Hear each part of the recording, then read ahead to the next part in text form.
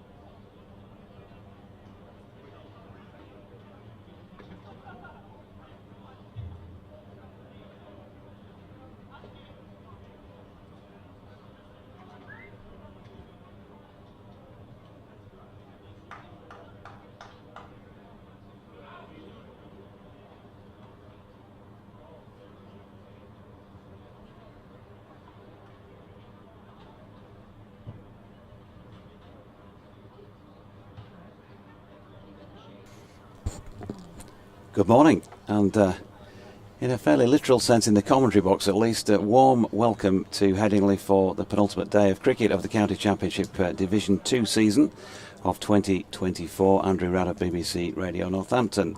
Myself, Jonathan Doidge of the Yorkshire stations. Katie Levick, formerly of the Northern Diamonds.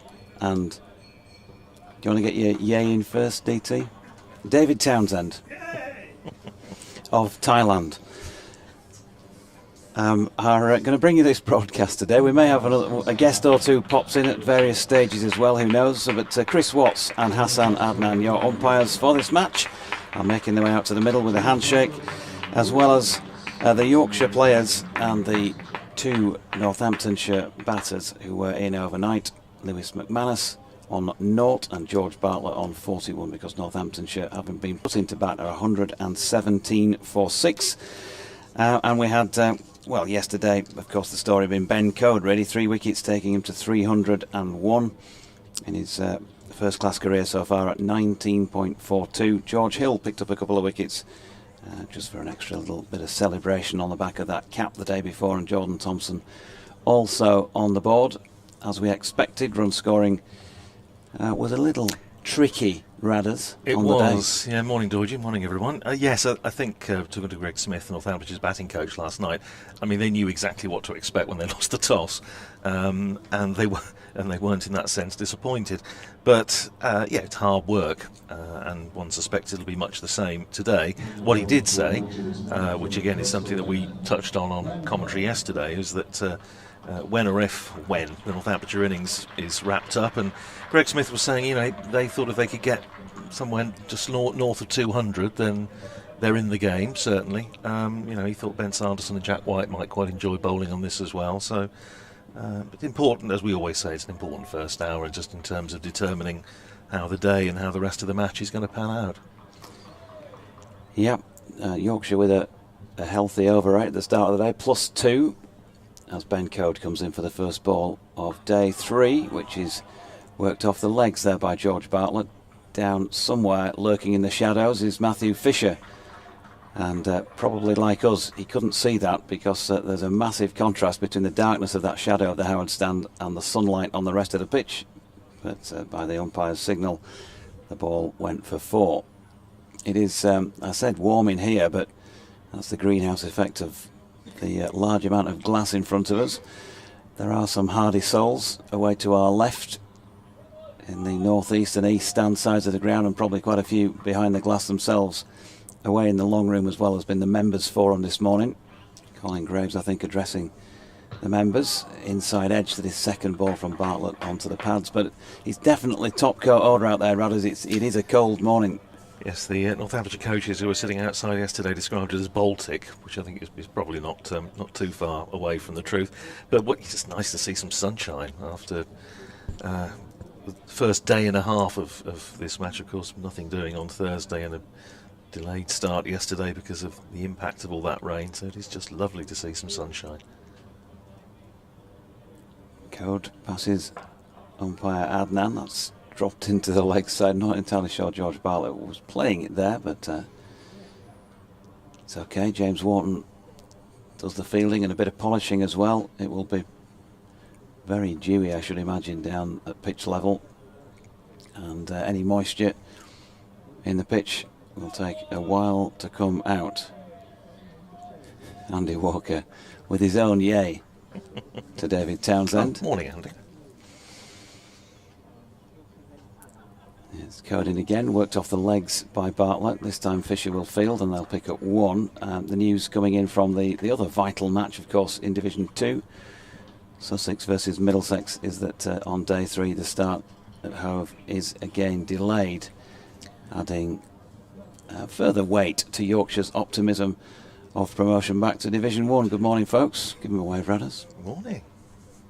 Yes, I was seeing a post from one of our colleagues down there saying that although it's bright sunshine at Hove as it is here, it is very, very wet, and he didn't sound particularly optimistic about the prospects of play for later. Here's Code again. That's dropped into the leg side by McManus, and there is no run. I would say Ben Code, I mean, you can imagine 6 seasons following Yorkshire around, the number of times you speak to the same people, you know, Radders, it's on repeat, and you get to the same not the same landmarks, but you get to a landmark, and there are only so many questions really that occur at that point. And I thought he gave me the best interview he's ever given me last night. It was fantastic, and he set himself that target as he comes in again. Good delivery, which nips away from McManus, and is a dot to complete Ben Code's first over of the morning. 122 for 6, 5 runs from it. When he missed, he was really, really miffed when he got to 200, and he was trying to be under 20, and he'd just gone, he was 20 point something, and that really sort of rankled with him, and he said, at that point, I set out my stall, and I was going to get to 300. At the start of this year, I set a target of, because you got the usual round figures. I want 50 wickets, I want 1,000 runs. He said I wanted 54 wickets as my target, because I knew that would take me to the 300. And obviously, so... Well, good for him. It always interests me, this business of statistics, because the fashionable thing is for players to say, it's not about statistics, it's about results, and it's about winning for the team and all the rest of it. But you and I both know, having spent a lot of time around first-class cricketers, they love a stat, and a lot of them are very, very clued up. Here's Matt Fisher then, with the Howard stand behind him, running in to bowl his first ball of the morning, outside the off-stump to George Bartlett, who leaves it alone. 3 slips in at the start of proceedings from the far end of the ground. It is just a glorious sunny morning, as I say, unless you're probably sitting outside in it, as Dodgy was saying, especially if you're sitting out in the shade down to our left. But it is absolutely glorious. A little bit of thin high cloud over the back of the stand and out towards the city centre. There's Fisher in bowls to Bartlett, again leaves well alone. He's got that nip in the air that it feels like a morning where naturally be going to go watch, Sheffield Wednesday if you're a Sheffield Wednesday fan, Lev. Swindon Town if you're a Swindon Town fan, DT.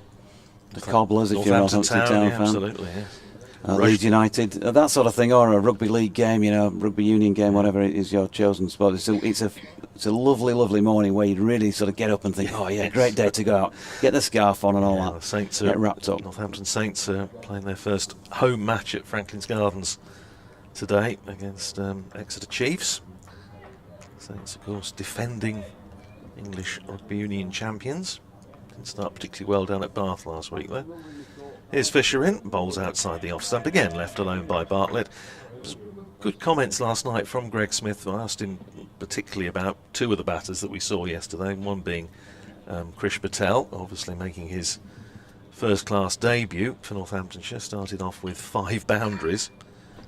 4 of them I thought pretty good shots. One of them was a flashy edge over the slips, but played some handsome shots and certainly wasn't overawed by the occasion or the setting. The other one was George Bartlett, who I know Greg Smith said they've had some sort of heart-to-heart conversations, especially when George Bartlett was having a bit of a lean trot mid-season.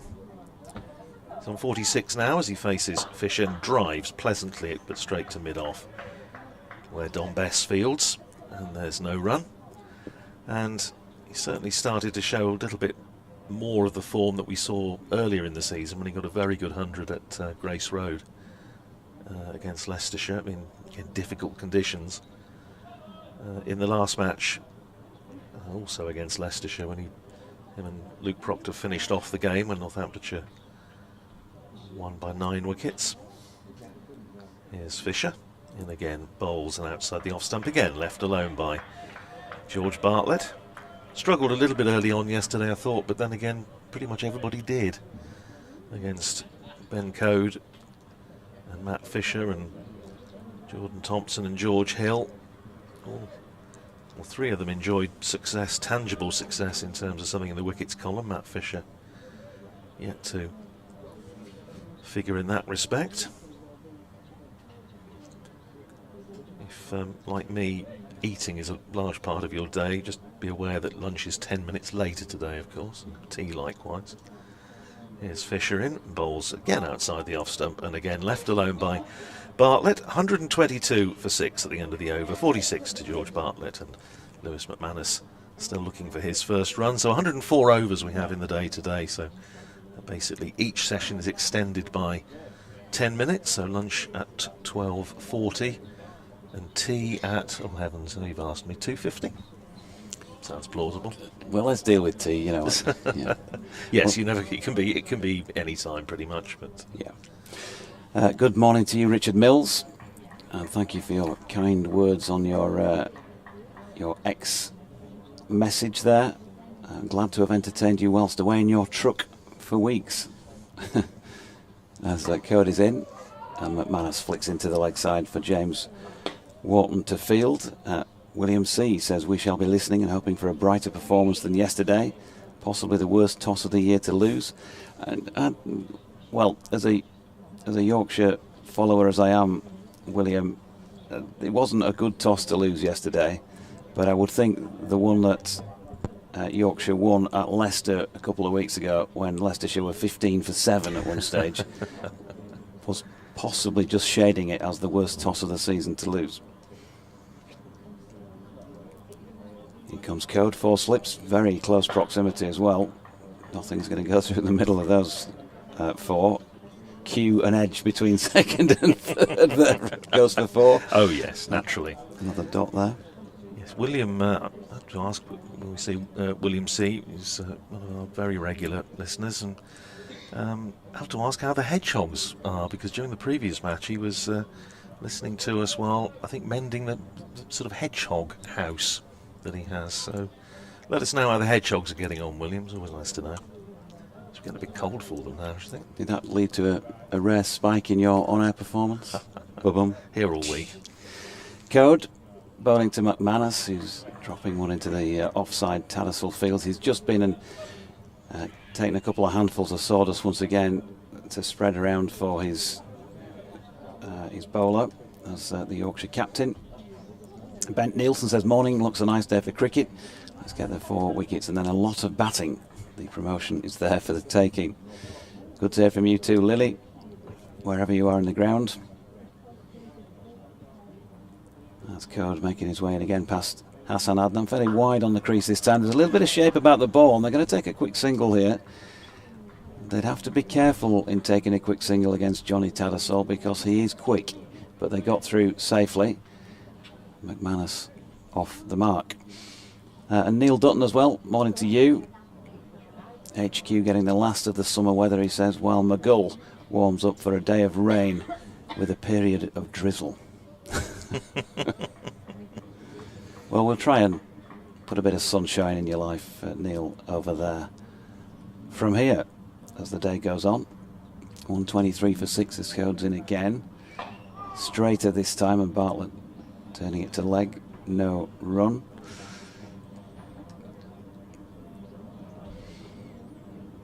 And I think we're through everything so far today, but you can get in touch on at Sporting Lives 1, at Old Man Rad, at DO_cricket, at KT_Levick. Yeah, not bad that for me at the start of the day. Code in, good delivery from Ben Code, and George Bartlett groping at something to the effect of fresh air outside off stump, fortunately misses it. That was an absolute beauty. Just watched it on the replay next to us, and that was an absolute corker from Ben Code. Interesting, we were talking yesterday about situation at Grace Road and how the ground was pretty much underwater, and I was saying that when Northamptonshire were there in April and the play was called off on the Sunday, which was the 3rd day of the match, about 10 o'clock it was again a lake, part of Grace Road, but I said we started on time on the following day, and they are inspecting at 11 with a view to starting at midday at Grace Road. So again, we say about the ground staff at all the grounds that we're fortunate enough to work at, but they work incredibly hard to try and get as much cricket as possible for the players and spectators.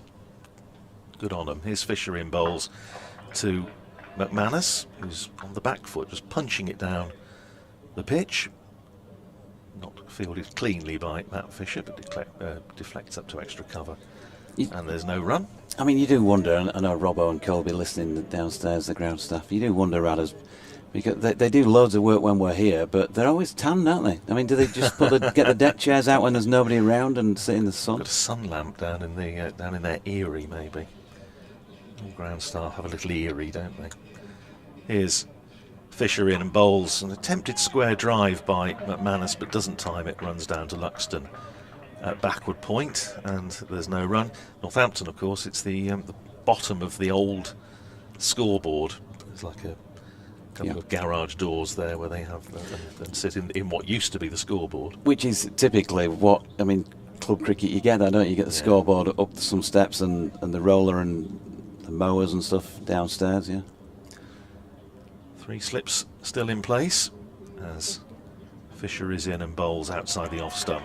Good pace, but enabling McManus to leave, which he does. Lewis McManus has played all but one of the championship matches this year. Missed one, I think, on paternity leave, if I remember rightly. Scored, coming up to 500 runs in the championship. High score of 168 not out against Glamorgan down in Cardiff, which surprised me when I was looking up at the time, because it was only his 2nd championship 100 and his first for 8 years. The other one was in the very early stages of his career with Hampshire back in 2016. Here's McManus facing Fisher, and watchful in defence, plays it back down the pitch. Fisher fields, and there's no run. Whereas George Bartlett in the championship this year has played 9 matches, 427 runs coming into this innings, averaging just under 36. Frustrating season in some respects, George Bartlett, particularly in the T20 when he was being played basically as a fielder. He's batting at 8 and hardly ever getting in, doing a lot of running around. Here's Fisher in and bowls, and tucked away by McManus, trying to drop it for a single on the leg side, but can't get it past James Wharton. It's fairly tight in there at mid-wicket. And there's no run. I think Northamptonshire, from this position, might do well to make their 7th championship victory at Headingley. I think that would be I'm not sure what the odds are, but I suspect they might be fairly distant. Here's Fisher in again and bowls outside the off stump, left alone by McManus. End of the over, 123 for 6. McManus is 1, Bartlett is 46. If you show me £100, what odds would you like, brothers? No, I'm not a betting man. But Northamptonshire actually went 40 years without winning here. We're saying about it being a long time, 34 years since Northamptonshire last won a championship match here, but they went from 1913 to 1953 without winning here. Northamptonshire have actually won in Yorkshire since 1990. That was at Abbeydale Park in Sheffield when they won in 95, Alan Lamb's last season. What a play up. Here's Code coming in from the Kirkstall Lane end. Ooh, good leave, George Bartlett. Left it on length, I think. But he did get into a bit of a pickle in Ben Code's previous over from this end. Richard Robinson, thanks for confirming that the heavy roller was used this morning, so that will have obviously had a fair old effect and might make it just a little bit more difficult bowling wise in the early part of the day till that wears off. Code then making his way in once again away from our commentary position and perfectly positioned at a sort of leg gully. Gone best by the looks of things. Right on cue as Bartlett turned the ball to him. He tried to throw the wicket down, missed out. Good morning to Jill Powell, twin sister, of course, of our president Jane, and met Jane's, or another sister of Jane. I'm not quite sure to what extent the family is, but met the two Powells yesterday. Code's in again. Ooh, he's not playing with much certainty against Ben Code here, George Bartlett. I know he's on 46, but obviously he's just restarting this morning. And so good morning to you, Jill, watching in Perth, Australia, hoping for another bowling bonus point and hoping my sister is keeping warm whilst watching at the ground. She will. All those creature comforts will be afforded to Jane, Jill, I'm sure. The palatial suite, don't they? Yeah, President here. Probably just having a manicure at the moment. As Code is in, nicely played by Bartlett this time, with a little bit more assurance into the offside. Andy Lockwood says, morning all, after my usual brekkie at the London Way Cafe at Hull Paragon Station, I'm on Northern Rail train to Burley Park via Leeds, looking forward to a rain-free day at Headingley and getting wet on the inside. With a couple of beer emotes.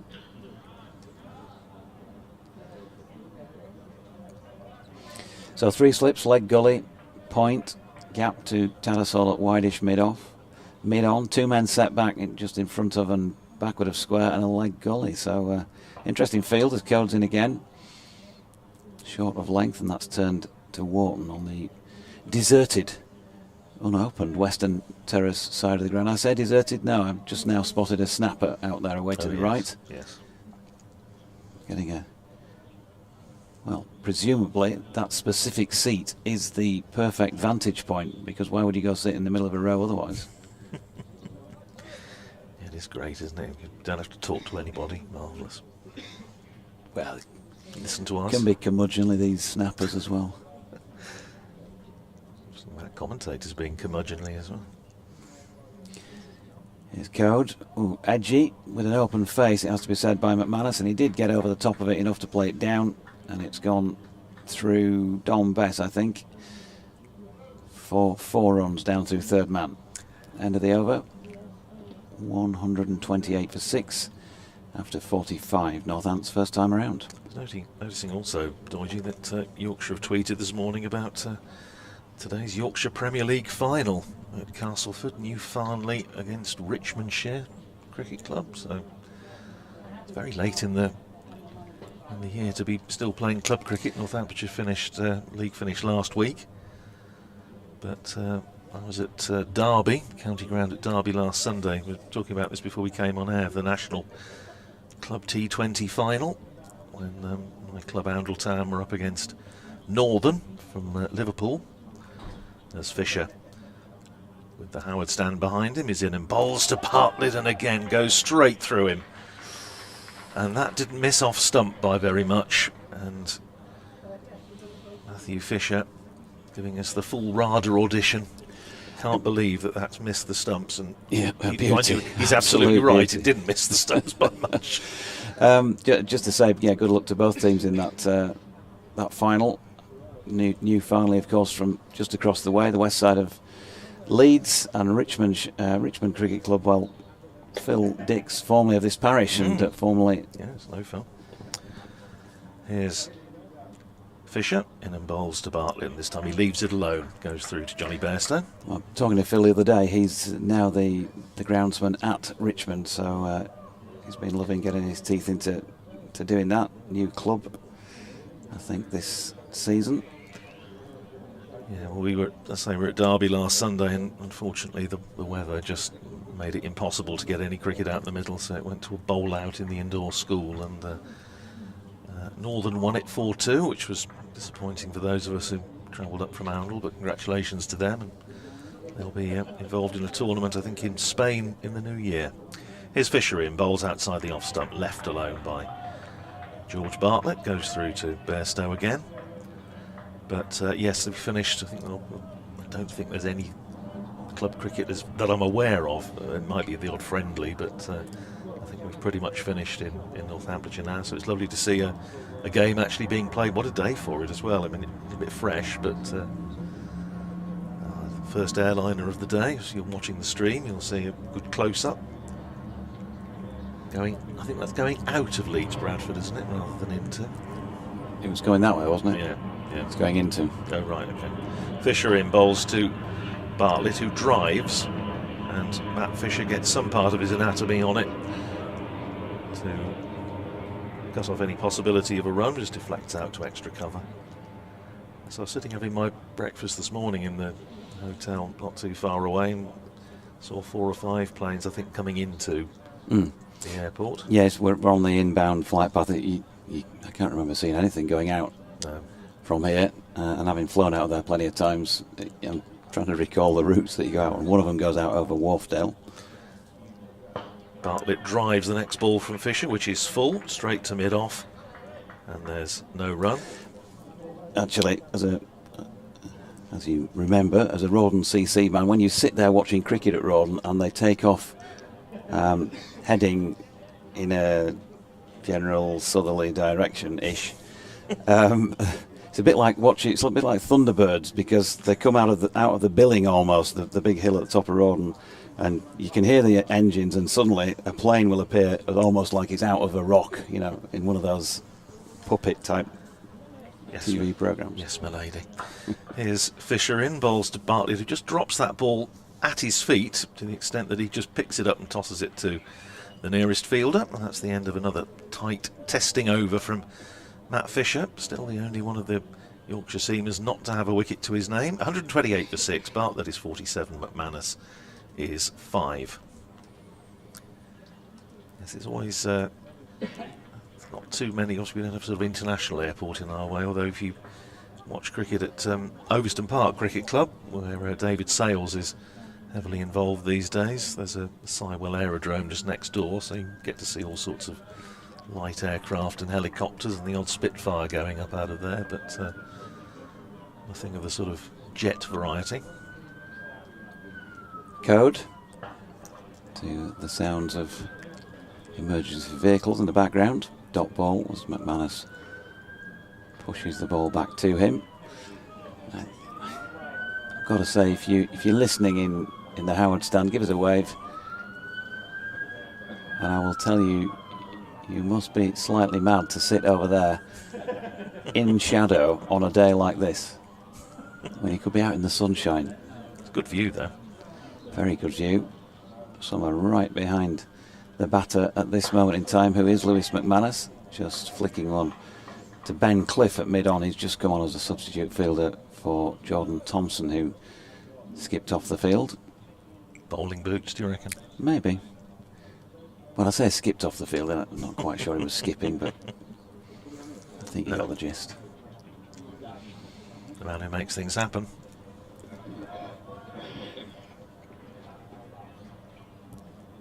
Here's Code again then. The cricket hum down from the third floor beneath us. There's an appeal for LBW here. It feels an optimistic one. And Hassan Adnan, by the looks of things, agrees. Thigh pad, I think, wasn't it? Or certainly pretty high up the pad flap. He's just having a chat with the bowler as he goes past it. He's usually one of those that does give quite a clear signal, whether he thinks he's going down the leg side or whatever, but not on this occasion. But I think, yeah, maybe height, maybe leg side.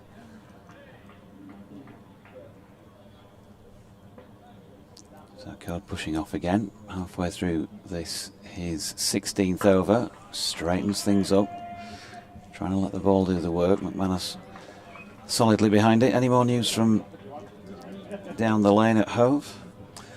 Let's have a little look. Last time I looked, they were, I think they were inspecting a wee while ago, so have a look and see what they've, what the umpires have decided, but I did see, as I say, mentioned earlier, a tweet from one of our colleagues down there who said it is absolutely soaking. No play before lunch. Here's Code again. McManus solidly behind this, pushing forward. So prospects of anything there other than a drawn match are looking very slim indeed. Further inspection at 12 noon. And that's just the inspection. Yeah. They will take lunch at 12 as well, so they're certainly not going to get anything until 1 o'clock, you would think, at the earliest. But as I say, if our colleague was right down there, they may struggle to start then.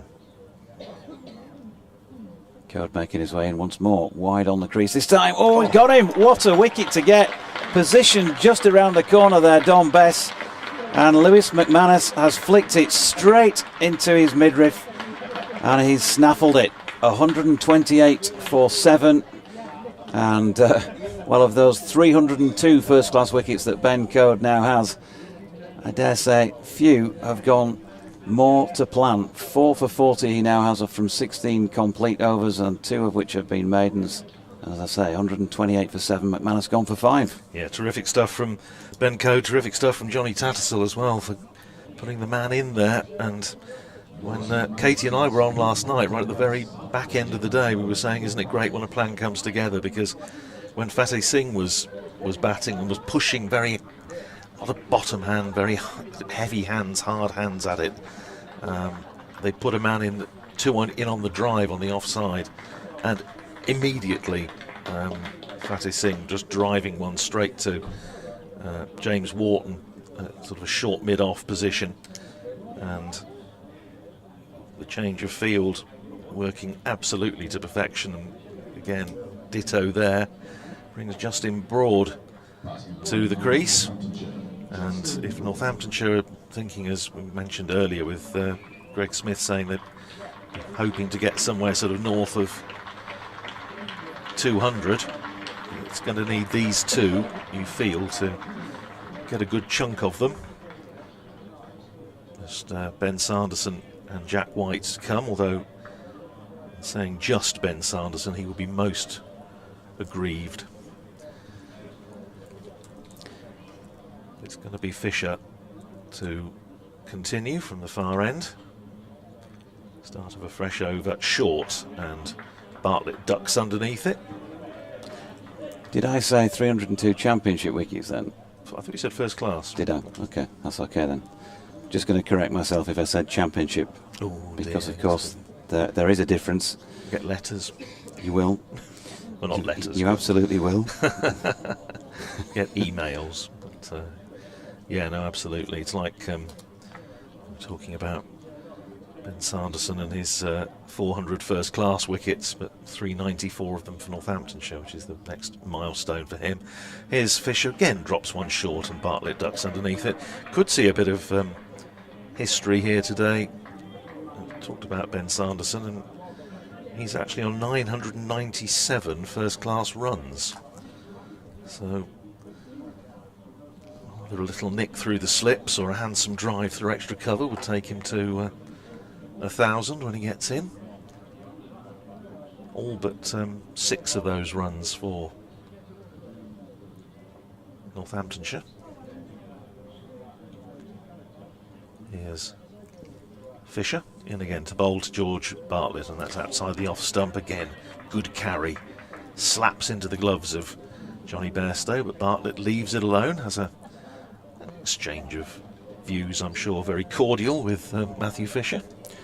We welcome listeners on 5 Sports Extra to our broadcast as well from Headingley, half an hour into day 3. Just the 1 wicket's fallen so far, just fallen as well. Super little plan. Lewis McManus steering one straight to Don Bess at leg gully off Ben Code. 302nd first class wicket for him. McManus gone for 5. It's 128 for 7. And apologies if the line might be a little crackly. Fisher is in and bowls to Bartlett, who drives pleasantly. Lands just in front of Will Luxton at backward point, who fields well. Was in the air for a while, and Fisher might have thought he got his man, but it landed in front of Will Luxton. There's no run, stays at 128 for 7 on a bright, if chilly morning here at Headingley. I'll pop out when I'm next off to see if I can improve the broadcast by bringing in some more equipment. Go and find a boffin somewhere to try and work it out. 3 slips in place as Fisher running in towards us bowls, and Bartlett drives handsomely through extra cover for 4, and that takes him to his half century. Well played, George Bartlett. Had a real struggle last night against the Yorkshire seamers, as did all the Northamptonshire batters, but he stuck at it, and it's back-to-back 50s for Bartlett, who made one in the second innings of the previous match against Leicestershire at Wantage Road. Bartlett reaching 50 off 80 balls, and that was his 11th 4. So he hasn't needed to do a huge amount of running this year. His 4th time past 50 in Championship cricket. He's converted one of those into 100. That was against Leicestershire at Grace Road very early on in the season. Here's Fisher in again, bowling to Bartlett. It's back of a length, and Bartlett getting on top of the bounce. Nudges it out onto the leg side and fielded at square leg, and there is no run. End of the over, 51 to Bartlett. Justin Broad yet to face a ball. 132 for 7, Northamptonshire, having added 15 runs in the first half an hour of the morning, but for the loss of Lewis McManus, caught at leg gully, as Jonathan Dorge described. Very good when a plan comes together. On this occasion it certainly did. Code it will be to continue this pavilion end with an extra slip in. 4 slips in for the new batter Justin Broad. And Code running into bowl to Broad. It's full, and Broad is forward in defence, plays it on the bounce back down the pitch. Code fields, and there's no run. Ben Code now with 56 wickets for the season, 302 in his career, having gone past the milestone of 300 yesterday. Here is Code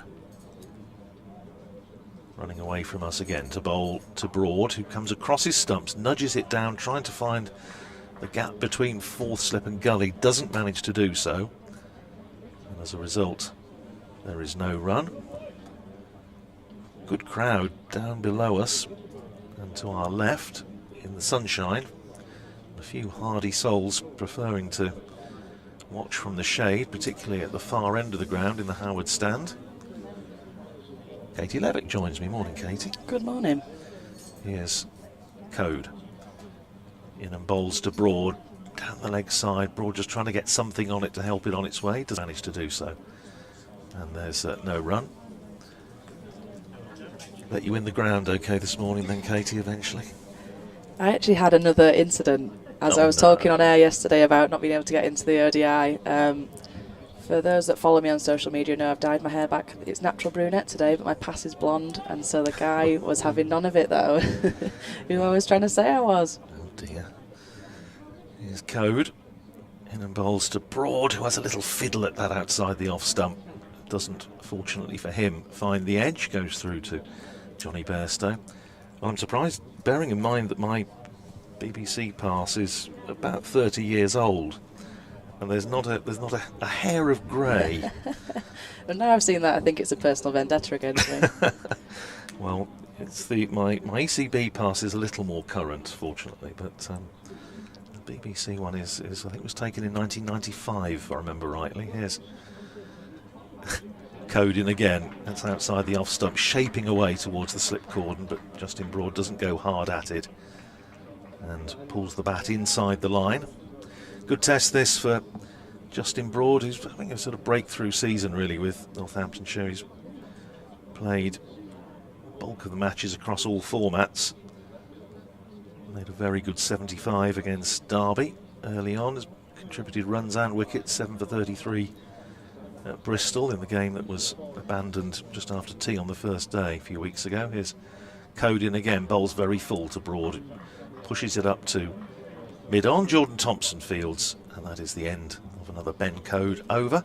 17 overs for Code now, 4 maidens, 4 for 40, and Northamptonshire 132 for 7. 51 to George Bartlett, and Justin Broad still looking to get off the mark. Yeah, it's been a productive morning so far for Yorkshire. They've been happy to pick up that wicket. As was mentioned earlier on air, the heavy roller's been on, so it's a bit more batter friendly this morning, and the Headingley pitches usually are quite true, so you can trust it, but it's never an easy situation to come in and bat when your team's 6 down overnight. And Bartlett's put up a really good battling effort so far, and he'll be hoping Broad can stay with him, but it's not been easy for the Northants batters, that's for sure. Now that 200 seems quite a long way off, which is what they were talking about last night. Yeah, it's going to take a lot of grit as Bartlett faces off to Fisher from the Howard stand end. In comes Fisher to the crease, bowls down leg side, a waft from Bartlett, but a great diving stop from Johnny Bairstow, and an appreciative round of applause from the Headingley crowd. It was a full length one-handed dive. If you're looking on the replay, it's a great grab from the England man. That's a terrific take. Get that straight on the highlights reel. I've still got it.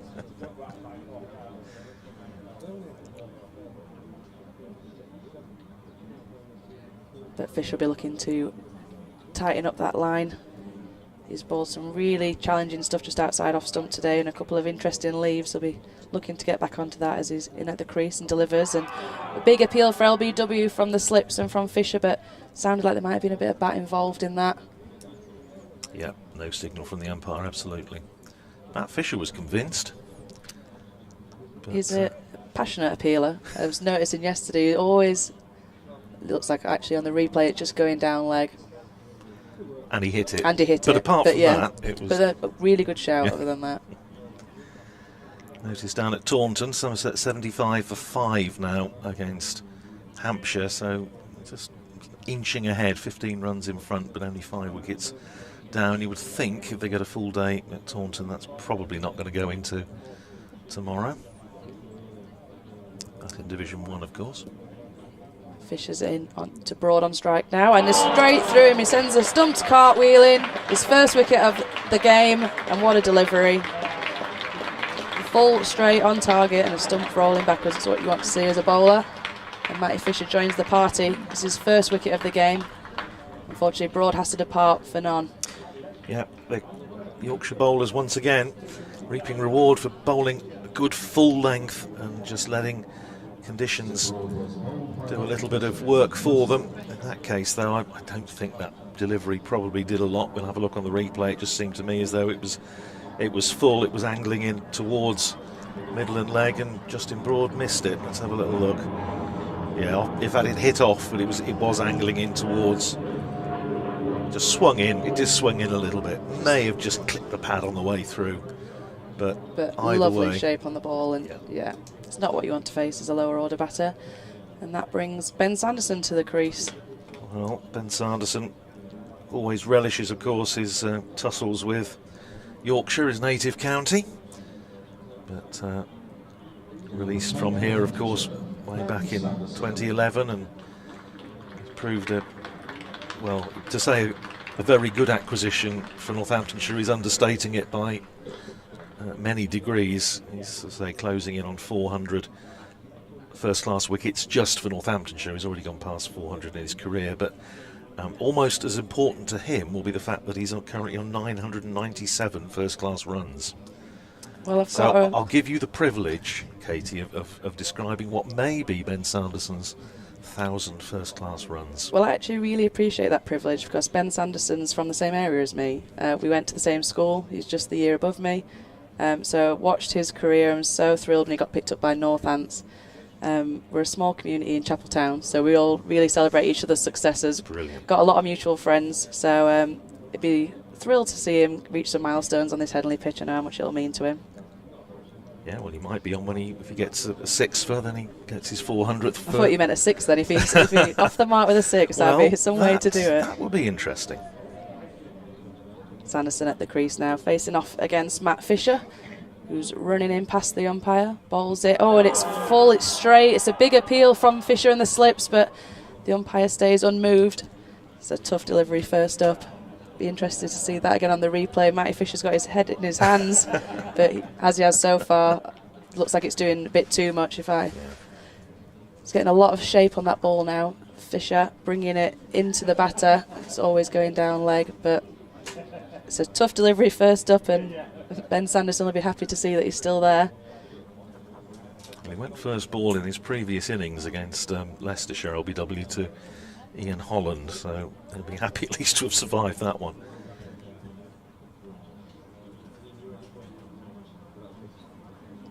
Bartlett just had a little word with him there. Probably just try and rest his nerves a little bit as Fisher turns at the top of his mark, running in from the Howard stand end.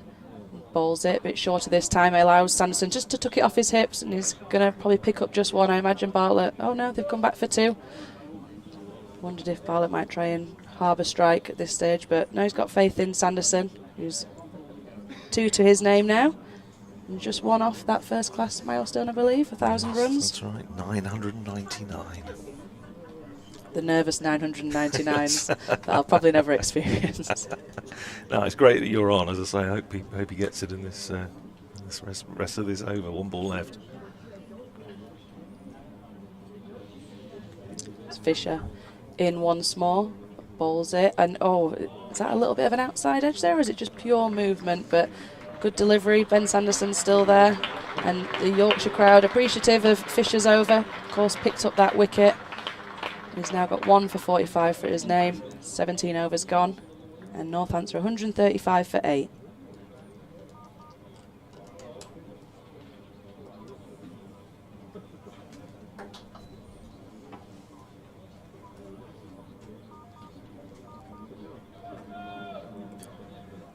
Apologies for that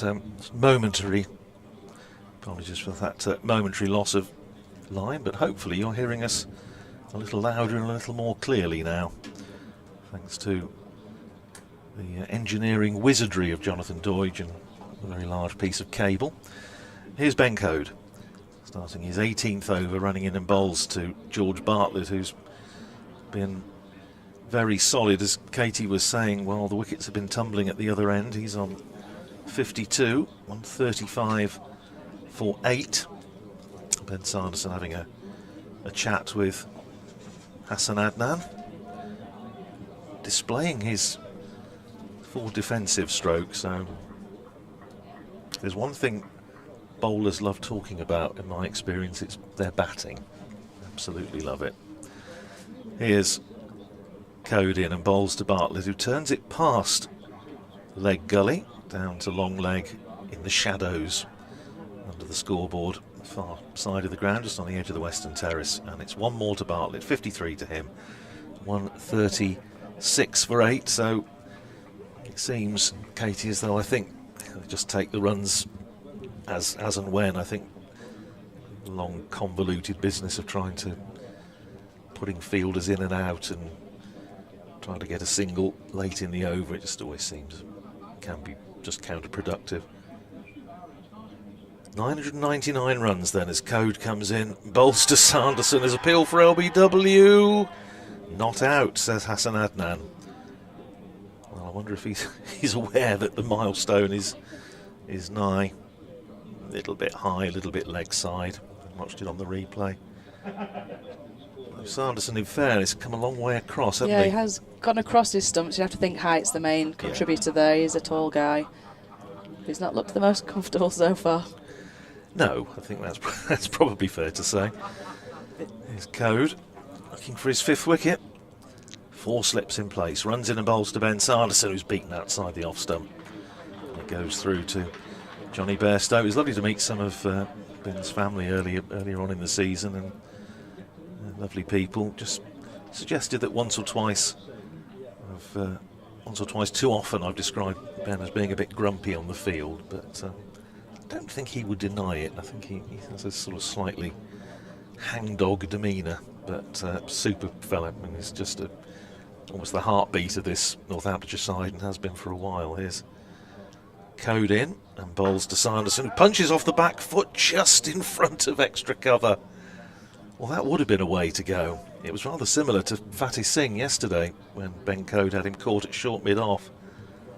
That landed, I don't think it carried. Yeah, I'd be interested to see that on the replay. Yeah. It was a really heavy push, which I think may have just surprised Tattersall that it actually got anywhere near him. He's really quick in the field usually, so I think he might be disappointed he's not read that a bit better. But Sanderson lives to see another day.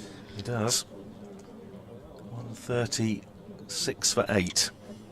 And Code in, bowls to Sanderson and beats him again outside the off stump. Well, applause from around Headingley, and rightly so for Ben Code. 18 overs, 4 for 41. It's 136 for 8. 53 to George Bartlett, 2 to Ben Sanderson. You're listening to live commentary from Headingley. Yorkshire against Northamptonshire. Yorkshire looking to wrap up promotion back into Division 1 with Andrew Radd and Katie Levick.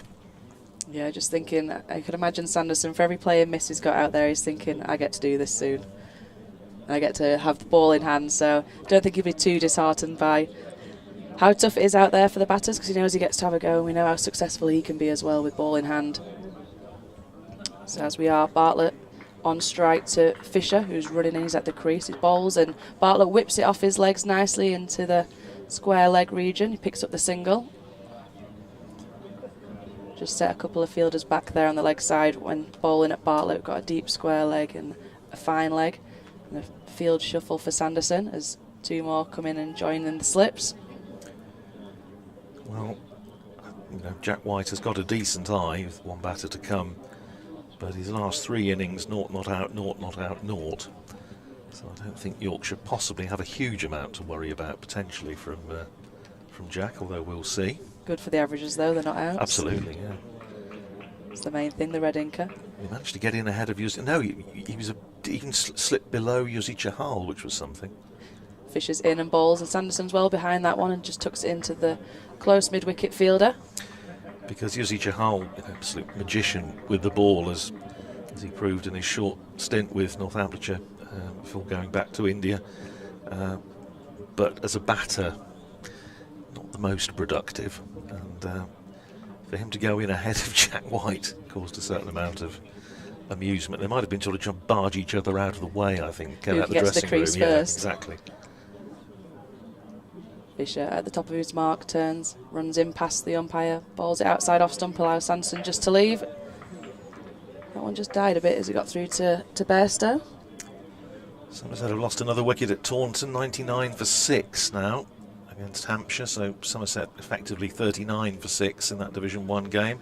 They are underway up at Chesterley Street between Durham and Kent. Durham batting first, 53 for no wicket in the 12th over. Also playing at Trent Bridge, Nottinghamshire 369 for 7 now against Warwickshire. Sanderson on strike as Fisher's in, bowls and allows Sanderson just to leave it again outside off stump. He'll be happy to do that for a while, I can imagine. Oh yes, I would imagine he'd be more than happy to do that. At New Road, Worcestershire 154 for 8 against Lancashire. Also underway at Chelmsford, where Essex are 148 for 1 against Surrey. But the situation that I'm sure most Yorkshire supporters will be interested in is what's happening at Hove. No play before lunch on day 3 between Sussex and Middlesex. Fisher's in, balls and straight through Sanderson, who falls just one short of that 1,000 first-class career landstone, but he has to depart for 2. But well bowled from Fisher. A couple of balls before, just outside off stump, allowed Sanderson to leave, and that one has gone straight through. Well, it's all rather reassuringly old-fashioned, this, isn't it? Just bowl fast, full and straight. That's a really good delivery, actually, watching that on replay. Sanderson manages to get outside off stump, but the swing still gets through him, through back pad gate, and Sanderson, I think, had a little wry smile there as he looked back at Fisher, because he knows he gets to have a go soon with that, and it's a great delivery from Fisher, who picks up his 2nd of the game. Sanderson has to depart for 2, and Northampton 137 for 9. Yes, it was very, very similar to the ball that dislodged Justin Broad a little while ago. It was late in swing, and well, it's good to see from a point of view of equality, Matt Fisher getting involved, because he bowled beautifully yesterday without getting anything in the wickets column, but now he's got a couple, and well, he's seeing how many balls he's got to bowl to Jack White, because he may fancy his chances of polishing this off fairly rapidly, I would imagine. Well, if this morning's anything to do, he knows what he needs to do. Full and straight. He's getting it to swing really nicely. I can imagine that'll trouble Jack White as he strolls to the crease now. Yes, just to go back to that situation out at Hove. Middlesex, of course, the only side that can deny Yorkshire promotion, but it's getting less and less likely that there'll be enough cricket left in that match in order to get the points that Middlesex would need. They haven't played the first 2 days, and the latest situation at Hove is that they're taking lunch and they're going to inspect at around about midday, so at the very best they're not going to be underway there until early afternoon. And just the word from down there is that it is, guess what, very wet. Back here at Headingley, White's on strike. We've got 4 slips in place and a leg slip as Fisher comes in full and straight, and well defended from Jack White up to the mid-off fielder, end of the over. Another great over that will receive a round of applause from the Yorkshire fans for Fisher as he picks up another wicket. Well, perhaps Jack White's got his batting head on today. Then he has a first-class 50, which he'll tell you about if you ask him nicely. In fact, if you don't ask him nicely, he'll tell you about it. But did get one against Kent last year in a productive and most entertaining last wicket partnership with Ben Sanderson, which just sort of delayed the inevitable because Northamptonshire lost, but it was good fun while it lasted. Fisher's figures now: 18 overs, 6 maidens, 2 for 46, and Ben Code with a chance to wrap up the innings and claim his 5th wicket. He's bowling to George Bartlett at the moment on 54, 3 slips in, and everyone very happy to give Bartlett the single as a deep backward point, deep extra cover, mid-off and mid-on, both deep, about 2/3 of the way back, a deep square and a long leg on the boundary as well, as Code comes in and bowls to Bartlett, who steers it down to backward point, and this time they decide not to go through for the single, which I think is probably wise, despite a boo from somewhere downstairs. But I don't think George Bartlett would trust Jack White maybe to the same degree as he would Ben Sanderson. Will we see a change in approach from Bartlett maybe? Will he try and hit out a bit more? Yeah, I was wondering the same. It's a tough ask. There's bowling of this quality as Code's in, bowls, and that just illustrates the point. It's an absolute jaffer to Bartlett that seams away, and Bartlett plays and misses, has a little slightly nervous prod of the pitch. Bartlett, of course, in his first season with Northamptonshire, made the move from Somerset, keen to play in all formats, and has done so this year, although I was saying T20 it was rather a walk-on role. Didn't have an awful lot to do apart from field. Here's Code, In and bowls to Bartlett, who's turned around by that, and he gets a thick outside edge. It's running down towards third man, and they're going to pick up a second. It's not picked up cleanly down there in the shadow of the Howard stand, and so they are able to come through for 2. 56 to Bartlett, Northamptonshire 139 for 9. Code been bowling for, well, best part of an hour. These two this morning, Code and Fisher. But would dearly love to have that 5th wicket as he runs in and bowls to Bartlett, who pulls. It's gone straight up in the air. I think it's just gone over the top of the slip cord, and it has. It could have gone anywhere. And they're going to pick up another 2. Well, that was an attempted pull from Bartlett. It went off a top edge and looped down over the top of the slips. It wasn't remotely where he was aiming it. It's about 180 degrees difference, but nevertheless he picks up 2. Ooh, there we go. Yeah, I think that answers your question, Katie, as to how he's going to play this. I'm just going to say the first flash of aggression there, and I think the split shadow and lighting just over the slip cordon's head made that difficult to pick up. So you just pick up a couple and get back onto strike. 58 to Bartlett, 141 for 9. 2 slips and a gully now for Code. Running away from us to bowl to George Bartlett, who's gone down on one knee and he's pulled out the slog sweep, and that has gone all the way for 6.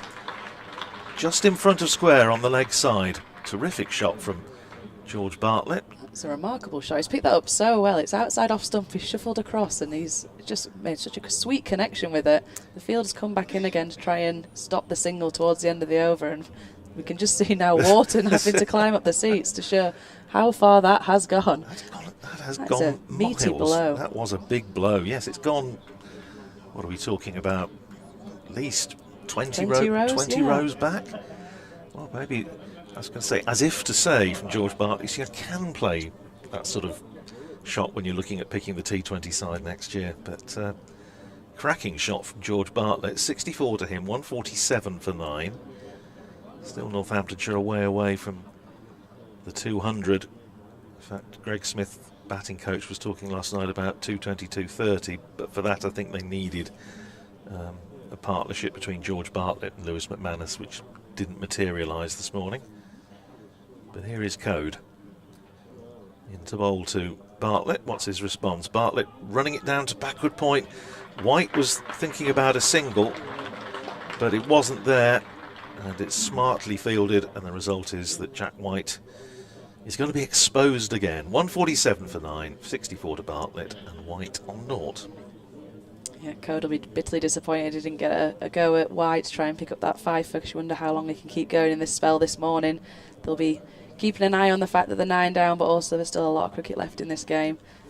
Bartlett did well there to keep the strike, keep picking up 2s, and then of course that massive 6 that was almost out of nowhere, because Code's bowled beautifully all game and he just utterly dispatched him. Very dismissive, but great shot. There's now a little chat between Fisher, Hill, and I presume Tattersall, the captain.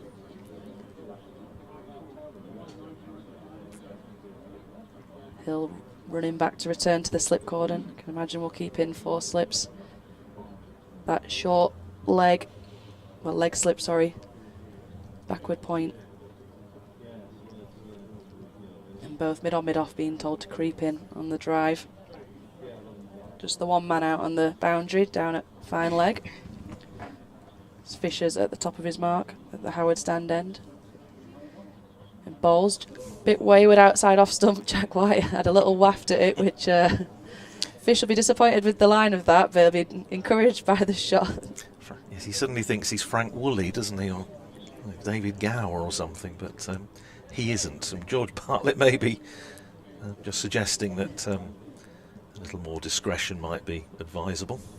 Yeah, he wasn't taking any risks there. Bartlett was straight down the pitch, probably saying, put that away right now. I'm not sure it'll have any effect, but we'll see. Fisher's in once more. Ball's tighter line this time, but White does the correct thing and has a leave as he goes through to Bairstow, the keeper. Very watchful from Jack White. I was going to ask you actually while we get the chance. Talking about Chahal, and of course the leg spinner yourself, did you see much of him on the stream or whatever when he was picking up those 18 wickets in 2 games for Northamptonshire. He's a bit of an artist, isn't he? He's a wonderful bowler. I haven't managed to watch much of him yet, no, but looking forward to that. He's worth a look. Fisher's in once more, past the umpire, bowls it straight to line and goes straight through, finds the edge, and Bairstow takes the catch.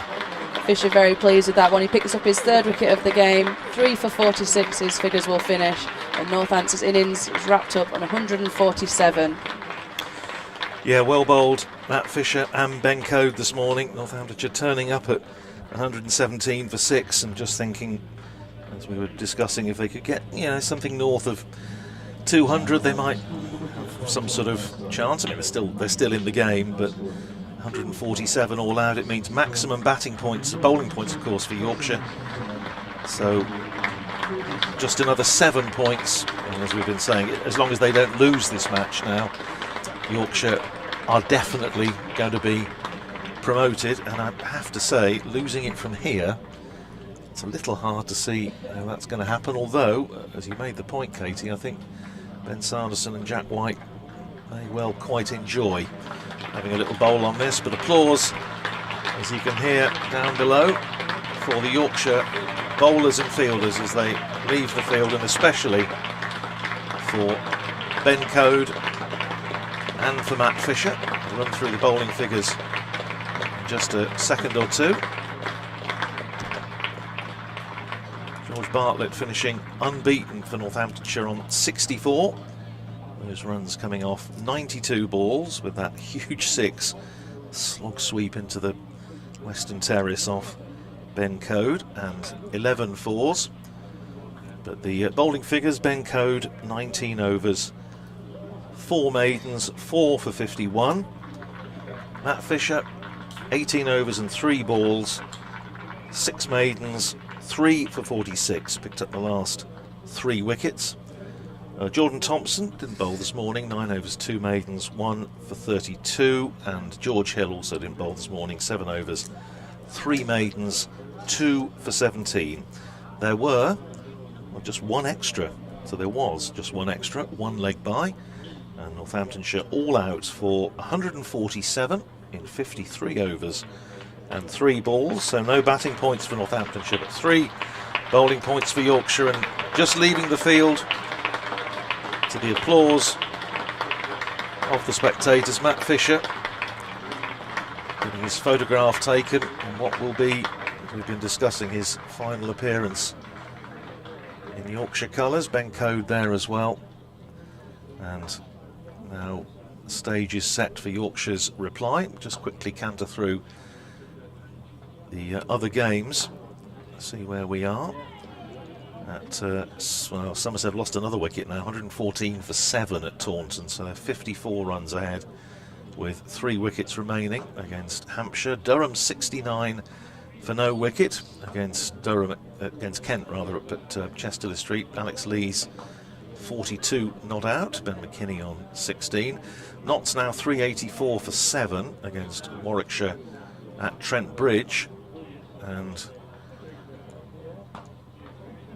in the other Division 1 match, in fact there are 2 other Division 1 matches at New Road, Worcestershire 162 for 9 against Lancashire, and Essex 159 for 1 against the champion Surrey. Dean Elgar 70 not out, Tom Wesley on 71.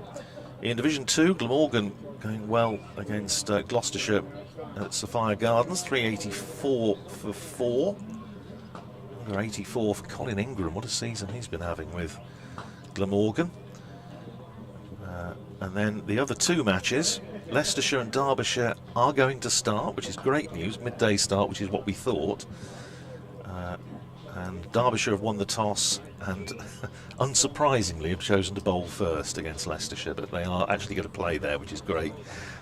Not such good news, as we've been saying, from Hove, where Sussex against Middlesex still hasn't started. I say not good news of course for Yorkshire supporters, but it looks very much as though that's going to be another long delay down at Hove. And as we've been saying, Middlesex, their chances of getting out of Division 2 this year look to be fading fast. While we wait for the start of this second innings of the match and Yorkshire's first innings, Katie. We're talking about Northamptonshire's, about the women's setup, of course, and you're heading up to Durham, as we were discussing yesterday. And you're also talking about, obviously, being very much a local girl where we are here in Yorkshire. And I imagine you've been pleased to see David Ripley, although a Northamptonian by adoption these days, having been down Northamptonshire for 40 plus years, installed as head coach of Northamptonshire's women's side. That sort of expertise you want in the new setup, new county setup. Yeah, it's great. I think it shows that people are seeing a real value in women's cricket, that they want these roles, and that we're able to poach people of really high calibre to pass on their wealth of knowledge. You know, in the women's game, even now, we've been professional for 4 years now in the domestic setup. We've still just lacked a ability to have great coaching, great facilities, and have that experience that the men's games have. So we're always thrilled when they want to come across and teach the next generation of girls. Well, yeah, I mean, obviously David Ripley's got a proven track record in coaching. I mean, coached Northamptonshire to 2 T20 titles, 2013, 2016, with Alex Wakely as captain. Have you had much of a steer yet, Katie, on how the actual setup is going to work in terms of the fixture structure? We know it's going to be 50 overs and 20 overs, but have you had any idea of how it's going to work? Whether it's going to be in blocks or? As much as the rest of the public have had, really. We know that they're going to start the season off with, we're dubbing it within the game, the FA Cup, which is a multi-tier cup, and we're really looking forward to that, to be playing against all these counties that are going to have women's professional setups for the first time. So that's really exciting, and that'll be the first cup we contend for at the beginning of the summer. I think that'll be all wrapped up by June. And then unsure on the rest of the blocks, 50 over and T20. We're usually a little bit more fortunate than the men, that we don't have to chop and change as much. We usually get to play good solid blocks and then break off for the 100. But it's just a really exciting time for the women's game. There's so many counties that are going to get this flavour of professionalism for the first time. To see how many counties wanted it and put in bids in the tiered system was amazing. And it's just really looking forward to it.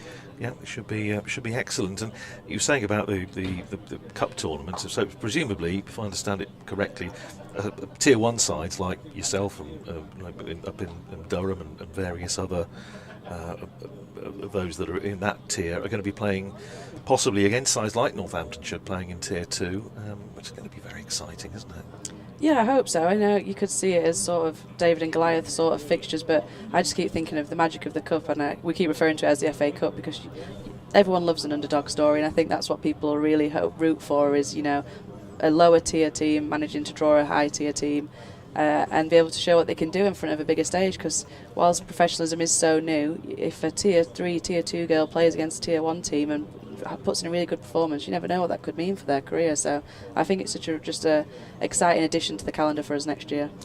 And again, as far as personnel goes, I mean, I suppose it's an obvious question. Are there enough players to go round? I mean, we're talking about tier 2 like Northamptonshire. How do you see a side like Northamptonshire and David Ripley, as we've said, as head coach, building a squad when obviously many of the top players like yourself and the internationals and so on are going to be involved probably in tier 1? Yeah, I think it's a long-term project and vision. Even when we became professional in the last couple of years, I come from a setup where I played amateur cricket for 10 years, and so seeing the difference in my game, just having the opportunity to access coaches, access facilities, really shows you how much you can improve, but it is a long-term thing. So yes, in these first few years there might be disparity in quality of players, but I think it's just about giving opportunities more than anything, that these girls can train full-time, they can have access to coaches, they can have access to first-class counties, align themselves with the men's team and see where their potential can go, because the young teenagers at the moment, sky's the limit for them. Well, that's great stuff. Katie Levick will be with us again for the rest of this match. We're just about to start the second innings, so I shall make way for Dave Townsend after a few words from Katie on how she thinks this first Yorkshire innings is going to pan out and what Northamptonshire need to do. Yep, and the Northants players are just taken to the field now. They'll be slightly disappointed with the first target was looking for that 200 mark, and they fall short at 147, which looks very light for a Headingley fixture, but it was incredibly tough conditions yesterday, and first thing this morning Code and Fisher were relentless, as they have been whenever they've got the opportunity to bowl together. But as we've said so often, Sanderson and White will be licking the lips at the prospect of having a go on this pitch in these conditions, and like we always say, you can never judge a game until both teams have had to bat on it and see how it goes. But Yorkshire would certainly be the happier of the two. Finlay Bean and Adam Lyth, the opening partnership that have been so successful together over the last couple of seasons, will be looking to set up a really good platform for this reply. There'll be no easy feat, as we saw this morning. There was a swing out there to be had, and it's a lovely day here at Headingley though to watch some cricket. The fans that have persevered over the last few days will be getting some just rewards now, and they'll be hoping to watch Lyth and Bean start this innings off well. As you can just hear there, round of applause for the two Yorkshire openers as they make their way to the crease. Adam Lyth having another really successful season, past 1,000 runs for the season last week. Finlay Bean had a bit of a leaner run of form, but he's really come into his own now, sitting at 735 runs for the season. He'll be looking to add to that today. And welcome back, DT. Thanks very much, Kate. Not going to be easy for them. Not going to be easy for them if you picked a couple of bowlers to bowl on this pitch. In the county game, Ben Sanderson would probably be one of the two, and Ben Coe might be one of the others. So I think just a little bit of swing, a little bit of nibble, and if Ben Sanderson can just get into that rhythm that he gets into sometimes, it's going to be very, very difficult. We'll see. I don't think Yorkshire by any means are going to run away and make a big score. But, no, I think their first targets would just be trying to chip away at that Northampton score and then ticking over the points if they're possible, but they know how hard they are to come by on this pitch so far. Sanderson's going to get us started here, running in from the pavilion lane end. Bowls, and Adam Lyth to face, just pushes it up to mid-off for no run. What are you talking about? Pavilion lane end? I got really flustered then, so I said a lot of words. Oh, it's being on air with me, Kate, that's what it is. Sitting next to you just gets me flustered, DT. I can never remember what our actual name is nowadays. I know it's gone under lots of sponsorship. Well, so I just tried to stick with pavilion end. Used to be the Kirkstall Lane end, didn't it?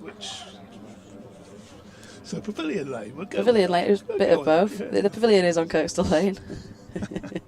Sanderson runs in from the unknown end once more. It's in past the umpire, strays down the leg side, and Lyth's able to just clip that off his hip and pick up the first runs of the Yorkshire innings and get himself off the mark for one. Yeah, just nicely tucked away. He has had a great season, hasn't he, Adam Lyth? He's in the, what shall we say, the autumn of his career now.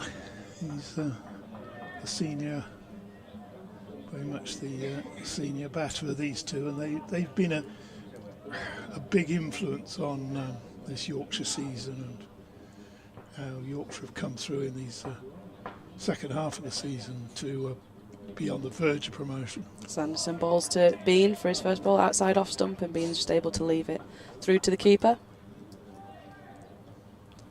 So the first thing, there's so many things at play here. I mean, it doesn't look as though they're going to get a result down at Hove. I mean, Middlesex have not only got to beat the champions in 5 sessions, but they've got to pick up bonus points. Sanderson in once more.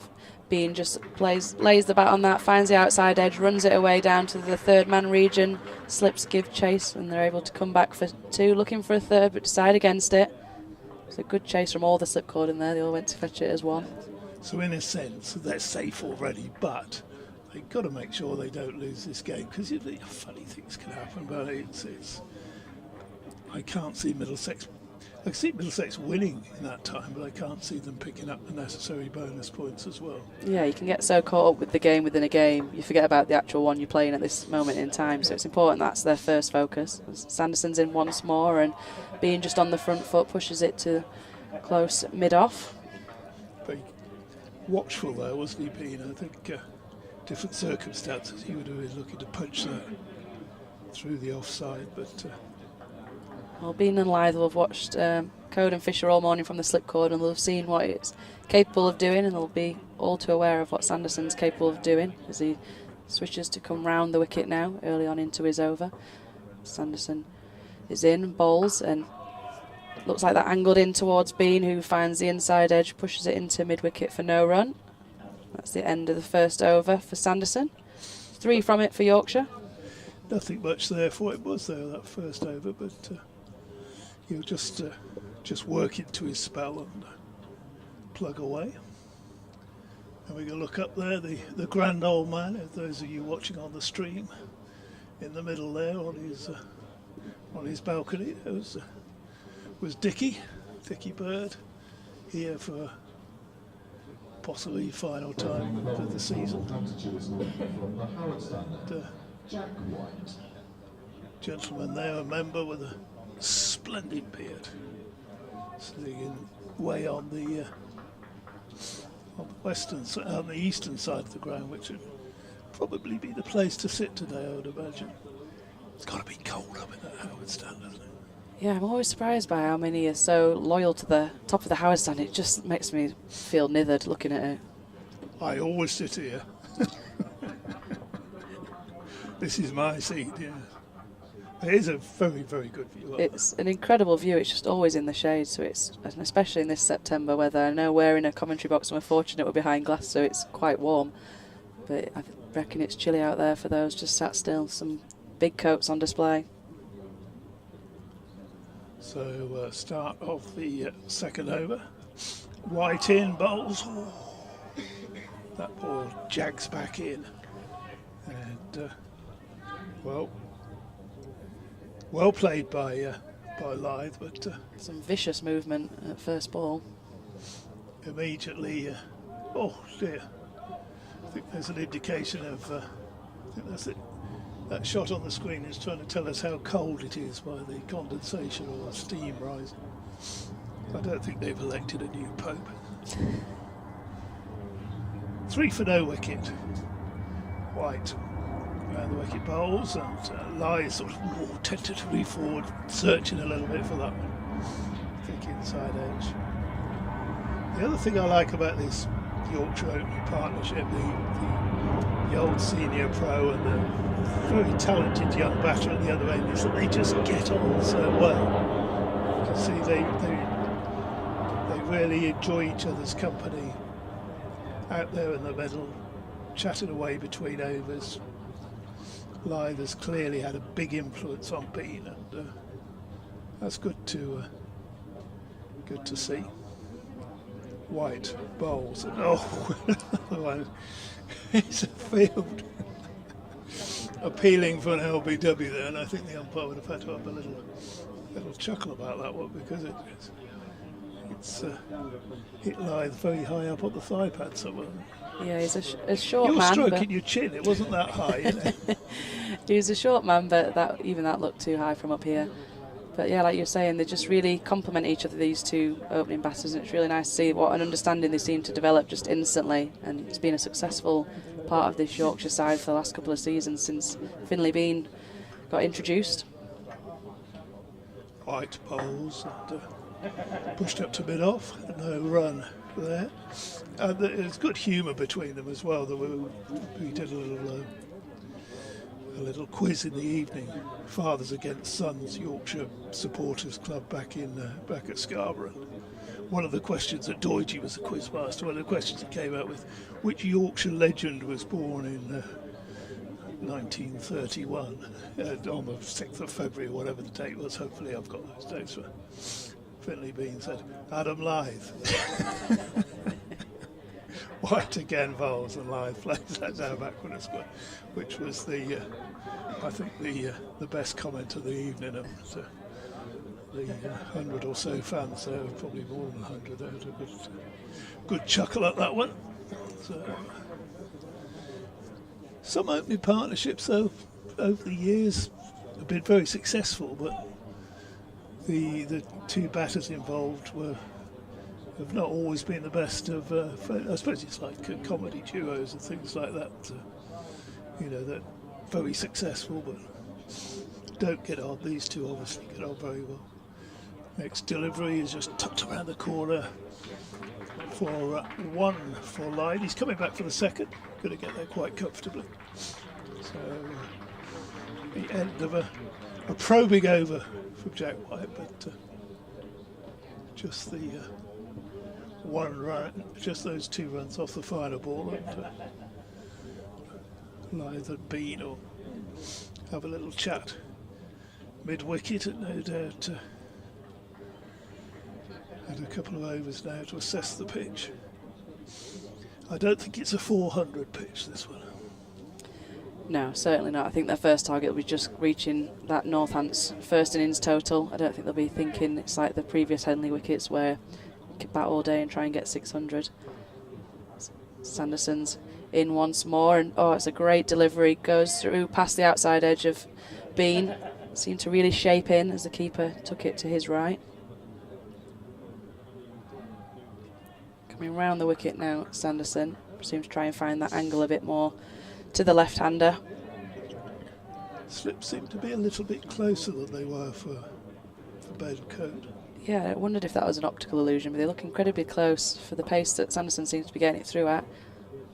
As he turns at the top of his mark, he's into the crease, bowls, and this time Finlay Bean's able to just leave it outside off stump.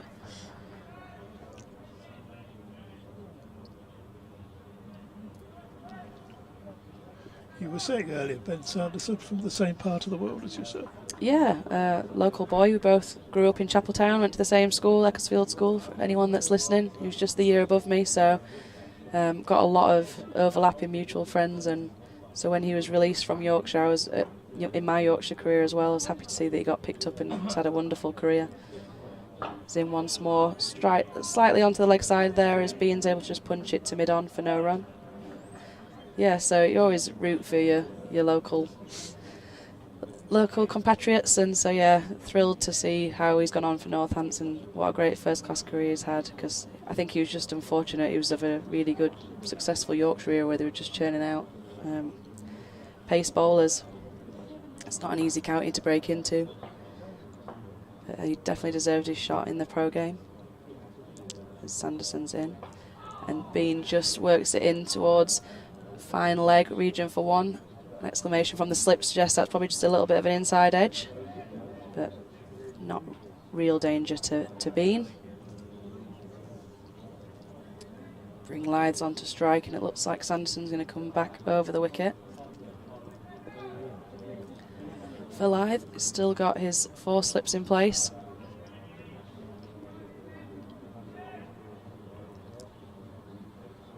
Sanderson at the top of his mark at this Kirkstall Lane end as he turns, bowls, and finds a exasperated drive from Lythe.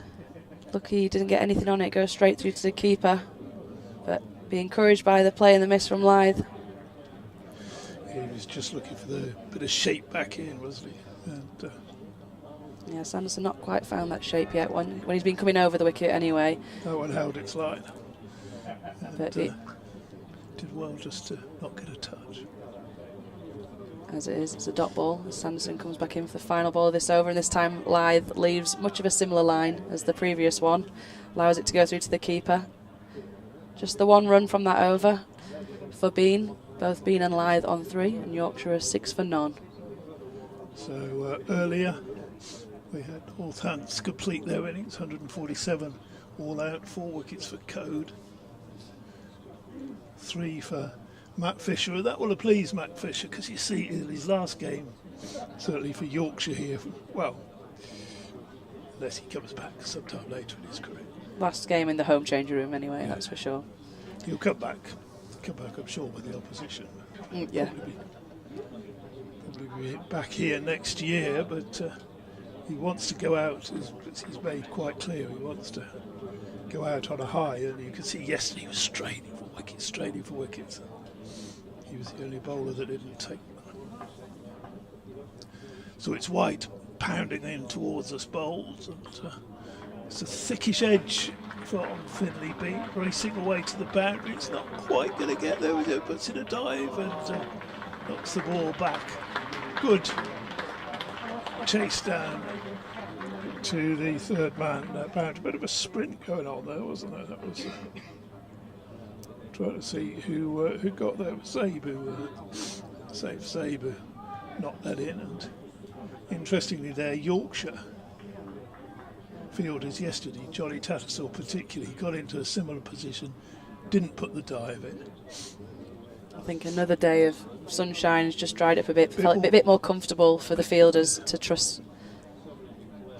Next ball for White, just pushed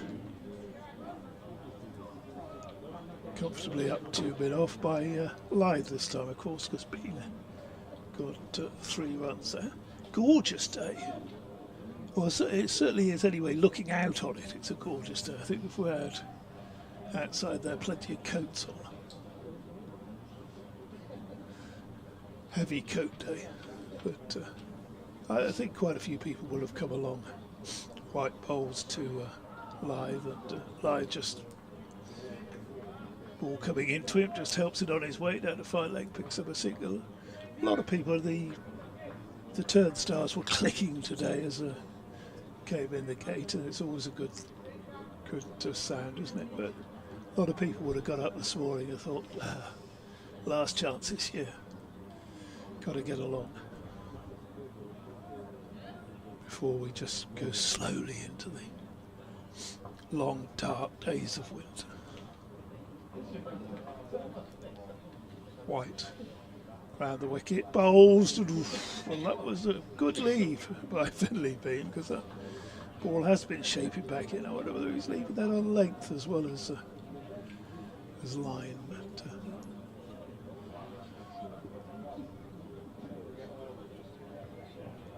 ball going through to the keeper. 4 slips in place alongside Lewis Manus. They do seem a lot closer. That's White's got a little bit of nip about it. That ball again is left by Bean and through to McManus, almost to replay the previous delivery. Yeah, I think if he manages to find the edge of Bean or Lythe, it's going to be a sharp catch for how close those slip fielders are positioned on cold hands at the end of September. They're very close together as well. White bowls again, and again Bean manages to find the gap between, or just wide of them, down to third man, and again picks up his second 3 runs of the over. So Yorkshire on their way. 13 for no wicket. Bean has 9. Lythe has 4. I do enjoy every time it seems to be angled through that slip region, all the cordon runs as one to go and chase it. It's almost like they've got some sort of a little internal competition. That wouldn't be you though, would it? No, I'm nowhere near the action. I'm down at fine leg. I'm watching all those silly buggers run. Yeah, you'd have a let the others go. Let the more enthusiastic let the youngsters youth go. have still got it in their legs to go. Sanderson's in to start another over, outside off stump to Finley Bean, who's able to leave it through to the keeper. I think there's a secret to longevity in the game, and it's as minimal running as you can. Well, found in club cricket, it's always good to put a dive in. Yeah. Even if you're a long way away from Show willing, and then you don't have to fetch it when it inevitably goes through you.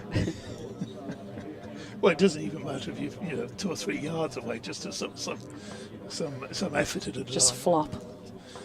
Sanderson's in once more, past the umpire, bowls, and Bean works off his hip through the mid-wicket fielder, who does a diving effort like we just said. I think he's unfortunate not to get a hand on it, but it allows Bean to come through for a second run. Yeah, so let mid on go after it. Why not? That was a great example that immediately followed our little chat. But he didn't do that deliberately. As I must confess, I occasionally do. So Bean still on strike after that too. Sanderson's in and bowls and finds a lot of shape there. Past Finley Bean's forward defensive through to the keeper.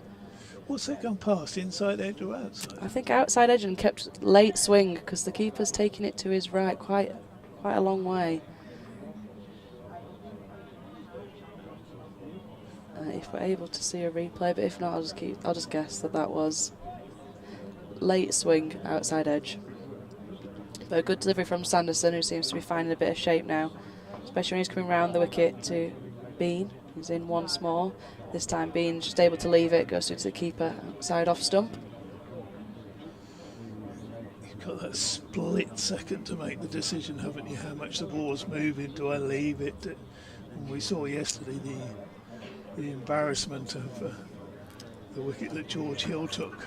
Yeah, the leg stump going cartwheeling once you've played a leave is never a good sign. As it is, Sanderson's in once more. 2 balls remaining this over, and it's a great delivery. Has it found the outside edge? Yes, it has. Bean departs. It's a feather of a touch through to the keeper, diving roll, and Sanderson picks up his first wicket of the day. Yorkshire are 15 for 1, and Bean has to depart for 11. Just talking about which deliveries to leave, which ones not. That was just angling back in, 4th, 5th stump. Had to play it. Beans had to go for it, yeah, and he's unfortunate that he just found the outside edge. McManus taking a catch, going in front of first slip, tumbling. Finley Bean, yeah, disappointed with himself there. As we said, it's a pitch that's difficult to know which to leave, which to play. There's been a lot of movement from the seam bowlers so far, but it's a good delivery from Sanderson. And as we said, Bean has to depart for 11. It brings James Wharton to the crease with Yorkshire 15 for 1. A corridor of uncertainty, as a certain Yorkshireman dubbed it years ago. In retrospect, he could probably have left it, but it was just shaping in, wasn't it? That's why it is. Yeah, no one's going to blame him for having a play at that shot. It's unfortunate, but it's really good bowling from Sanderson. We said he and White would enjoy being on this pitch, and it's an early breakthrough they'll be happy to have taken. I think it's going to be a tough dig-in day. Try and see off the new ball as much as you can and reap the rewards later on.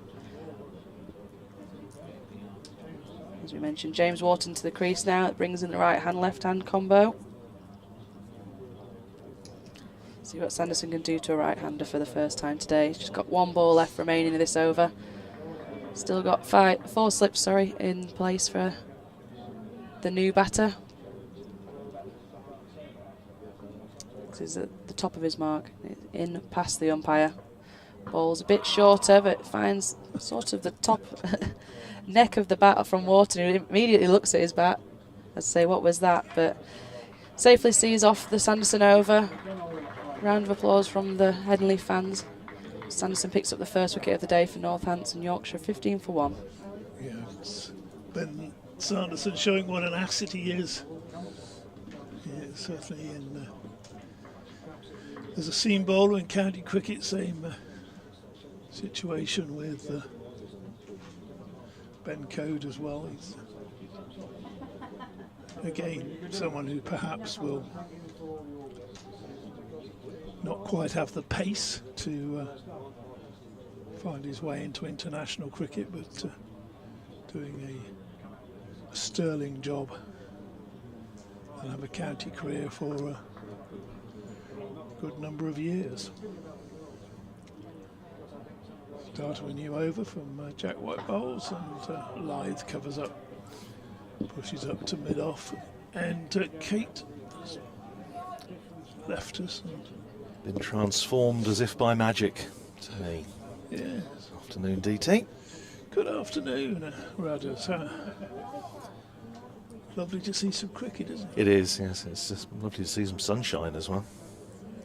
Now, when September's like this, and it is quite often, reasonable amount of time, then I enjoy cricket being played at this time. Next delivery again, shapes back in, and another leave from Lyth, and a good one through to McManus, and I know in sort of recent seasons we've said, oh, they've got away with it this year or whatever. The weather's been good in September, shouldn't be playing cricket that late, blah blah blah. There were sort of club matches, club deciders, finals and things going on today, so it can be done. Jack cut one hole slightly overpitched. I don't think it was overpitched that much, was it? Glorious shot from Live, just through extra cover, away to the boundary. Didn't need to run. Yeah, it was just a little bit floaty, wasn't it, from Jack White? Very full, a nice half volley length, and driven beautifully, as you say, by Adam Lythe through the covers. Long chase out there for the fielder. It's a long way. But all those years recently, we've said they've got away with it. Yes. This year we haven't. No. Well, no. As I say, having sat at Derby last Sunday, watching it absolutely sile down. Yeah, it was pretty miserable. White again, round the wicket to the left-hander, bowls, and well, that's a repeat of the previous delivery. If anything, that was less floaty but fuller. And he's smack. Look, just stay down there for the next ball. It's a seriously long chase. Who is that out there? Is it? It's the captain, I think. It's Luke Proctor. It is, yes. Oh dear. Procky seeing bits of leads he's never seen before. He's going towards the city, isn't he? Yes, down towards the city centre with all the cranes.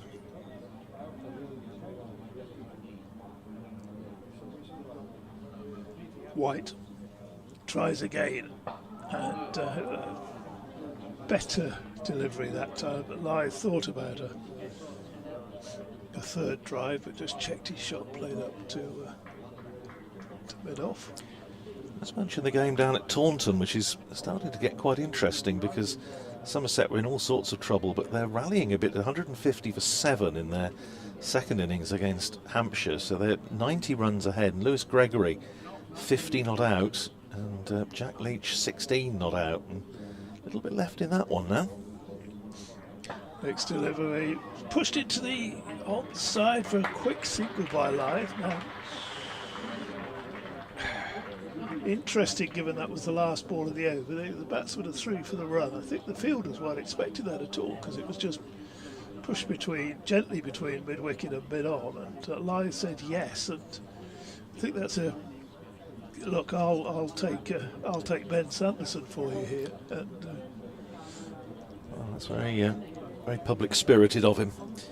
Ben Sanderson now on 395 first-class wickets for Northamptonshire, 401 across all first-class cricket, and in all formats for Northamptonshire now 550, that last wicket.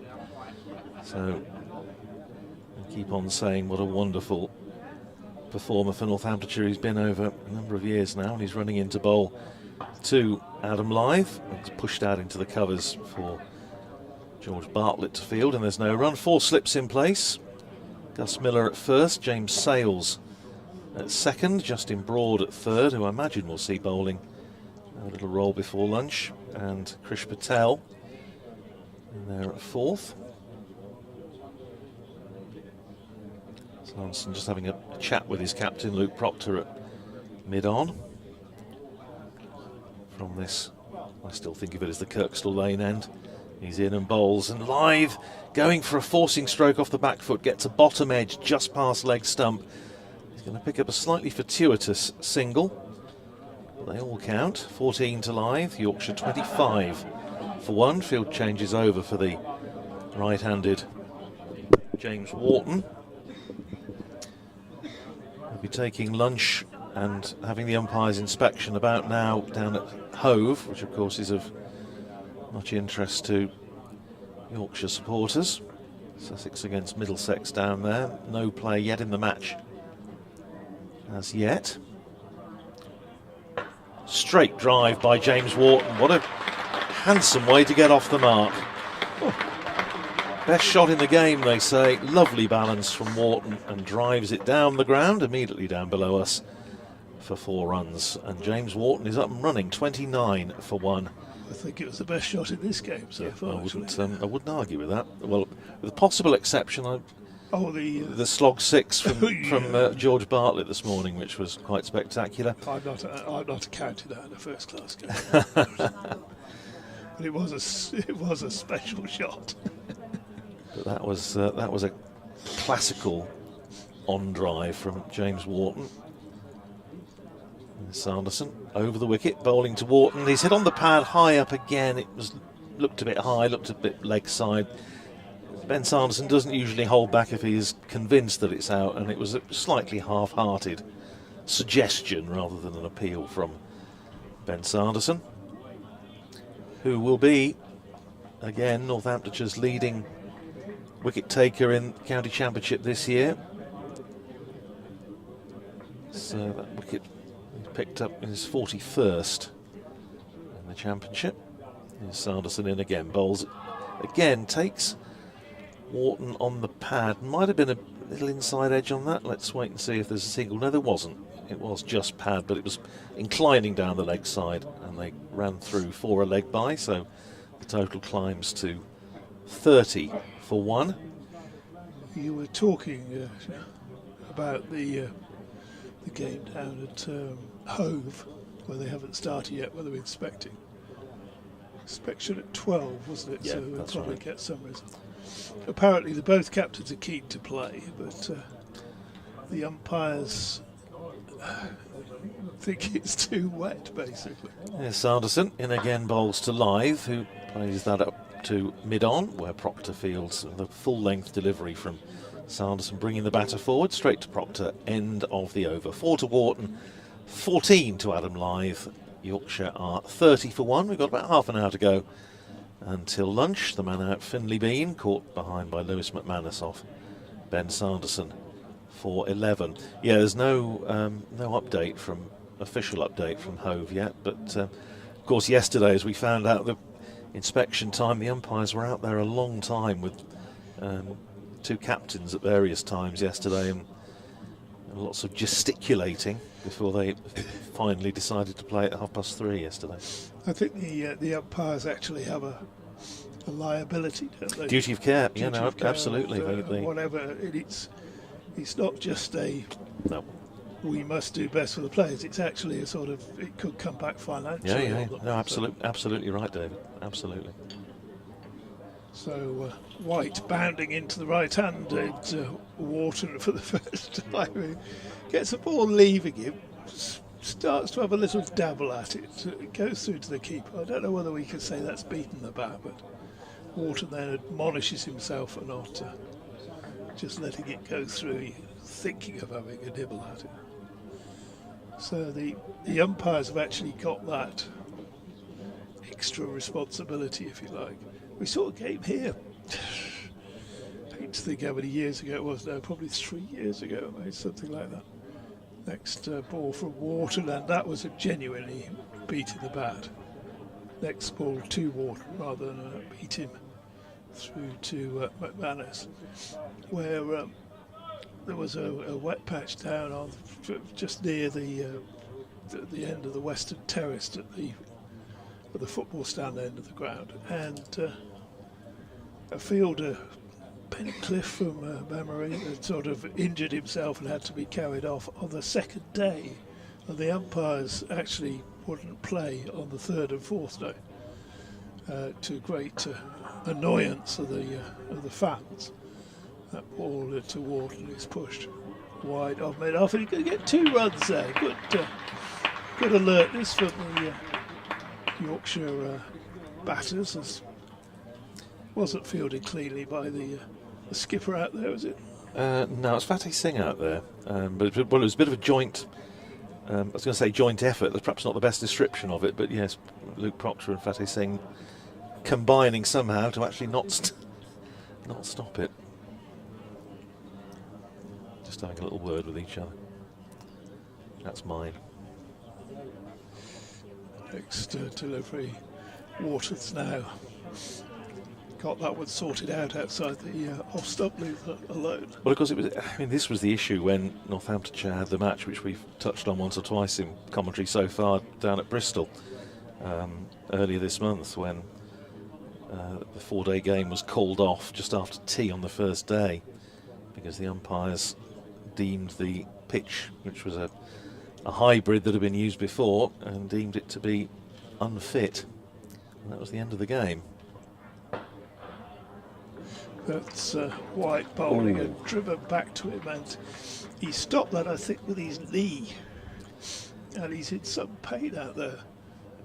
Yeah, he's Jack White. It's always a bit of a worry this year when Jack White goes down. He's had such a lot of injury problems. He missed obviously a big slab of the season, first part of the season, with an ankle injury, and then he had a knee problem which he picked up initially taking a return catch in a 50 over cup match down at Southampton, and he dived forward and banged his knee in taking a good catch, and then shortly afterwards had a chase round the boundary, went down to field it, and the knee went again, and then he was ruled out for a little while. And I just hope from his point of view and Northamptonshire's point of view that that's not a recurrence of that, because he's still down and doesn't look in a particularly good way, I have to say.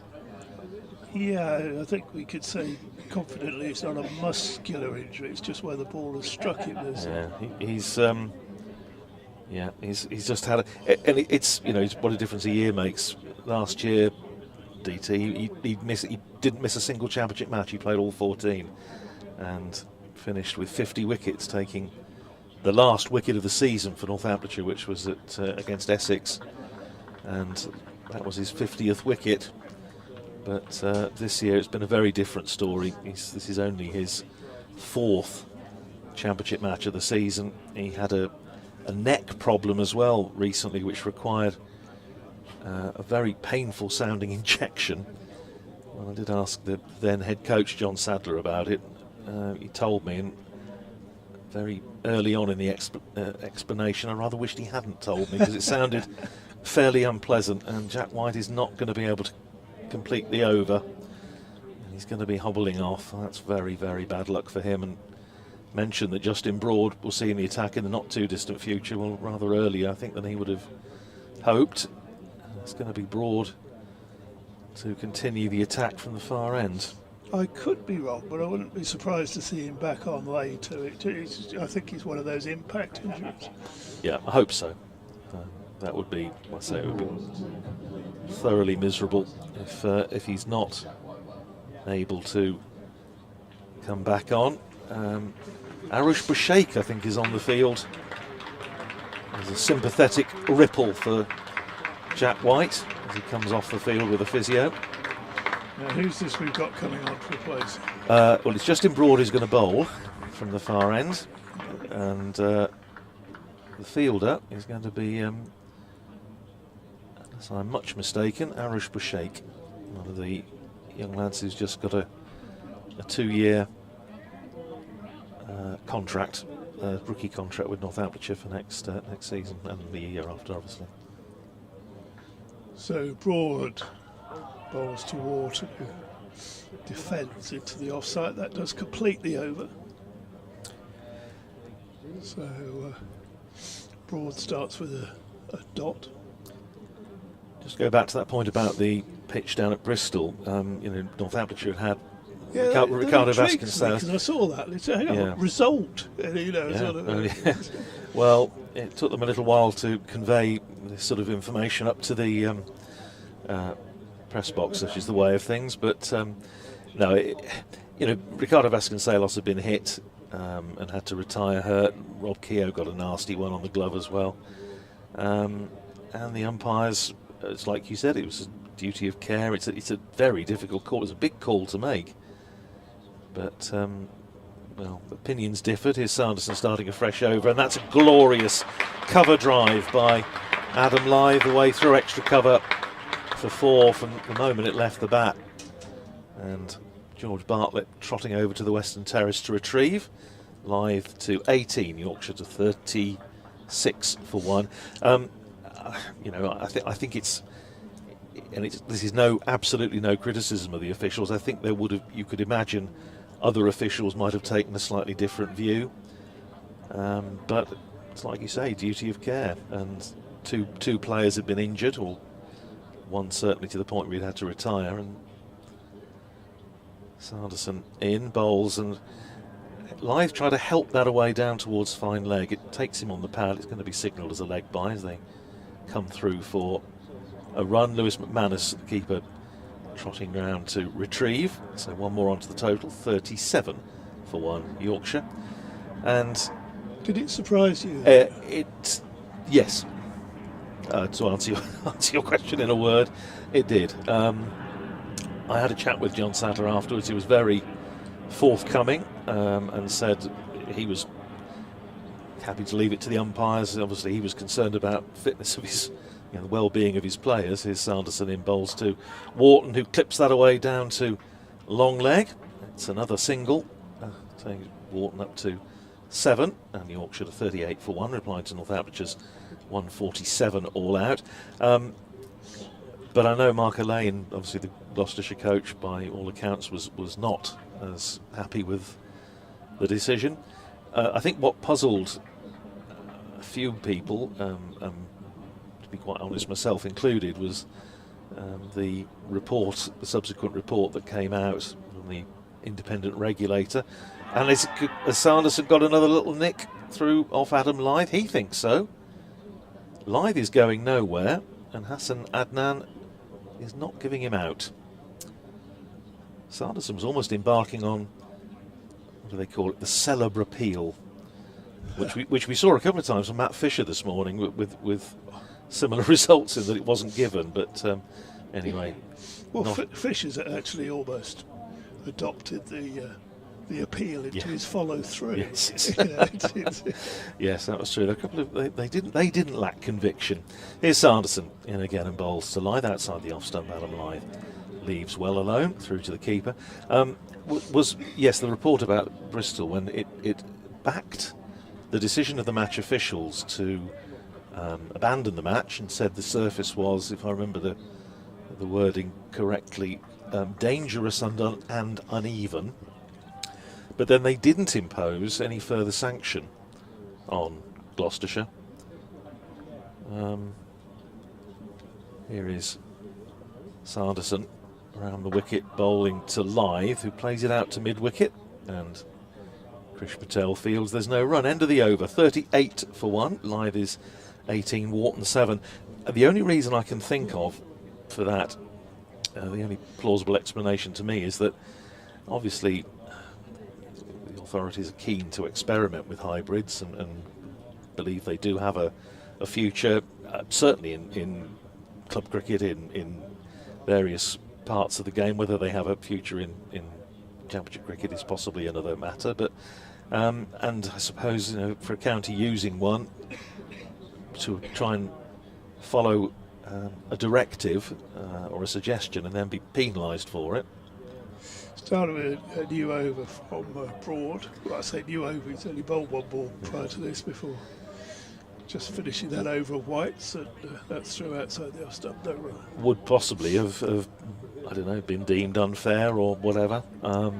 So Gloucestershire, they didn't get any points from the game, and it did rather screw up their chances of promotion. Northamptonshire, who were in a very strong position in the game, went away with 11. Broad bowls and pushed into the offside.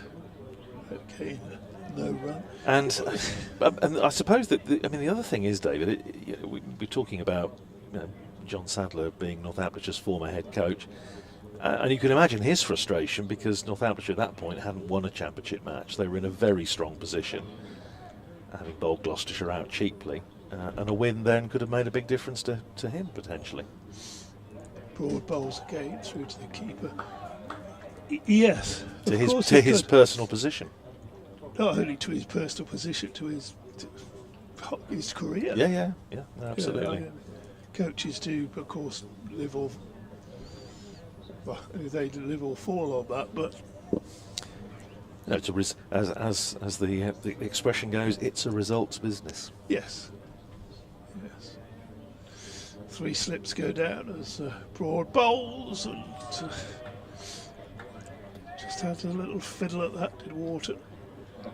But the odd thing was, usually Justin Broad took 7 for 33 when Gloucestershire were bowled out on that surface, and best bowling figures for Northamptonshire at Bristol since 1910. And the pitch really had no say at all in that performance. Broad bowls again, and that's left alone by Wharton. Because if you look at the dismissals, 2 bowled, 2 LBW, 2 caught slip, 1 caught behind.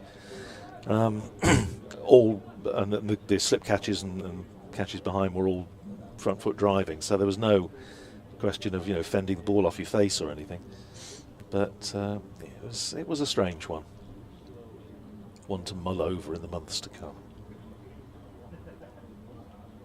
Comes in bowls, that's down the leg side, what would be comfortably a 1-day wide. Half stop by McManus. The batsman will go through for a bye, which is a little bit unfair in as much as that doesn't count against the bowler, but it does against the wicket keeper. Yes, I don't think Lewis McManus would be hugely impressed with that. It's got to be Sanderson to continue. Lunch on the horizon, bearing in mind if you're... Well, we haven't got to go that far for it. Well, we haven't, no. Kate's done an absolutely magnificent job and has done a bit of foraging and has sourced some lunch for us before the gannets in the press box devour it all. Thanks very much for that. Here's Sanderson. 4 slips in, bowls to Wharton. Wharton is on the back foot, plays it up to mid-on, where Luke Proctor fields and there's no run. Wonder if Proctor himself might be tempted to have a little run before lunch. Bowled pretty well this year without necessarily his figures reflecting that. 21 wickets at 32, which is okay. But he's often picked up a wicket when it's been needed or put in a tight spell. Northamptonshire have just needed a bit of control. Here's Sanderson, in again, bowls to Wharton. Once again, he's pushing it out into the onside. And there's no run. So his lunch at 12:30. 12:40. Yes, 12, so you get the extra. Yes, 10 I was minutes. going to say for those who are itching for their lunch, I'm afraid you've got a little while to wait because it is 10 minutes added to each session, obviously, as we try and make up some of the time that we've lost in the match so far. Here's Sanderson running away from us and bowls to Wharton, who's once again pushing it safely and solidly up to mid-on, where Proctor fields, and there's no run. We have news from Hove, and they're going to start at 12:40, so they're starting fairly shortly. Sussex have won the toss and have put Middlesex in. Oh, surprise, surprise. Yes, and they're going to start at 12:40, so that's where we are with that one. Here's Sanderson in, bowls to Wharton, hits him on the pad. Sanderson wasn't remotely interested. It was clearly going down the leg side and it was probably a bit high. The slips joined in out of good neighbourliness as much as anything, but I don't think there was any great intent. Clouds a little bit darker over in the distance over to our right, but I don't think that's anything to worry about. Forecast is pretty good for the rest of the day, I believe. DT, you know these things. Yes. Sunshine all day. Sanderson in, bowls to Wharton, who plays that away off of the back foot, and bat a little bit far away from his body, but nevertheless perfectly safe, and it's run away to the boundary, and there's fielders diving all over the place to try and prevent it hitting the rope, and not for the first time the joint enterprise fails, and it's gone for 4. Wharton to 11, 43 for 1. Well, both of them were diving to keep it in. If they had managed to keep it in, they'd have come back for an all-run. I was going to say, yes, it's as we said earlier, it's a long way out there. 43 for 1, Wharton into double figures. There was an all-run 5 in the Test match at Belfast in July. Oh, right. Which was quite amusing. Here's Sanderson on the Kirkstall Lane end, edged and caught by Miller, but off the boot, so not out. Miller's fielding it first slip. Wharton was looking to clip it away through the onside. It hit him on the boot, I think. No, in fact, he did get an edge, and Miller has signalled that it didn't carry. So well done, Gus Miller. I thought it may just have hit him on the boot, but I think the replay is suggesting that he did get an edge. And I think there'd probably be a big appeal for LBW. yeah, Gus Miller has just indicated that it landed in front of him, and that is very good to see. 43 for 1 at the end of the over, 18 to Adam Lythe, 11 to James Wharton, 10 minutes to go till lunch. Yeah, the all-round 5 was quite comical because the Zimbabwe fielder chased it to the boundary, just knocked it back in, expecting somebody to be behind him, and followed through about 20 yards and turned around and there was nobody there. I did love your conversation with Katie about diving over the ball in club cricket. I thought, oh, it's a very, very good move. There's another dodge as well that I might share with you during this over. Broad to bowl it, and bowls to Lythe, pushed up to mid-on. And that's, especially if you're captain, go in on the drive, because it makes you look terribly hard and fearless. What sort of extra cover? Or? Yeah, sort of. Yeah, not dangerously close, obviously, but you know, just so you look as though you're surveying the field and all the rest of it. And then again, if it goes past you, somebody else can chase it.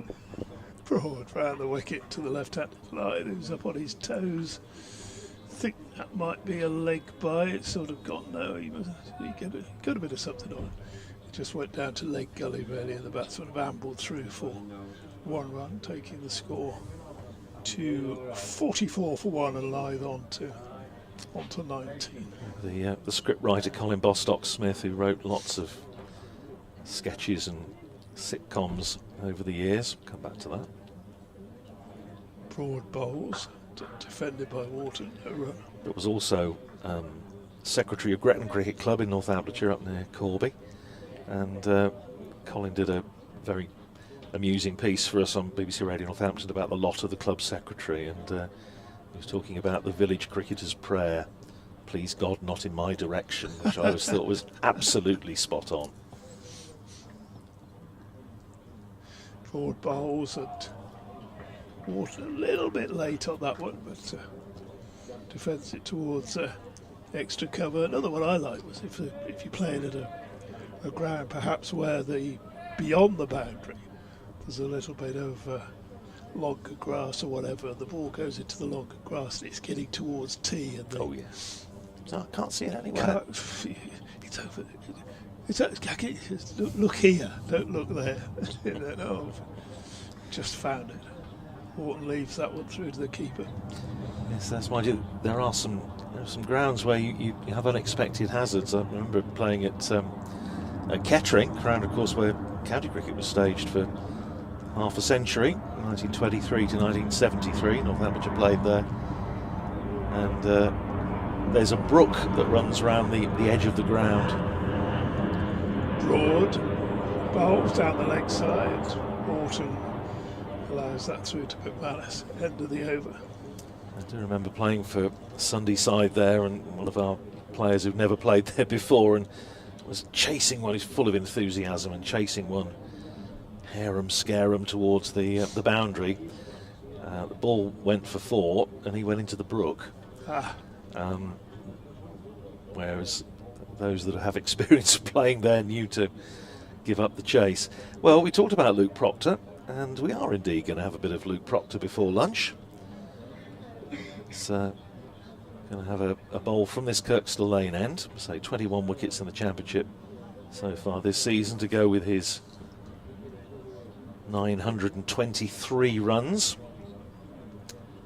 And I think all Northamptonshire supporters delighted when announcement this week that he signed a fresh 2-year contract, and Proctor is in, bowling his first ball, pitched up outside the off stump, but Lythe not to be tempted, just watches it go through to Lewis McManus.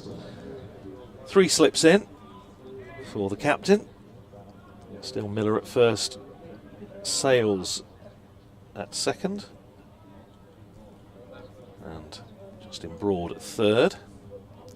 A backward point, extra cover, mid-off, mid-on, mid-wicket, and a long leg down in the shadows.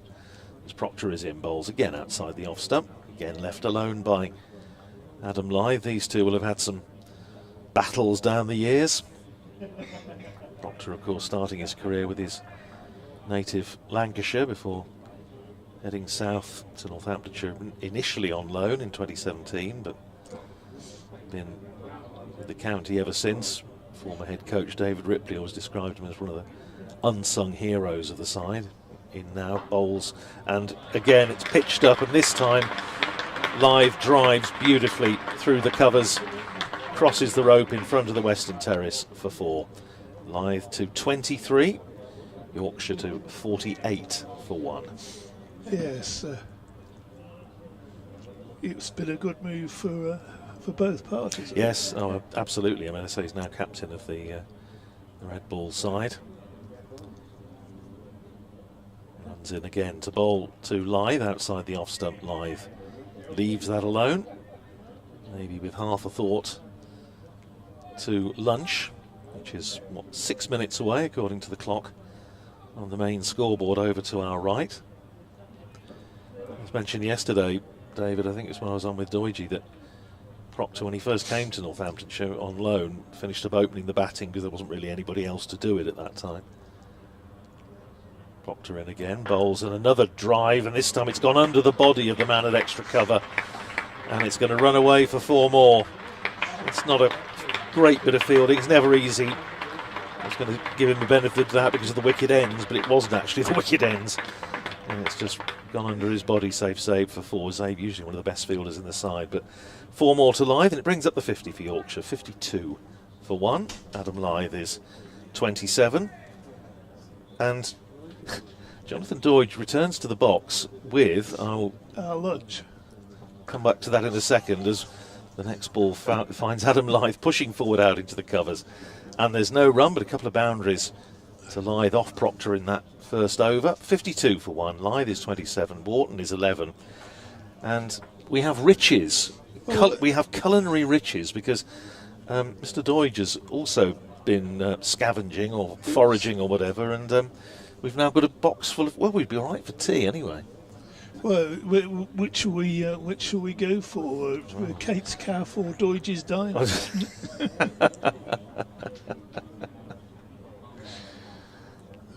Broad. We'll find out shortly. Comes in, bowls, and Wharton fiddles at that outside the off stump through to McManus. Well, it won't be Rad's restaurant. Townsend's Trattoria or Tandoori, maybe. Tandoori, yeah, of course. That'd be nice, wouldn't it? So I'm just about getting my appetite back now. Or Townsend's Thai, of course. Here's Broad, bowls, and defended back. No run there. Townsend's takeaway. No, those were teas. I'll tell you what, yes, we're working well today. I don't know how we do it for the money. 3 minutes to go until lunch, so we're going to have this over, maybe one more. I wonder whether we'll see the obligatory over of spin before lunch. Broad to Wharton, bowls, and Wharton. A little bit of a late adjustment there. He's initially looking to play that on the onside, just pushes it back to the bowl. I have mentioned this, I'm sure Northamptonshire listeners will be familiar with it, but Yorkshire listeners may not, and it concerns Dennis Brooks, who of course was born not too far away from here in Kippax. He's obviously one of the greats of Northamptonshire cricket over many decades. Justin Broad bowls, so that's clipped square. No run. And I remember asking Dennis about a chap by the name of Arthur Childs Clark, who captained Northamptonshire for 2 years just after the Second World War, 47 and 48, and asking what sort of captain he was, and he said, well, he's all right, but he said you could always set your watch. If it was 1 if lunch was at 1:15, you knew it was time for Arthur Cox, the leg spinner, to come on and bowl, and he invariably did. Broad bowls, angling away from right-handed Wharton through to the keeper. Dennis, of course, made his first-class debut for Northamptonshire against Yorkshire, against his native county in 1934. And he had a wonderful memory. He passed away at the age of 90, about 20 years ago now, but he had a wonderful memory for all the matches he'd played in, including his debut. Next delivery is edged, but doesn't carry to third slip. And that's the end of the over, so we will get one more in. And I asked him about his debut at Bradford in 1934, and he said, he just gave that little sorrowful shake of the head, and he said, LBW Bold Verity 1, back when I should have been forward. There's a little bit of potted wisdom there from the great man, Dennis Brooks, who had a 70-year association with Northamptonshire in various capacities. And the other thing about that same match, I believe, was in 34, a young lad on the Yorkshire ground staff came out and fielded because Northamptonshire didn't have a 12th man travelling with them, and came and ran around, did a good job in the field. And Alex Snowden, who was captaining Northamptonshire, offered him some money, the 12th man fee, and he said, no, it's all right, I've enjoyed myself. But he gave it to Brian Sellers, who was captaining Yorkshire, his proctor in round the wicket, bowling to Lythe. It will be the last over of the session, and Lythe pushing it up to mid-off, where Bartlett fields and there's no run. And Alex Snowden gave the money to Brian Sellers, and, please make sure you pass it on. And he said, he said he's a really good young cricketer. I think he'll play for England. And what's his name? Leonard Hutton. Well, he did. Here's Proctor. In and bowls, and edged by Lythe, driven a little firm-footed, but it's gone wide, well wide of third slip, and it's raced away down to third man for 4. Lythe to 31, Yorkshire to 56 for 1, which will do nothing to improve Luke Proctor's mood. But he learnt the game, and I discovered when I was doing a book about Northamptonshire captains that Dennis Brooks had a relative who played rugby league for England. Played for Hunslet, going way back. Here's Proctor in again, bowls, and Lythe drives straight to extra cover. And there's no run. I think his name was William Brooks, Billy Brooks. I'm sure somebody listening will be able to give me a bit more information. I have seen a photograph of him, and not that much of an obvious family resemblance, but it was his uncle, I believe. Here's Proctor round the wicket, bowls wide, well wide outside the off stump, taken by Lewis McManus in front of Gus Miller at first slip. Wasn't a million miles away from being called wide. Deutsche is a big rugby league. Yes, I know. Well, as I say, I'm the 15-man code, of course, being from Northampton, one of the great rugby towns, reigning English champions. Here's Proctor, bowling to Lythe, again pushes it out into the covers. Zabe fields, no run. 1 ball to go before lunch. Yorkshire have had a very, very good session here. Picked up the last 4 Northamptonshire wickets for the addition of just 30 runs. Matt Fisher picking up the last 3 to finish with figures of 3 for 46, Ben Code 4 for 51. Here's Proctor in bowls and driven out into the covers by Adam Lythe, and that is lunch. Yorkshire 56 for 1. In reply to Northamptonshire's 147 all out, the only batter for Northamptonshire really to make any sort of impression was George Bartlett, 64 not out off 92. So 4 wickets for Code, 3 for Fisher, 2 for Hill, 1 for Thompson. And in reply, Yorkshire lost the wicket of Finley Bean, caught by Lewis McManus off Ben Sanderson for 11. That was 15 for 1. But Adam Lythe is 31 not out. James Wharton, who got off the mark with a sumptuous on drive for 4, is 11. 56 for 1. That is lunch. We will be back with you when play resumes in around about 35 minutes' time. Trust you'll join us then.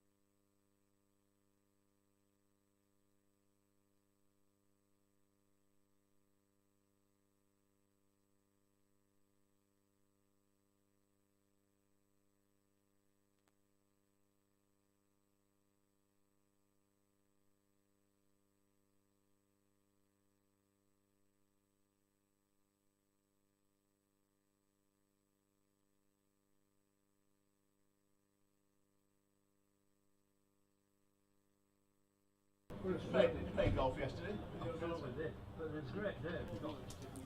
Well, good afternoon and a warm welcome back from Headingley Stadium, where Yorkshire are 56 for 1, trailing by 91 runs after Northamptonshire earlier were bowled out for 147 in their first innings. Jonathan Dodge with you. Alongside me is Katie Levick for this first spell of commentary. Also Andrew Radd of BBC Radio Northampton and David Townsend. He's not here to give a yay for the first time this season. 15 overs into this Yorkshire first innings, then the one casualty, Finlay Bean, so far caught behind by Lewis McManus off Ben Sanderson for 11 when the score was on 15, and Adam Lyth 31, James Wharton 11 as we resume post-lunch. Luke Proctor had been bowling from the Kirkstall Lane end, 2 overs for 12, and Justin Broad from the Howard Stand end, 3 overs, 3.1 overs, according to the board. 2 maidens, yeah, none for 1. I believe White had to go off. Oh, he did, didn't he? Yeah. Yes, because he got hit by the... Yes, of course. Yeah, but I think I've noticed his shirt number's back on now. He's down below us here at fine leg, so just an impact blow. So to take us through the first over of the afternoon is live. And it's Broad coming in towards us at the commentary box, and it's a lovely drive from James Wharton through the covers. Doesn't look like it might have the legs to get there. It's being chased down, and it does. It's gone all the way for 4. It's a brilliant start for Wharton. Bit of a loosener for Broad, just a half volley outside off stump, but that'll be nice. Nicely welcomed by the Yorkshire batter. Yep, good way to get underway for the afternoon session. And you would think now with sun, I think unbroken on it today, that it will start to improve as a batting surface out there. Yeah, it certainly looks to be that way so far as Broad's in once more, and again a drive. It's gone through the cover fielder this time. That's a bad misfield. Disappointed with himself. A few groans from the Yorkshire fans as they're happy with that, and it's back-to-back 4s for Wharton as he moves on to 19. Yeah, George Bartlett. It won't be a moment they'll want to see back on his highlights reel. Much later in his career, of course, when retirement beckons. But James Wharton getting right over the top. He does play a very nice looking cover drive. Yeah, just slightly over pitched by Broad. His first 2 deliveries so far, pretty much gimmies for Wharton outside off stump as he's in once more. Bit fuller this time, and Wharton just defends it out to the backward point fielder, digs it out from the bottom of the bat and gives it a little look afterwards. 19 to him. Partnership already worth 49 then.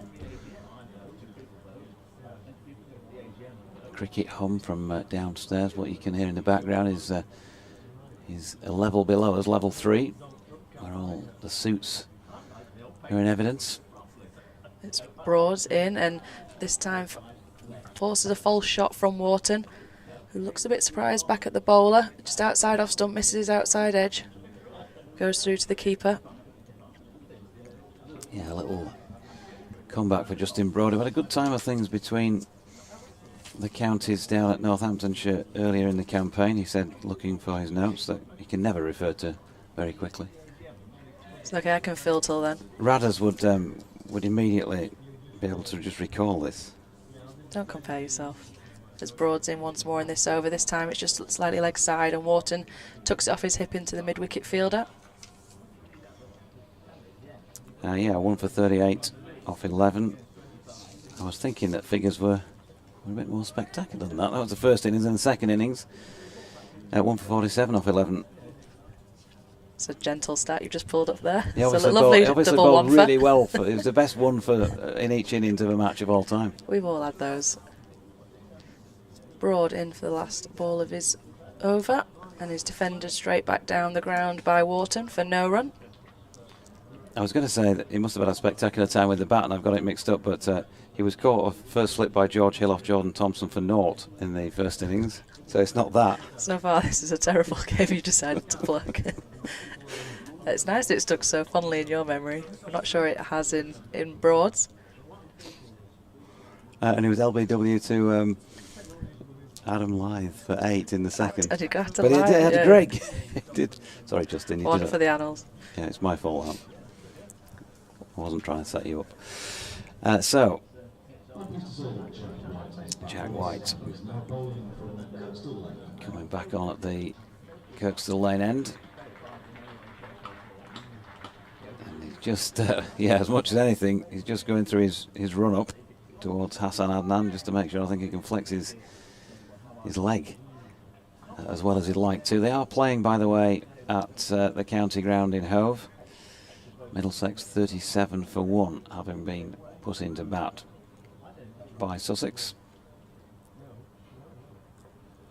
So over number 17 of this Yorkshire first innings, 64 for 1 on White, right arm round the wicket. Oh, beautiful. Well, we're going to miss that over the next 6 months or so. It is always a joy to watch Adam Lyth play through extra cover in that way. Just waited for the ball, took it late again and just pushed it. 53 the partnership between the pair, and Lyth moving on to 35 with an effortless stroke. 68 for 1. 3 slips in place and an otherwise ring field with long leg. As in comes White once again, short of length this time and back foot. Lyth punches it into the covers and will pick up a single. Adam Lyth 1,000 runs on the board this year for the 5th time in his career. Same as he managed last year. And when you are looking at promotion back to Division 1, of course you want all those big guns blazing, and he looks like he's got several seasons in him still to come, despite the fact that he hit the ripe old age of 37 the other day. White ball then to Walton, that one just fading away down the left side of McMass. As soon as I have the words unbroken sunshine, we now have cloud cover. Sorry folks, there's still plenty bright. I don't think there's any threat in that today, not quite sure of course. Bring post 5:30.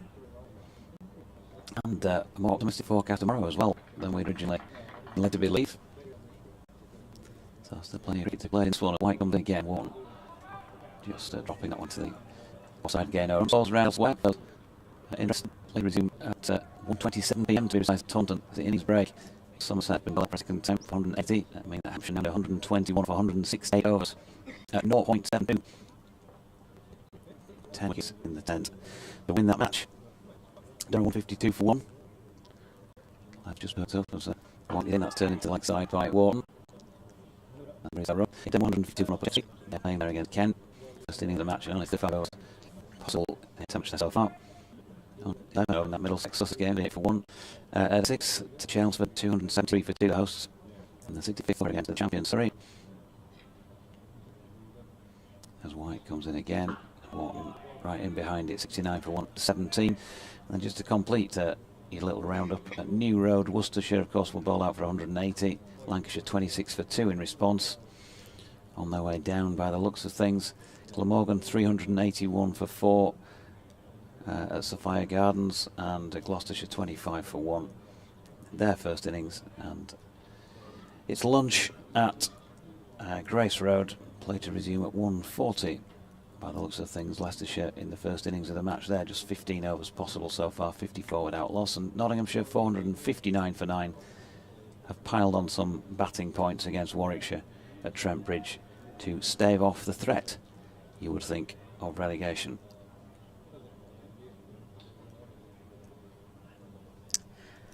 As Broad set up once more to come in from the Howard stand end, he's in and bowls, and Lyth just defends it back down the track to him.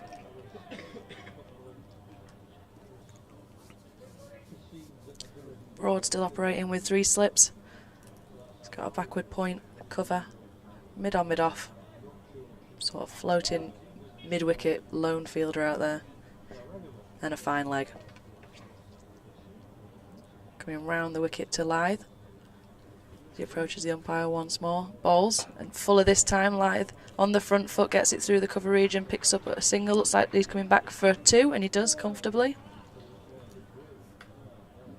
When he said floating, it sort of conjured up images of you know, hovering delicately above the ground at third man when you're chasing the ball. Yeah, I put on a good display down at third man. I did That's some of the certainly best what- slide tackles that they've ever seen. Tell you what. I was waiting for a Wednesday call-up. Now, speaking of which, I'm glad someone brought that up. I've been waiting all day. Wednesday are currently playing.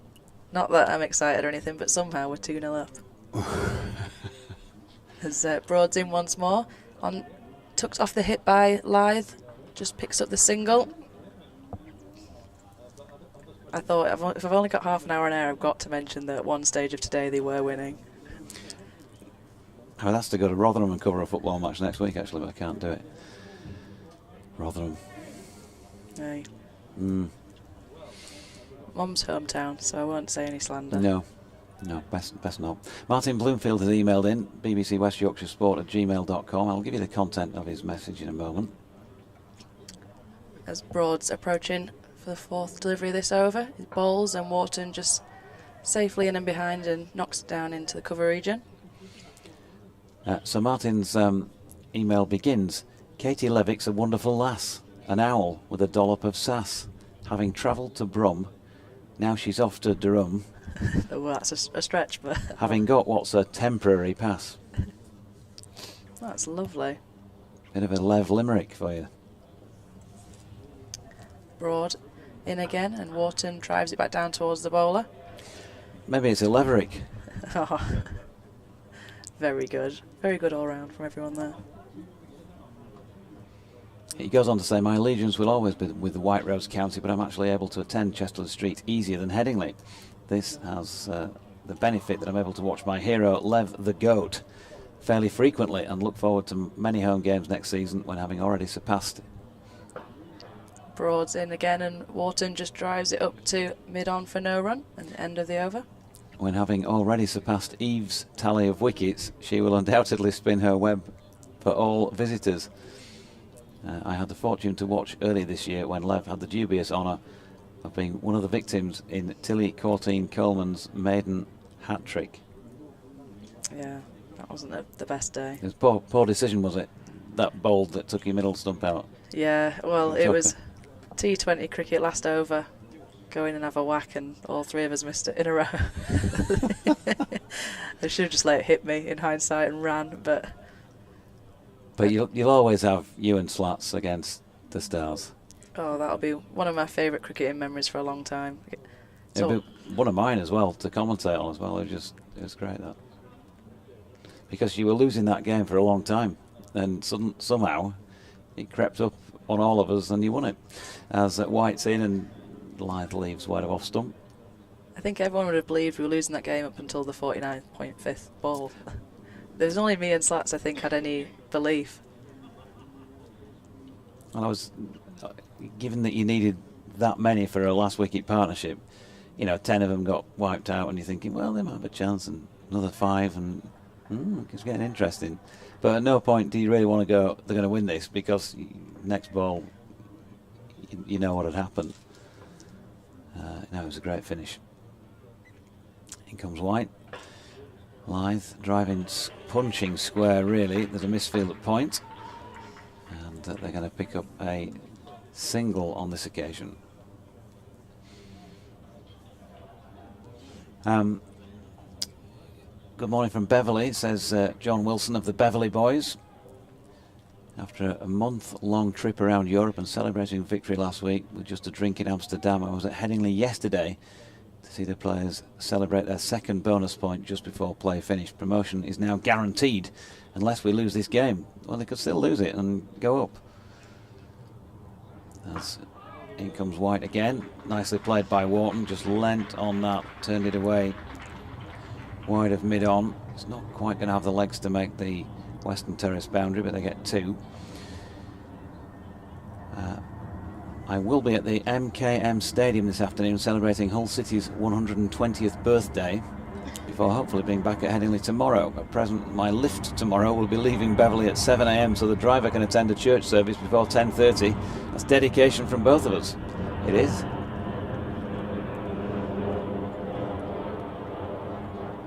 And he's looking forward to organising a Beverley Boys tour to a different away ground in Division 1 next season.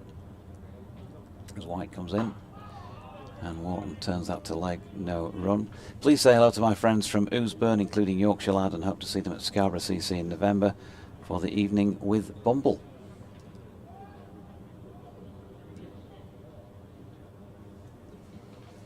Malcolm Palmer patting Yorkshire on the back for some great bowling. A bit of end of season fun. How about a connection between funny spelling and bad cricket? Gloucestershire, Leicestershire and Derbyshire spelled in various ways. As White comes in. And that is punched down the ground by James Wharton. With Proctor doing the fielding, and they get back for a comfortable 2. So Gloucestershire spelt Glostershire.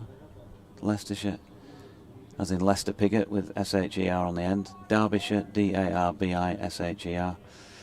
I suppose Worcestershire, WUSTERSHER, and Warwickshire, WORIKSHER, are okay. English, as my Spanish friends say, is funny, says Malcolm in Spain. Wharton turns that one into the leg side. Final ball of the 19th over, and there's no run, 77-1. You can get in touch with your emails on BBC West Yorkshire Sport at gmail.com.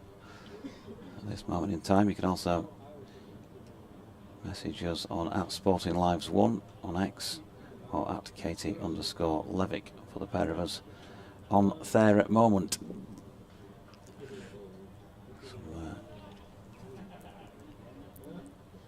Some tough conversations taking place by the looks of things out there on the fire escape.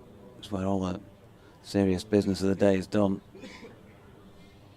Yeah, I don't think those boys are where they're supposed to be, trying to have a sneaky view. I think they might have been standing on the yellow part of the steps, and they're not allowed to do that.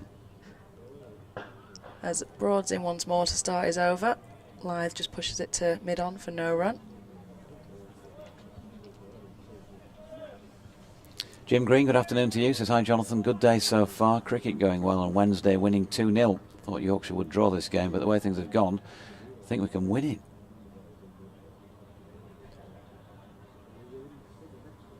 A Wednesday in Yorkshire fan with optimism. It's a rarity. As Broad's in once more, and just seems to hit Lyth on the thigh pad region, round the hip. Michael Hall says that the broadcast has improved, which is good to know. I don't think that's anything to do with the broadcasters. I think it's to do with the cable that I managed to switch in between overs sneakily. I was going to say, a couple of hours ago. You were missing in action earlier, Doige. Is that why it improved? Yeah, definitely improved for that hour that I was off, or whatever it was. Broad in once more, and Lyth looks a bit uncomfortable as he works that into the leg side. Bit of bounce there onto Lyth. And Bent Nielsen, nice figures for Fisher in his last match for Yorkshire, and Yorkshire have avoided the follow-on. Yeah. Yorkshire Lad, greetings from Spain, from Ronda. Sorry not to be at HQ. Yeah, you need a very, very good sick note, Yorkshire Lad. Broad delivers, short ball, and Lyth just pulls that wonderfully towards the Western Terrace for 6. The umpire's arms are in the air. He got onto that really nicely. The ball prior just seemed to catch up on Lyth, and he shot him a bit, but this time he was onto it a lot quicker, a bit shorter and easier to pull. Yeah, we've been treated this afternoon to the 2 signature Lyth strokes, extra cover and the pull, which are cricketing things of beauty.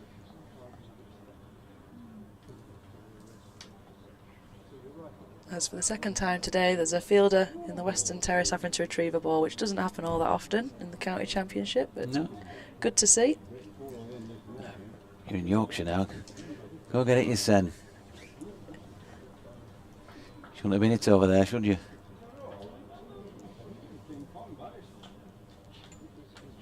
Have a check of the ball, see how much it's been scuffed up by that Lyth blow as he moves on to 46. Broad at the top of his run-up for the final delivery of this over.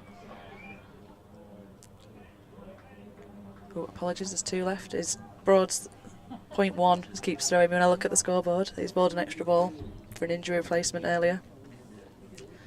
I've just pushed that one up towards mid-off for no run.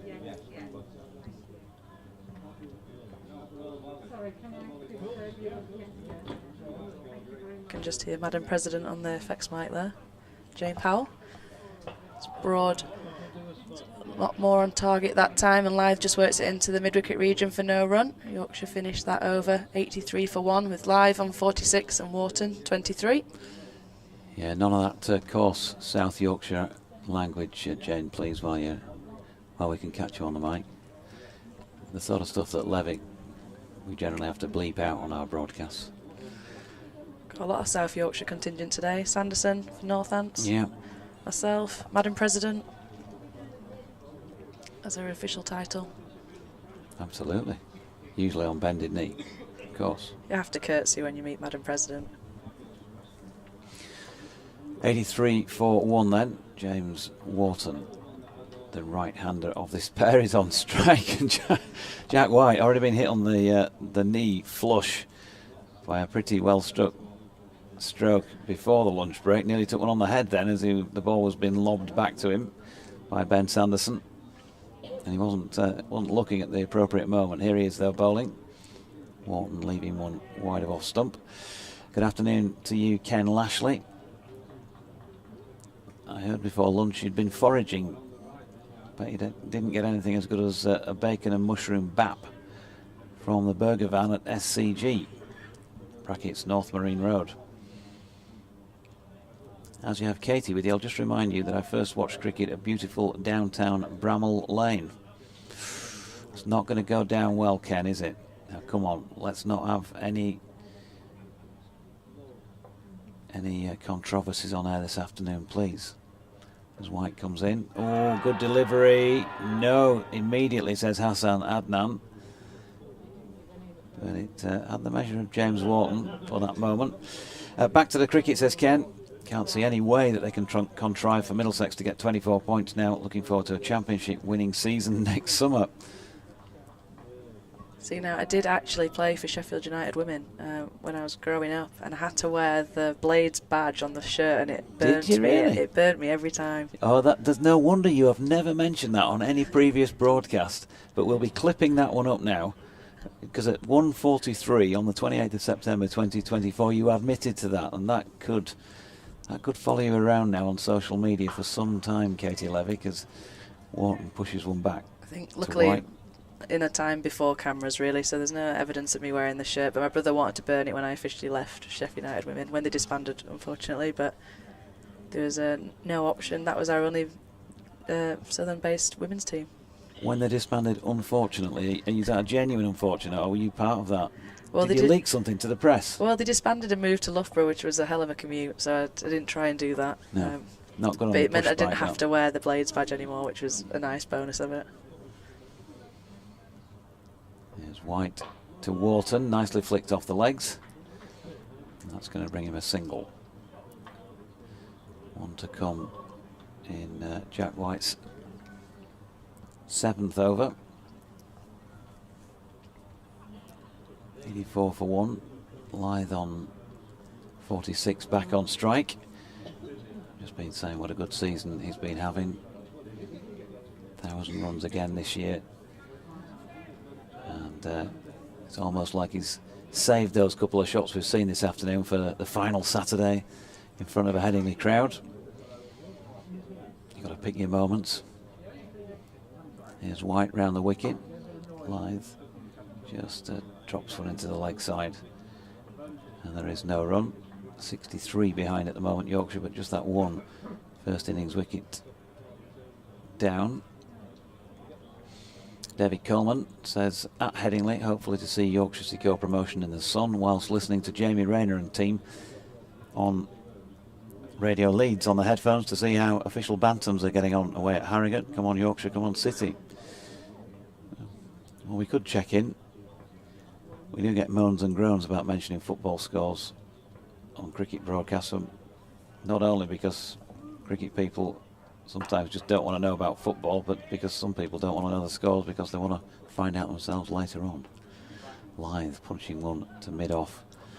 final ball of the over. 21 of those complete then in this Yorkshire first innings, and they're bang on 4 and over at 84 for 1.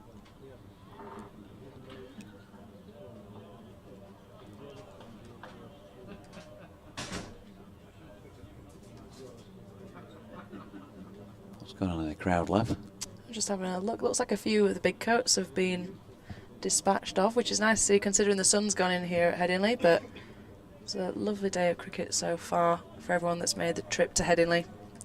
They'll have been happy to see Yorkshire take those couple of wickets this first thing this morning, and are now looking rather comfortable at the crease. Lovely partnership building here between Lyth and Wharton, currently at 69. Wharton the man on strike as Broad continues his spell.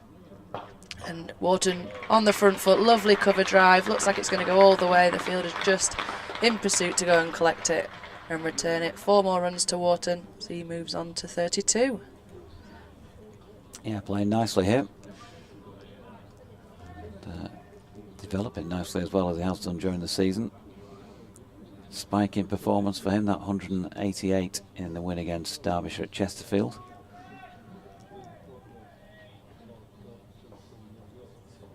Yeah, he's looked really comfortable with his opportunities so far this year. It's well at place now in this first team lineup as Broad's in once more. It's overpitched again once more, but this time Wharton's cover drive finds the cover fielder. Still 2-0. I don't want to talk about it now though. When it was half time I was okay talking about it, but we live in hope as Sheffield Wednesday fans. It's the hope that kills you. It does. Bradford City are 2-1 down to Harrogate Town. Broad's in once more, and Wharton drives it straight back past the bowler, diving mid-on, manages to cut it off, so it's just the 1 run.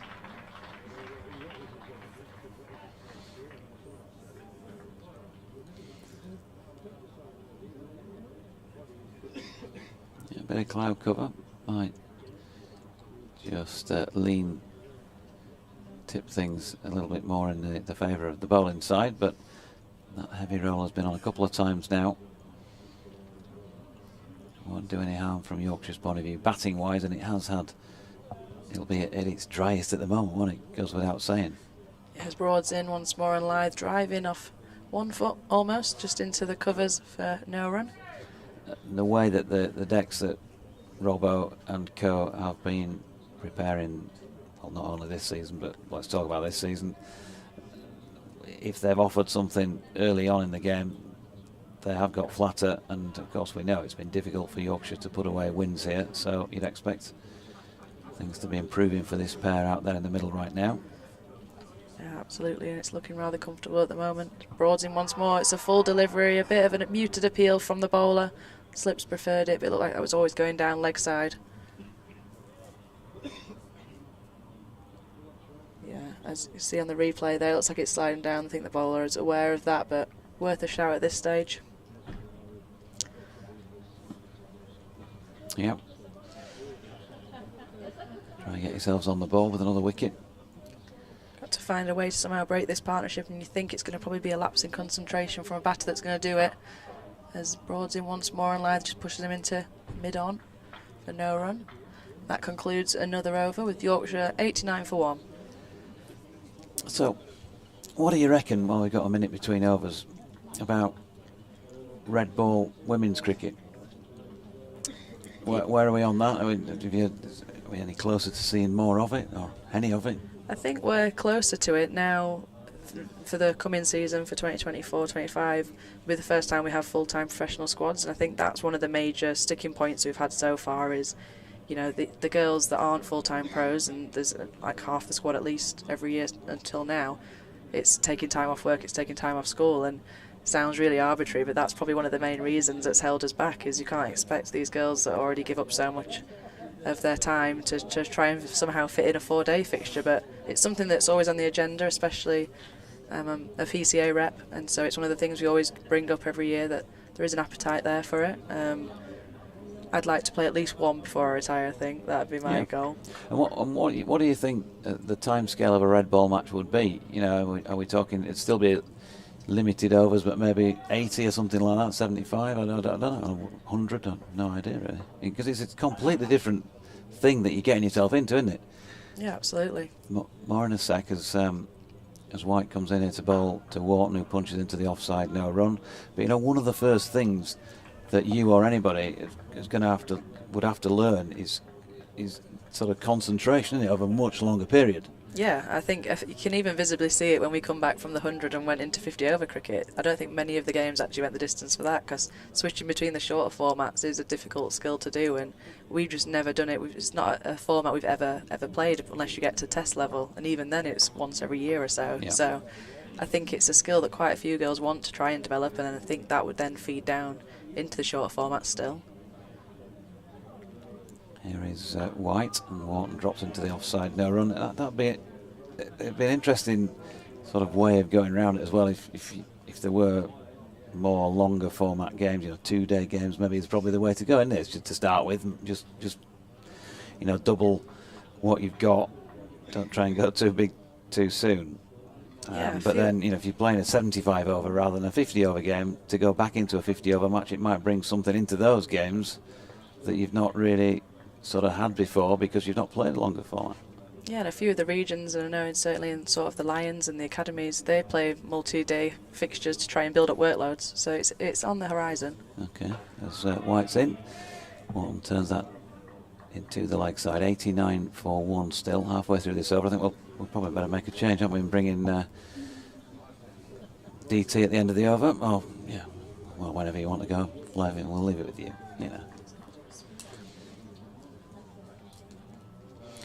3 slips in place. We have a point, a cover, mid-off, mid-on, mid-wicket and long leg. Quite a lot of supporters in today, and a number have taken very high vantage point at the back of where James Wharton is at the Howard stand end, as he turns one into the leg side and will pick up another single. That will take him to 30. The partnership now 75. So going along quite nicely since lunch here. Yorkshire 56 for 1 they were at the break, and in half an hour or so of cricket they've added a further 34 without looking in any semblance of danger. Q hat-trick on the back of that comment. 2 to come in the over.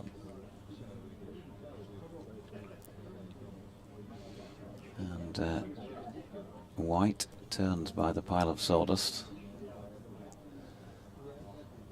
That comes in now, full, driven by Lythe, and that is, I believe, the first no ball of the match. There was only actually one extra conspicuous in the Northamptonshire innings, so Yorkshire didn't concede a single no ball or wide. That's the second no ball, in fact, of this Yorkshire innings. So 5 extras on the board. It's 92 for 1 now.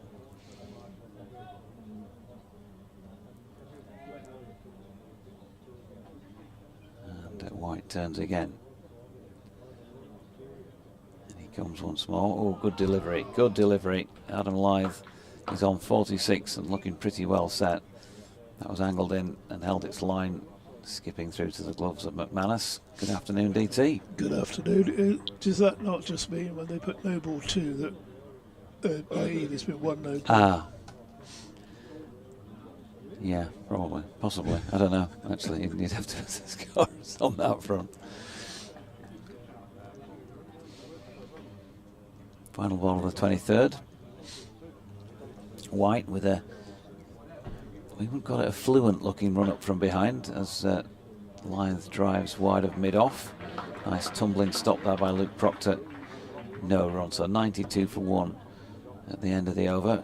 It's quite a shoulder-driven, sort of muscular sort of feel to Jack White's run-up, by comparison to, say, the Rolls Royce of a Michael Holding, that lovely, fluent glide that he had over the turf. You're not warming up for a night out tonight or something. No, you've got your disco boots on.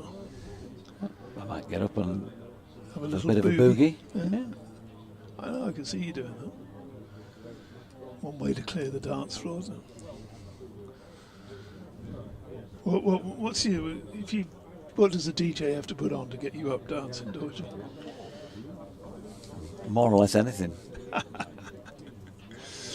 Anyway, you over starts and runs for Wharton, who's looked in particularly good form, just in broad there, eased wide of mid-on, of mid-wicket, and mid-on goes down to collect the ball from in front of the west side of the ground.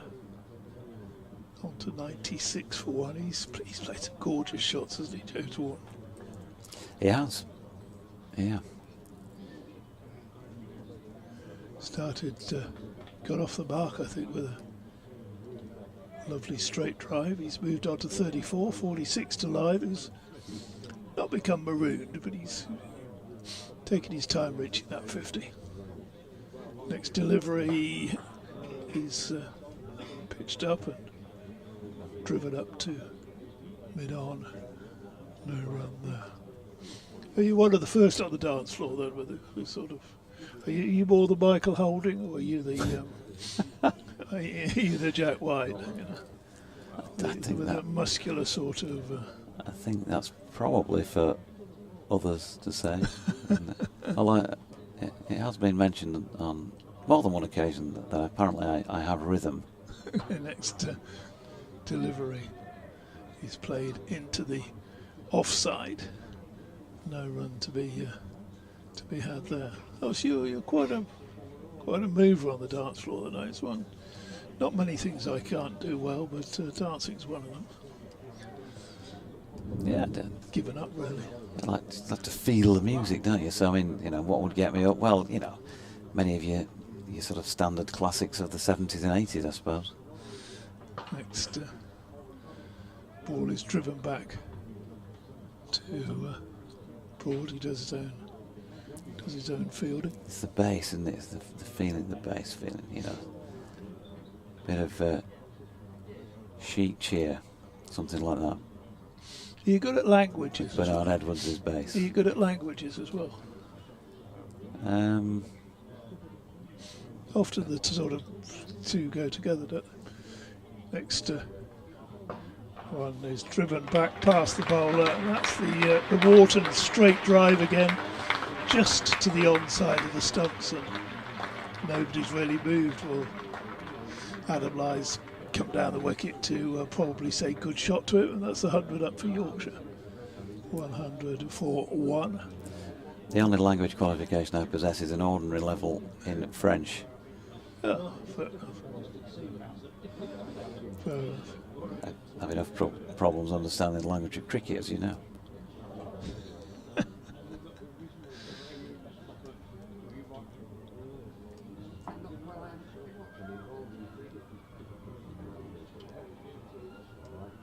Here's Broad again, and Wharton again with that lovely straight drive, but this time a little bit wider, a bit on does the fielding.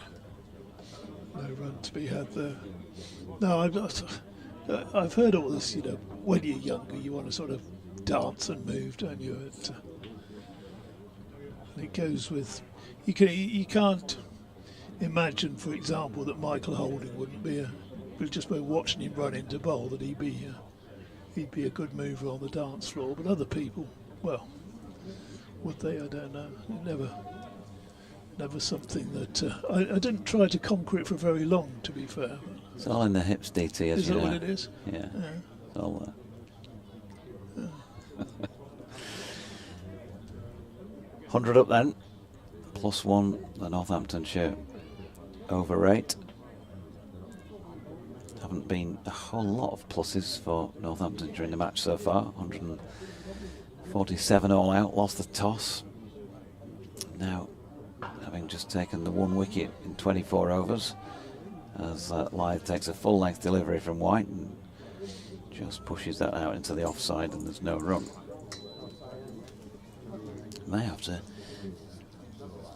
put my hands on my Nice sunglasses. It's pretty bright in here.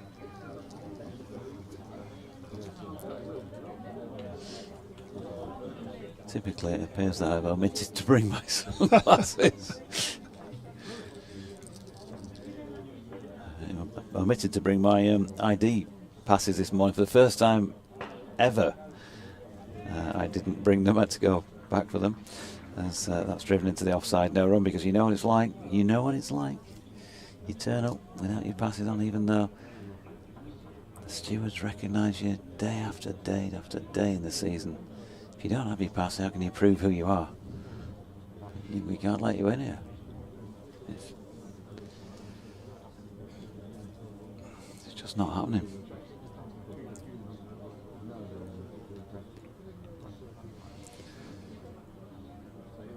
In comes White once again, past umpire Hassan Adnan.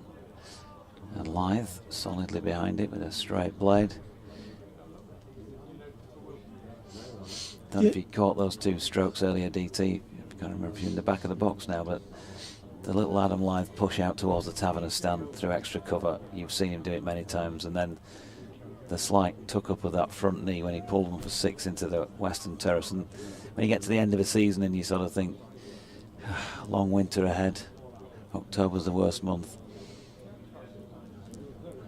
Just the little sight of that for the final time possibly this season is a lovely thing, because there's a long winter ahead. Is October the worst month? Yeah, for me, well, we'll have our own preferences, you might have a different one. But for me, October is, because it's just all finished and the next season is at its furthest away. A long way away. You have to get yourself overseas, watch a bit of cricket. There's an interesting test match going on in Sri Lanka at the moment, isn't there? Yeah, that would be lovely. White round the wicket, Lythe drives to extra cover. There's a diving stop in there, and there is no run. Still 3 slips in place, waiting for an opportunity, and of course Northamptonshire would want to attack. Need 9 more wickets, but they've only got 47 runs to play with here before they're going to be behind on the scoreboard.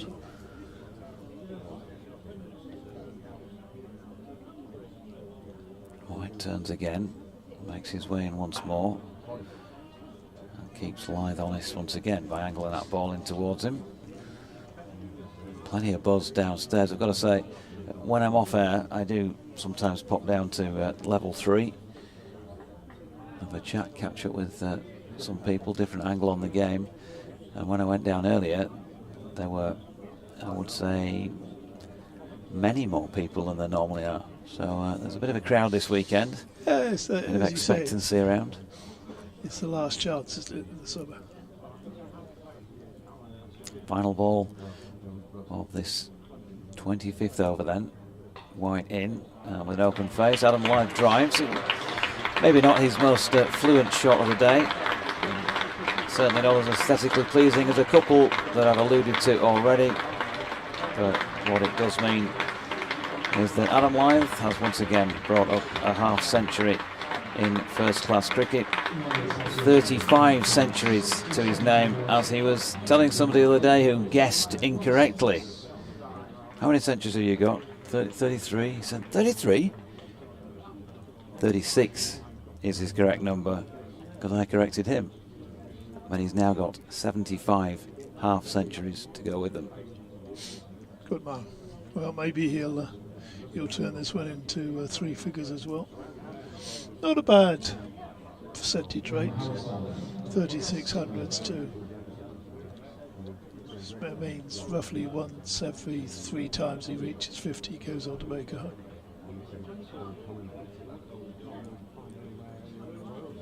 Pretty good. Jack White, having finished that over, is going off again. So no doubt getting a bit more massage on that knee that took a clattering. Gus Miller coming on to bowl at the Howard stand end, the old football stand end of the ground.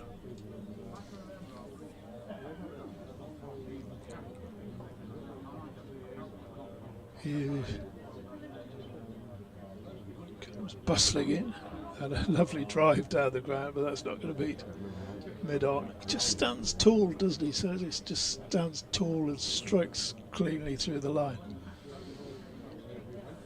Yeah, he's taken, well, he's been around a long time. I think I've said this before on commentaries, and that development to establishing himself in the first team might have at times frustrated him, really, in terms of how long it's taken. But he's there now. James Wharton on strike. Bowls at that sound. Punched away back with a square. But here for the applause, so that's gone to the boundary, so it moves on to 42. Yeah, very nice again. Just taking it so late. Just getting across in line, opening the face, and punch. Job done. Hard to see what Northampton could do in this situation, isn't it? Because the pitch is flattened out. There's not the movement there was. Miller. Brisk medium bowls, and Wharton plays that wide of deepish mid-off for a comfortable single, an agreed single. Yeah, I think if you're Northampton, you probably just got to keep your rotations going. And I think the main thing that we see some teams not do when they come here, DT, is try and maintain just good disciplines. And if it's boring, sticking it top of off stump and you're not getting through, you just keep going. And if you do bowl with some consistency, you'll still get your rewards. It might just take longer here than it does at some other places. Miller bowls to the left-handed line, who drives fluently, but picks out the deeper of the extra covers. There's a sort of shortish extra cover, a mid-off backward point. So 4 men, if you like, in looking to stop that favourite scoring area of line, the drive through the covers. Round the wicket. Had an edgy, streaky shot there. He's going to pick up a couple of runs. The other thing is that you could try, take the pace off the ball, try a little bit of spin. I think it's drying out all the time, and it'll probably take a bit of spin by next April.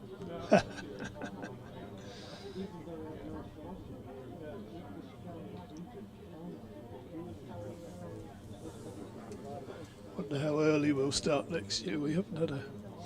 I think we started next year last week, didn't we? That's what the schedule said. Well, Bowles, that's clipped firmly to mid-wicket. I've long been in favour of playing a couple of rounds of the county championship overseas, as you know. And, it's only because you want to set up a hotel out there and make some money on it. We know the real reasons behind this, DT. But it is an all-round year job now, county cricket. They return for what's laughably called pre-season training. Well, it's off-season training, really, isn't it? In November, so the players are there, and they're not really producing anything, are they? They're training, and it's important, practicing their skills, etc. But why on earth couldn't they play a couple of rounds of games overseas? It'd be a great marketing opportunity. It'd be a great commentary opportunity as well. I'm all for it. Can we choose where we play them? Ben Sanderson into the attack with a good start as well from the Kirkstall Lane end. Metronomic as ever from ball one there. Sando into his 7th over, 1 for 20. Andy Lockwood says, all right, JD, AR, KL, and not forgetting DT. I've got some goodies for you. Unlike the easy access media centre at Scarborough, I tried to break in, and computer says no without breaking out the grappling hook a la Milk Tray Man. How do I plan my assault? Sanderson in. Pushed into the offside for a single by James Wharton. Well, yeah, it is nigh on impossible to get up here, isn't it, without being brought up by you or I, and we're sort of here on air. So, best suggestion I can make, if you can get into the reception. Well, perhaps he should tell us what the goodies are. We'll decide whether it's worth going down to meet it. Nice bit of chocolate cake would be good. Sanderson. I was only joking. Switching to round the wicket, and nicely played down the ground by Adam Lythe. Again, just using the pace of the ball with a push. It did have the legs to make it to the boundary, but it was chased down, and they've got back for a couple. Still a bit slippy underfoot there, by the looks of things.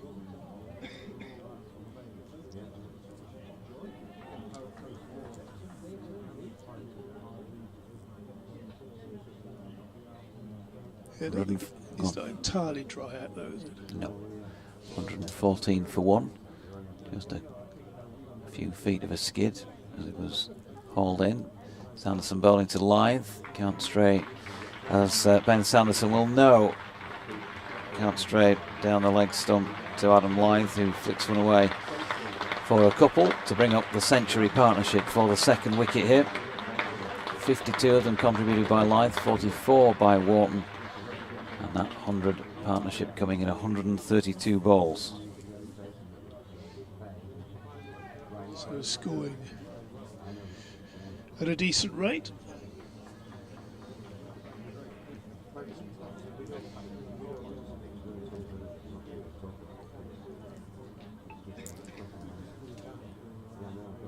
Sanderson just making his opponent just wait a moment longer while he gives it a good polish. In he comes right across in front of the stumps there. Pushed firmly into the offside this time, but no run. Still plenty of top coats, a few woolly hats out there away to the east side of the ground.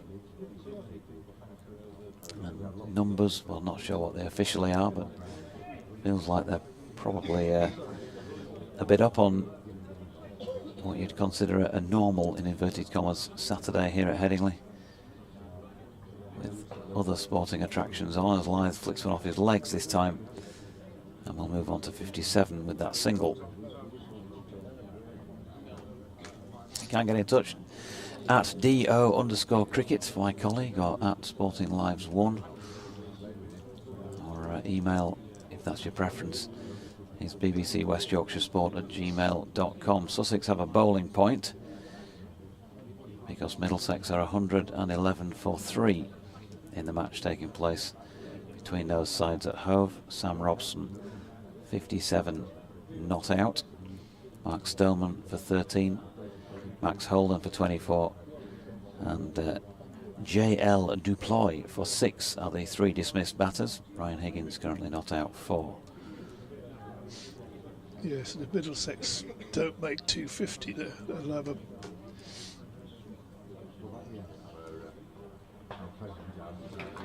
And if Yorkshire do make 300, glorious shot through the covers for 4, then that will be...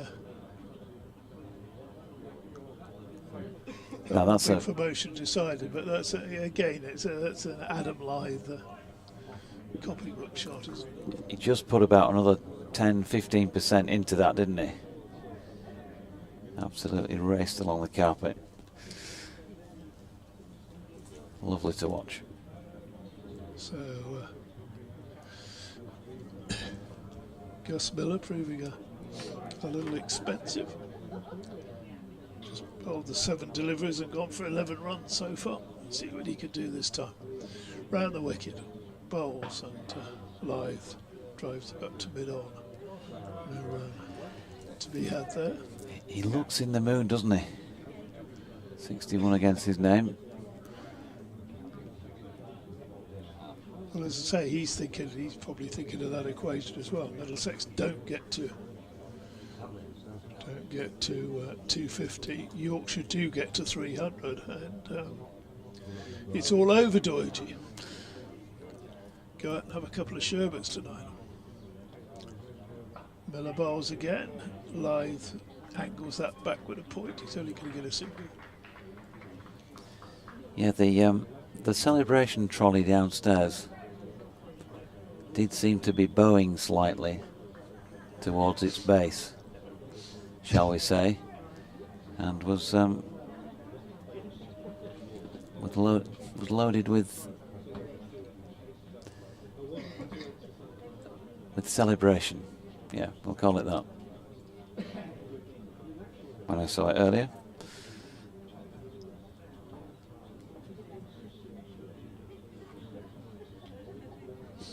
So Miller over the wicket now, down the leg side. Wharton allows it through, but a fantastic end to the season for Yorkshire. But I think the coach was always quietly confident that he got enough in this side, wasn't he, to just secure the wins, to go up. Yeah, he was adamant after the drawn match at Northampton. Quite pointedly said, I'm telling you, we will go up. Miller bowls again down the leg, so he keeps bowling there. Then Ward will keep leaving them and we'll go nowhere. So, and at that stage, how many wins have they got? None. From how many games? 6 or 7, I reckon that was. Let me just check.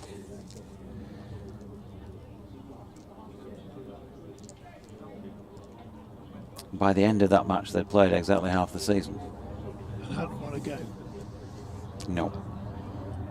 Next ball is played into the offside, no run, so decent effort from there on in. If they were to win this one, it's certainly not out of the question with the time left and the forecast better for tomorrow. Then you would be thinking, well, 6 wins out of the second half of the season. You can't do much better than that. The only one they wouldn't have won was with that. And they played with that Kookaburra ball. So, here against Middlesex. Yeah, do we know? Have we heard of any plans for use of that for 2025? Not heard of anything yet.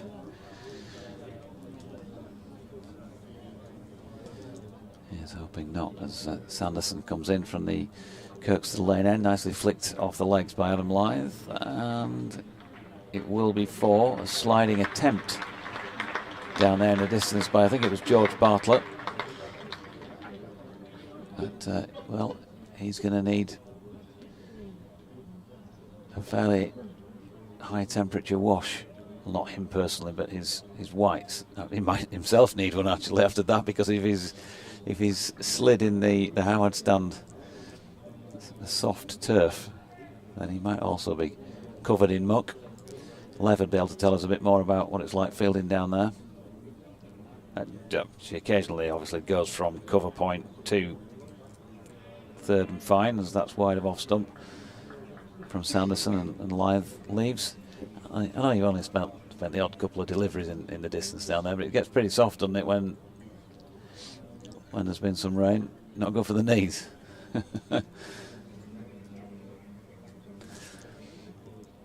126 for 1 then. Finlay being that 1. Court McManus bowled this man, Sanderson, for 11.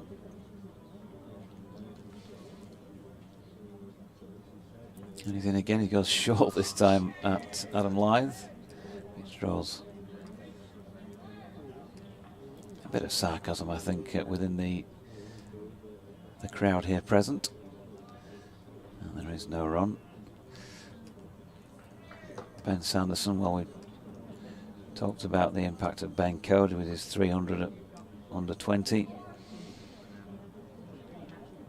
Sando averaging just 22.42 with his 400 first-class wickets coming into this match. So we're seeing two high-class first-class cricket operators as this latest delivery is full and turned out into the point region. No run.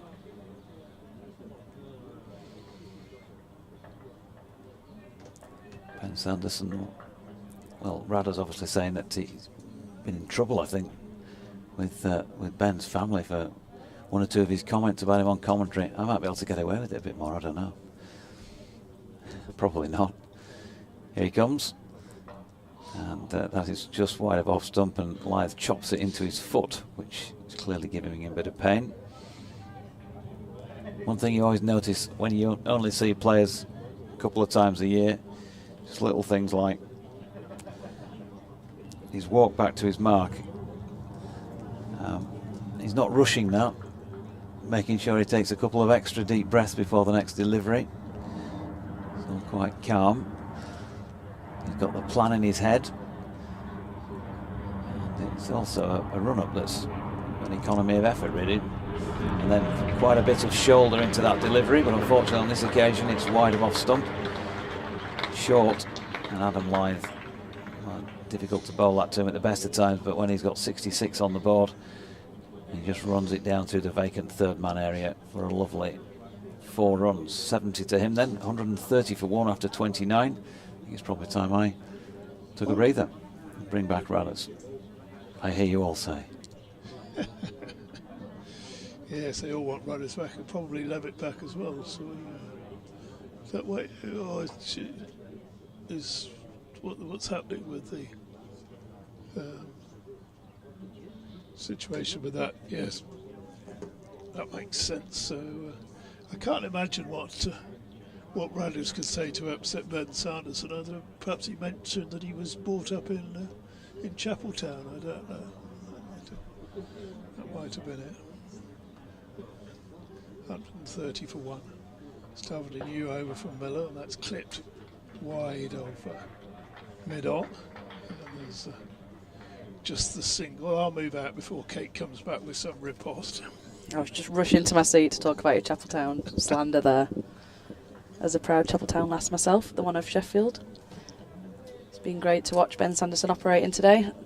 Not overlapped much in our cricketing careers, but as I mentioned on air earlier, from the same school, he's just a year older than me, even though I look much more youthful.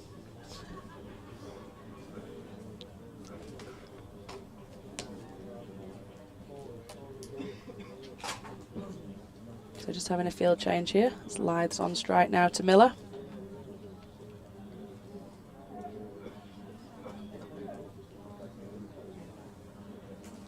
And he's in past the umpire, bowls, and Lyth on the front foot pushes it back past the bowler, but mid-on's able to get round to clean it up. No run.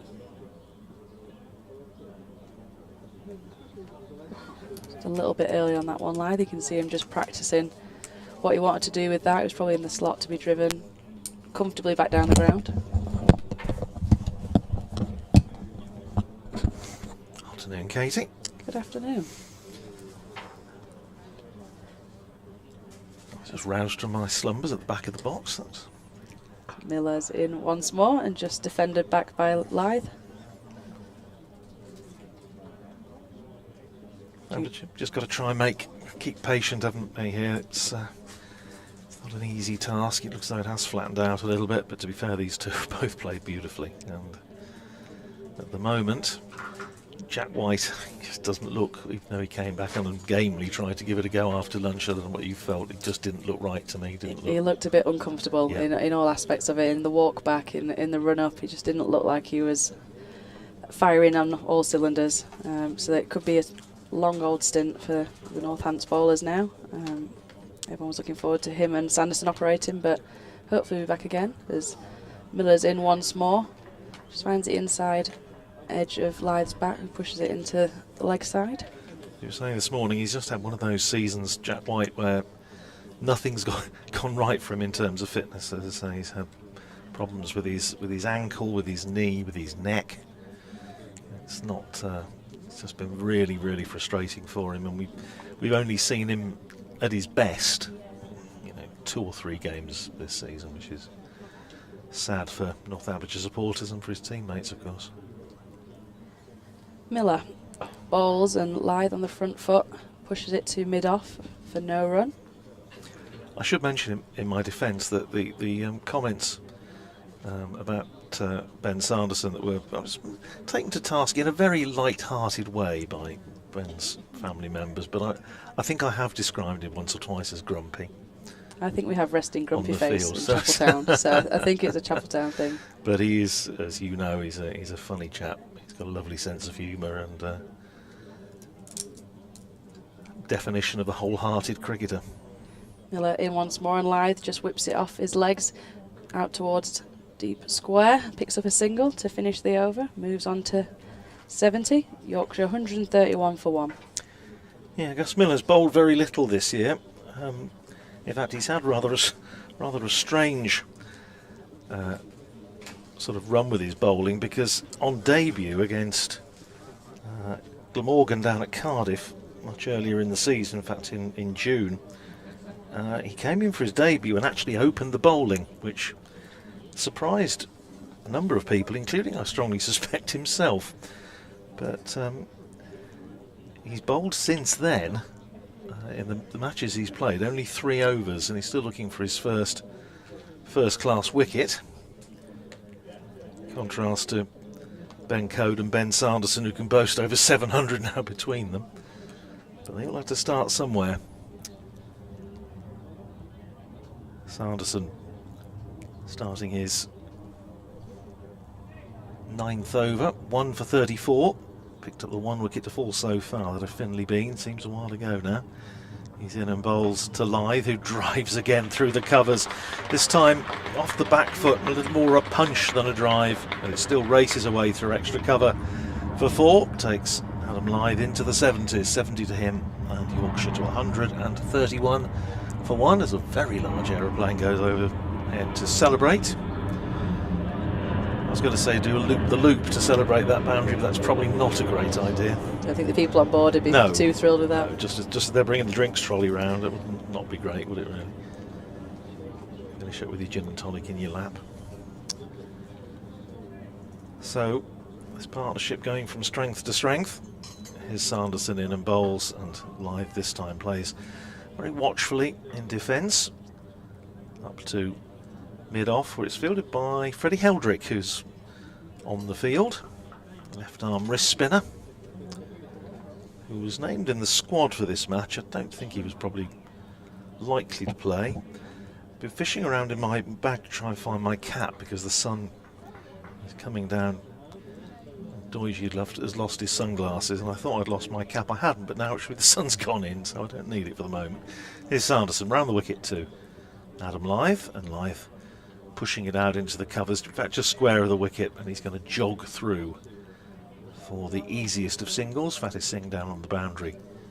Fields takes Lythe to 76, 137 for 1. The partnership now worth 122. I don't know if you've had a chance to have a quick look at some of the other scores, Katie, but that Hampshire-Somerset match that we've been keeping an eye on at Taunton, Hampshire chasing just 121 to win. And Lewis Gregory took a wicket with his first ball, wicket with his second ball, and had a catch dropped, which would have given him a hat-trick off the first 3 balls of the Hampshire innings, which he didn't get, of course. Hampshire now 66 for 4, needing another 55 runs to win. That'll be over today, you would imagine, as Sanderson is in. Bowls to Wharton, who's forward, running it down to backward point. Singh fields, and there's no run. Elsewhere, Durham 215 for 2. I was waiting for the yay then from my left, but not yet. Not yet. Still a Yorkshire girl at the moment. Fine. Alex Lees 130 not out, and Emilio Gay made the move from Northamptonshire. Made 52. He's just out. At Trent Bridge, Notts 487 all out. Warwickshire 9 for 2 in reply. Here's Sanderson in bowls to Wharton. Plays it up towards Heldrick at mid-off, but Justin Broad comes across in front of Heldrick to field. At Chelmsford, Essex 350 for 2 against the champion Surrey. Dean Elgar 141 not out. Tom Wesley out for 135. Worcestershire 180 all out at New Road against Lancashire, who are 83 for 5. Luke Wells is 32 not out. Sanderson in, bowling to Wharton, who pushes forward. Wasn't quite sure where it had gone. It went for an inside edge, just behind square on the leg side. Keeper Lewis McManus tide is up, but it's another run for James Wharton. He goes to 45, 76 to Lythe, and at the end of the over, 138 for 1. So the partnership now worth 123 for the second wicket. Joe Leach, his last appearance for Worcestershire, has picked up 2 of those Lancashire wickets. In Division 2, Glamorgan have declared 381 for 4, and there's been a double forfeit, so Gloucestershire chasing 382 to win, and they are 22 for 1. So captains, obviously that's effectively a dead game, so just trying to inject a bit of interest. Leicestershire 120 for no wicket against Derbyshire. That match finally getting underway today. Miller's in once more from the Howard Stand end, bowling at the right-handed Wharton, who just pushes it back to mid-on for no run. And in the match of interest still, although I suspect of increasingly marginal interest now to Yorkshire supporters down at Hove, Middlesex 140 for 3, so as DT mentioned, Sussex have their first bowling point rather. Sam Robson is still there, 69 not out. Ryan Higgins is in there. Miller in and bowls and finds the edge, and it goes through first slip, just past the right hand of the dive-in first slip. Wonder if he got anything on that because it's raced away, but it's the first real chance that either of these two have shown for some time, and it brings up Wharton's 50. Probably not the way he'd want to bring it up, but it's appreciated by the Yorkshire crowd all the same. But that was a genuine edge, and it's gone through the slips. It would have been a sharp chance had he taken it. Yeah, I'm just wondering, interesting to see the replay on that one, whether it actually carried. I wasn't 100% sure, but obviously the fielder, Justin Broad, has got his back to us. Let's have a little look. Ooh, just about, maybe to his right, but it would have been an absolute screamer if he'd held it. Oh, yeah.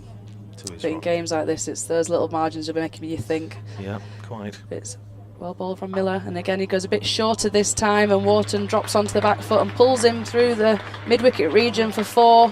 That's a ball of anger following a missed chance the one prior.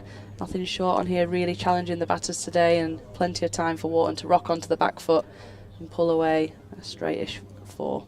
Yeah, understandable from Gus Miller. I say still looking for his first class wicket, but as you say, he just dropped short on here, and to batters of this quality, it's help yourself, isn't it? It's a buffet job.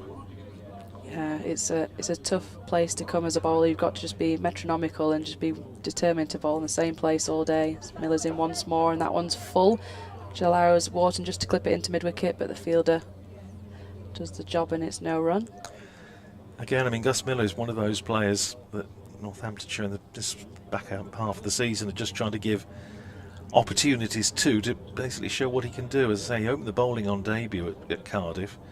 He's now opening the batting, and I say hasn't bowled much in the last few games. So he's it's like Justin Broad as well, who has also opened the batting and the bowling at different times this year. Miller bowls once more on the legs. Wharton just clips it to mid-on and takes the single. Wharton moves on to 55, I believe. Picked up his 50 in this over. Great partnership with Lythe developing so far. How will Miller do against the left-hander now in this over that's had a few events happening for the first time when things have just got a bit steady. He's found an edge and he's dropped one short. See what his plan is to Lythe now. He's in past the umpire. Bowls, and Lythe inside of the bat drives it to mid-on for no run. End of the over, in Yorkshire 147 for 1. Yes, and sunshine is sort of coming and going at the moment. There's quite a lot of dark cloud around, but it's high, and I don't think we're going to be troubled with the weather today. Luke Proctor has just been off the field for whatever reason, whether it's bowling boots, comfort break, or check the football results, I don't know. But he's back on the field now, back in charge. Lewis McManus, of course, the red ball vice-captain for Northamptonshire. Proctor just having a chat with Ben Sanderson as he walks back to his mark down below us at this Kirkstall Lane end to start his 10th over. 1 for 40. 2 slips in. Bowling to the right-handed James Wharton, and that's a beauty from Sanderson. And it's just shaped away from the right-hander, who does a little walk away towards square leg and rehearses the stroke. Yeah, no doubt he'll just have that edge in the back of his mind from the previous over. It's the first time they've really put a foot wrong so far. Yes, there's precious little has gone past the bat, certainly since lunch. These two have been in almost total control. Stand now worth 132.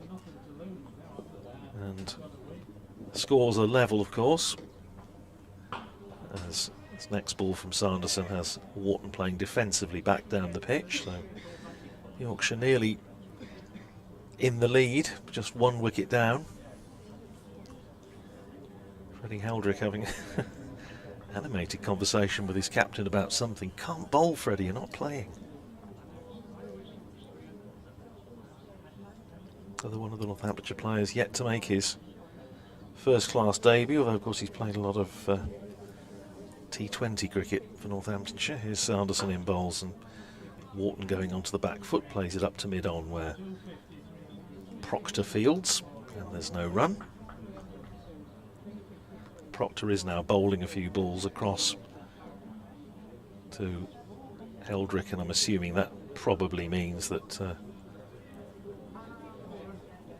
Proctor will indeed come back into the attack. Had a little bowl before lunch, but may well be back in the attack soon, bowling his medium pace. Sanderson in again, bowls to Wharton, pushing it out into the covers this time, fielded by Justin Broad at extra cover, sends it a throw to Lewis McManus. It's noticeable, and I think you commented on it early on, Katie, that first thing when anything went through the slip cordon, there were them 4 slips in, and they were all herring back and racing each other to see which of them could get there first. I haven't seen an awful lot of that more recently. I think it's No, they've gone into energy reserve mode. Yes, it's like when your phone's not charging. And I think they've realised what the day ahead could look like at the moment on this track at Headingley. A lot of perseverance and patience. Touch of mid-afternoon torpor as Sanderson is in bowls. Well, there we go. Wharton has angled the bat, steered it down through the slip cordon, down towards the boundary. That's a good bit of fielding down on the fence. And the result being 3 runs rather than 2 to Wharton, who goes to 58, Yorkshire to 150 for 1, and they are now in the lead with those 3 runs.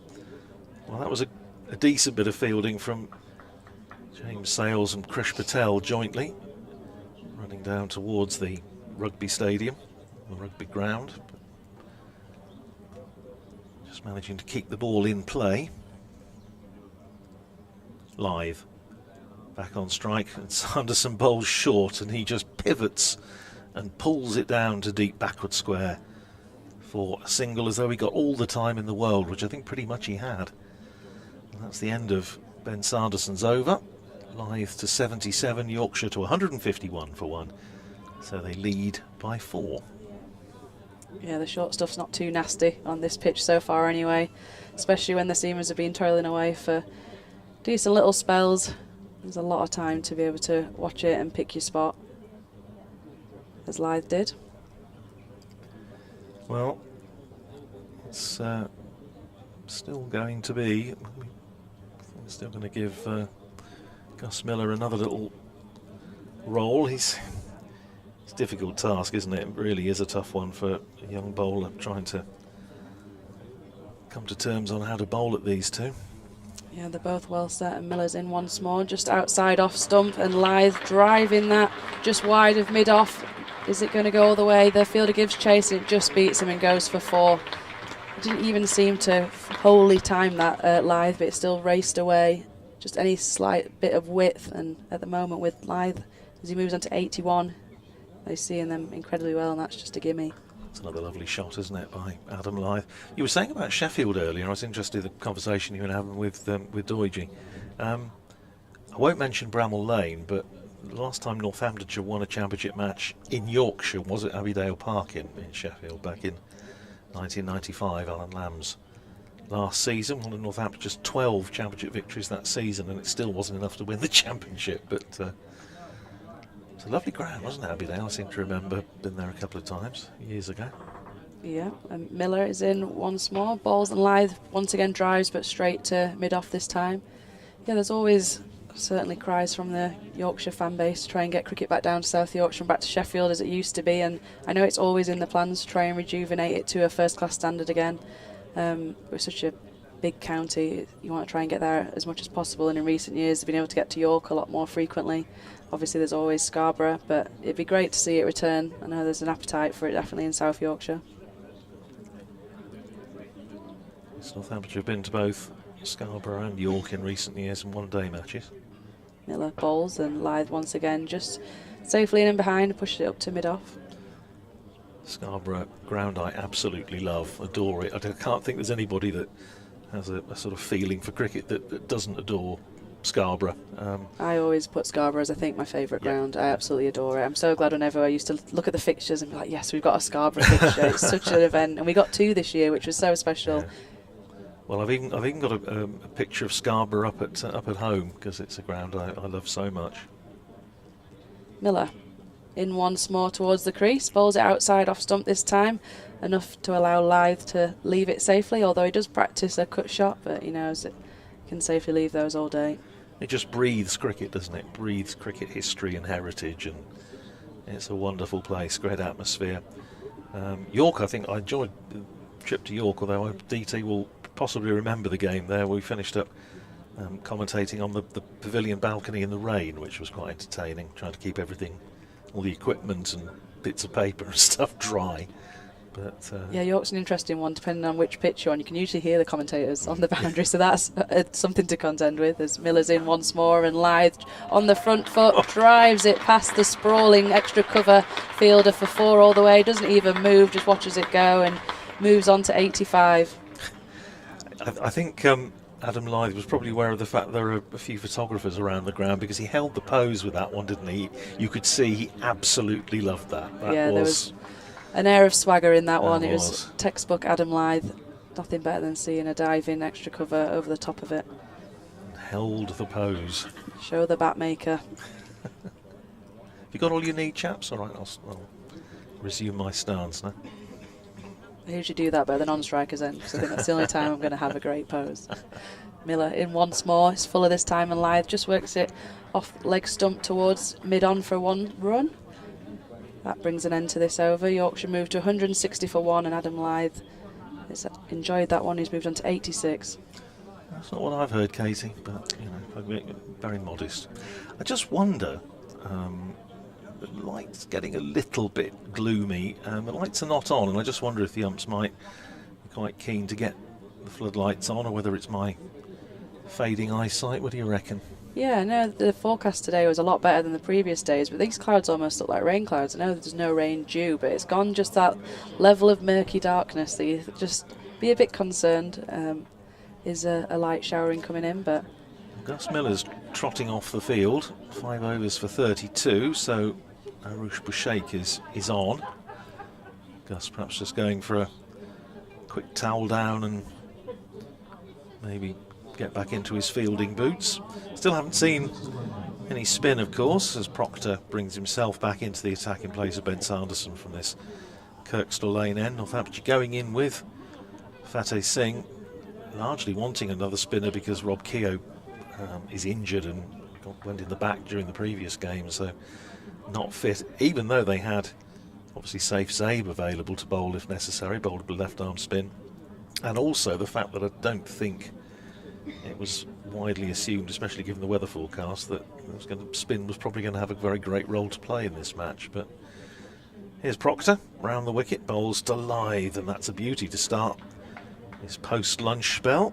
Just seamed away, beat Adam Lythe. Oh, looking at the planes on the. We've got the stream on. There's a couple there, very much more interested in the civil aviation than in the cricket at the moment. Was that a 777? No, it's an A3. Well, if we didn't know a plane was going overhead, it'd look like she's having a little nap there. She's got a great setup. That's an A340. Here's Proctor in, bowls, and Lythe covers up, plays it back down the pitch for Proctor to field. Well, there's another one coming over now, so perhaps they're collecting the plane numbers, because of course you all have the registration numbers. I remember years ago buying books published by Ian Allen, where you could, every UK registered aircraft, you could go and sort of tick them off like with train numbers. Here's Proctor in again, bowls and just turns Adam Lythe round a little bit, and he goes off just a hint of a leading edge out into the covers, and there's no run. Lewis McManus is signalling to the dressing room for something. I think he was just pointing for helmet, maybe. So maybe it's a suggestion. He's going to come up. Yeah, well, he does for Ben Sanderson. Oh, there we go. Oh, that was a lovely play. That was super. Oh, look at that young love. Now watch the cricket. Here's Proctor in, bowls and driven by Lythe up to Sanderson at mid-off, and there's no run. It's great when you've got the choice, isn't it? It's like, I don't know if you've been to Newlands in Cape Town, but I always thought when watching cricket there that it's marvellous, because if the cricket's not up to much, it's getting a bit dull, go and sit in the railway stand and just look over the back, and you can watch the trains. Which yeah, I have been fortunate enough to go to Newlands. Went on a cricket tour actually with Pro Coach Yorkshire, who with a coaching company here at Yorkshire, and I remember laying on the grass for a good portion of the afternoon once I got bored of watching the cricket. Under the oaks. What a great place to be. Absolutely. I'll come back to that actually. Here's Proctor in and bowls to Lythe, who's forward, defensively out into the offside, and there's no run. I was interested what DT was saying when he was on with Doige about playing county championship matches abroad, a couple of round of matches abroad. There's a marketing opportunity. I'm not sure I would go along with that, but perhaps next time DT and I are on together we might discuss it. But Doige was saying about as long as you get to choose where to go.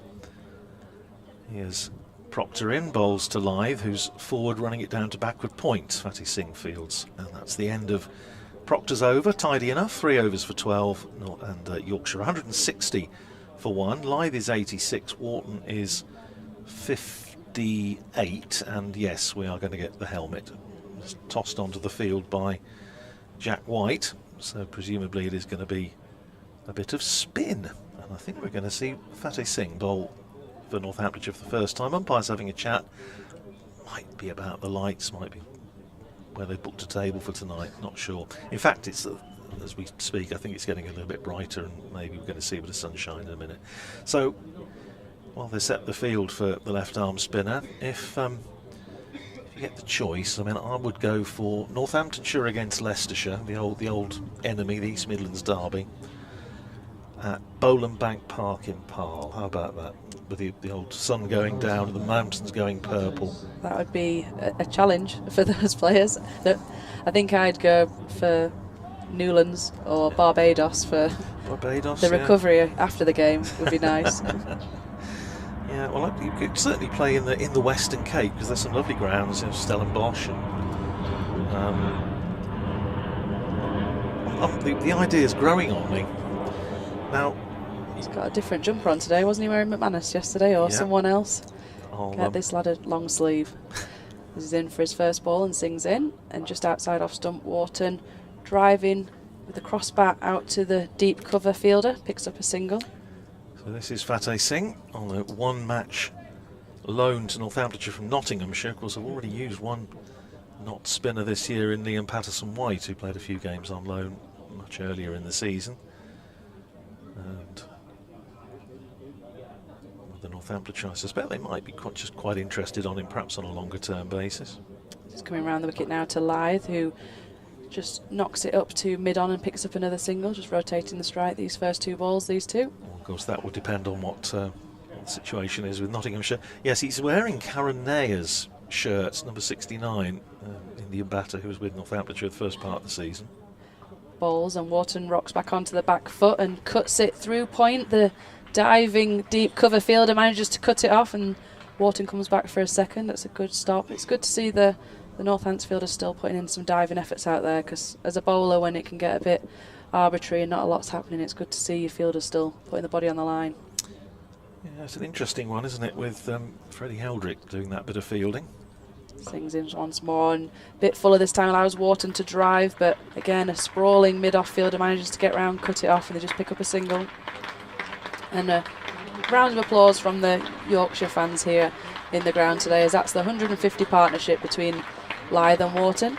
It's been good to watch so far. Only really the outside edge from Wharton is the only chance so far. It's been a joy for the Yorkshire fans. As Sings in once more, and this time Lythe goes down on 1 foot for a sweep. It looks like he'd gone across his stumps. It was worth a shout, but the umpire is unmoved. They come through for a single even, and the umpire signals leg by, so it did hit the pad. Let's have a little look at this one.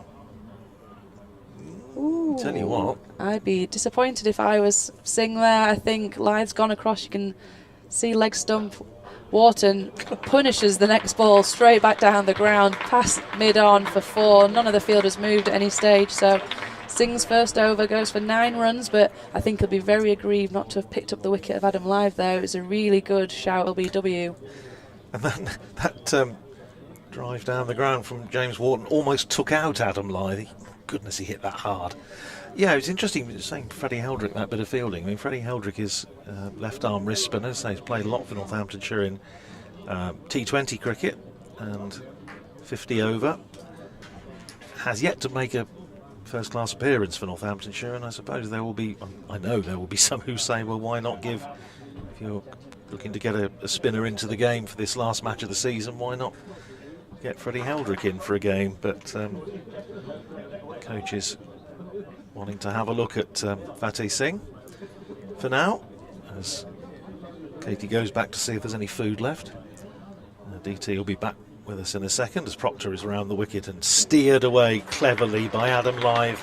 There's no third man. There's a slip and a gully, and once it's beaten gully, it's going to run down to the boundary in front of the Western Terrace for 4. Just cleverly played, quite deliberate by Adam Lythe. He goes to 91, and Yorkshire to 174 for 1. The partnership up to 159. Afternoon again to DT. Good afternoon, brothers. Yes, Yorkshire rather running away with this, aren't they? They are. Yes, they certainly are. Here's Proctor. And again, to Lythe, who drives beautifully square of the wicket in the offside. Heldrick runs across to try and cut it off, but he can't. And it crosses the rope. Again down in front of the Western Terrace, bit squarer this time. And that's 4 more to Adam Lythe, who moves to within 1 blow of yet another first-class century. Would be his 5th in the championship this year. Do you want to take it, DT? Proctor bowls to Lythe, who eases that one down to third man. No, I don't think so. Deutsch will be running in a minute.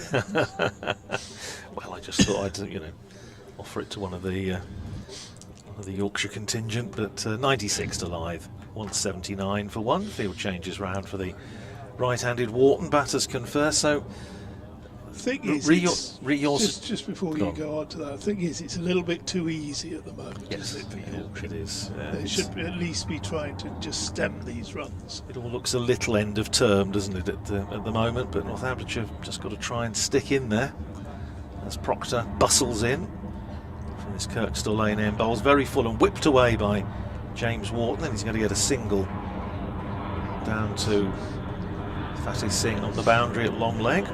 1 more to Wharton, 67 to him, and Yorkshire to 180 for 1. Brings That's Adam Lythe back on strike on 96. He's facing Luke Proctor, who's in again, bowls short, pulled away by Lythe, and it's gone for 4. Fielder down at deep square leg, missed it. Lythe punches the air, and it's yet another 100 for Adam Lythe. What a season he's having in Yorkshire colours. 100 to Lythe off 111 balls, 1-6, 17 fours, his 5th in the championship this season. And he closes in on possibly 1,200 runs for the season. He acknowledges all parts of the ground. And Adam Lythe once again is the toast of Headingley. And LS6 rises to him. 157 minutes, 111 balls, 1-6, 17 fours, and a very healthy strike rate of 91 per 100 balls. Well played, Adam Lythe. 184 for 1. Proctor is in, bowls again to Lythe, who takes a fresh guard, covers up, pushes it into the covers. And that is the end of Luke Proctor's over. And 184 for 1 at the end of the over. 100 to Adam Lythe, 67 to James Wharton. And basically, DT, it's hard to know what else to say about Adam Lythe. His record speaks for itself. Well, again, he's one of those very, very good county cricketers who had his chance at Test match level, didn't quite grab it. I mean, I think he's got a Test match century, hasn't he?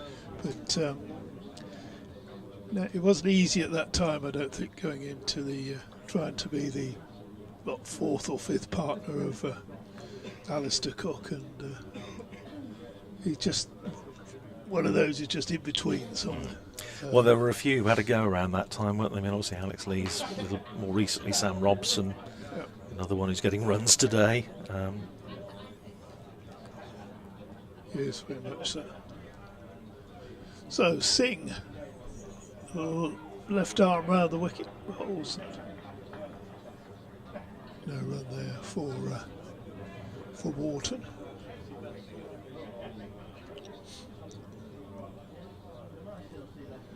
Bowls again, and that's driven nicely just wide of a deepish mid-on, and agreed single. Score moves to 185 for 1. It's difficult, obviously, when you've got two players playing as well as these two are, but it's just a bit flat out there at the moment, isn't it, out in the field from Northamptonshire? We can't really see where Northampton are trying to take the wicket. Seeing bowls, and that's played up to mid-on, unless they're trying for a run-out, of course. It's interesting, isn't it? Through. I suppose the assumption was at the start, when we talked about it enough on commentary, that given how well the Yorkshire seamers bowled, that Sanderson and White would also enjoy bowling on the surface, but it hasn't really worked out. Maybe it's just flattened out a touch. Bowls and push to mid-wicket. And obviously these two playing so well, and it's almost as though with plan A not having worked, what's plan B? Singh bustling through his over. That's punched to extra cover. There were 2 men saving. I'm only going to say there's 2 men saving one on the onside, because the mid-on's a bit deep. He's not really saving one, is he? Wharton goes back to that one. Singh puts his hands on his head. He thought he'd beaten him for length there, but Wharton finds the gap. 1 more run. That's the end of a very quick over from Singh. He'll bustle through a few more, I'm sure. I think he probably will. So Adam Lythe's 37th first-class 100. Georgie was saying earlier that pointed out that he'd actually got 36 going into this match, but now 37, and his third first-class 100, third championship 100 against Northamptonshire. Also, of course, had that huge score in the T20 against Northamptonshire a few years ago when Ben Sanderson travelled to various corners of the ground, amongst others, and well, at least given Adam Lythe's record, Northamptonshire don't feel unduly victimised, because he does it to a lot of counties. But his third Championship 100 against Northamptonshire. With a couple of tweets here I've got to read out from John Biddulph, whose son Jack is in the crowd today, and he's on his stag do. Oh right, here's Proctor in and bowls to Wharton, drives up to mid-off, no run. So John got in touch and he said Jack's here with dressed as Jack Russell. And there's a picture there. Perhaps I'll have to retweet the picture, but he's got Jack Russell with painting set. So with his colours. And there's where Deutsch is. Oh, we know Deutsch. Next ball from Proctor.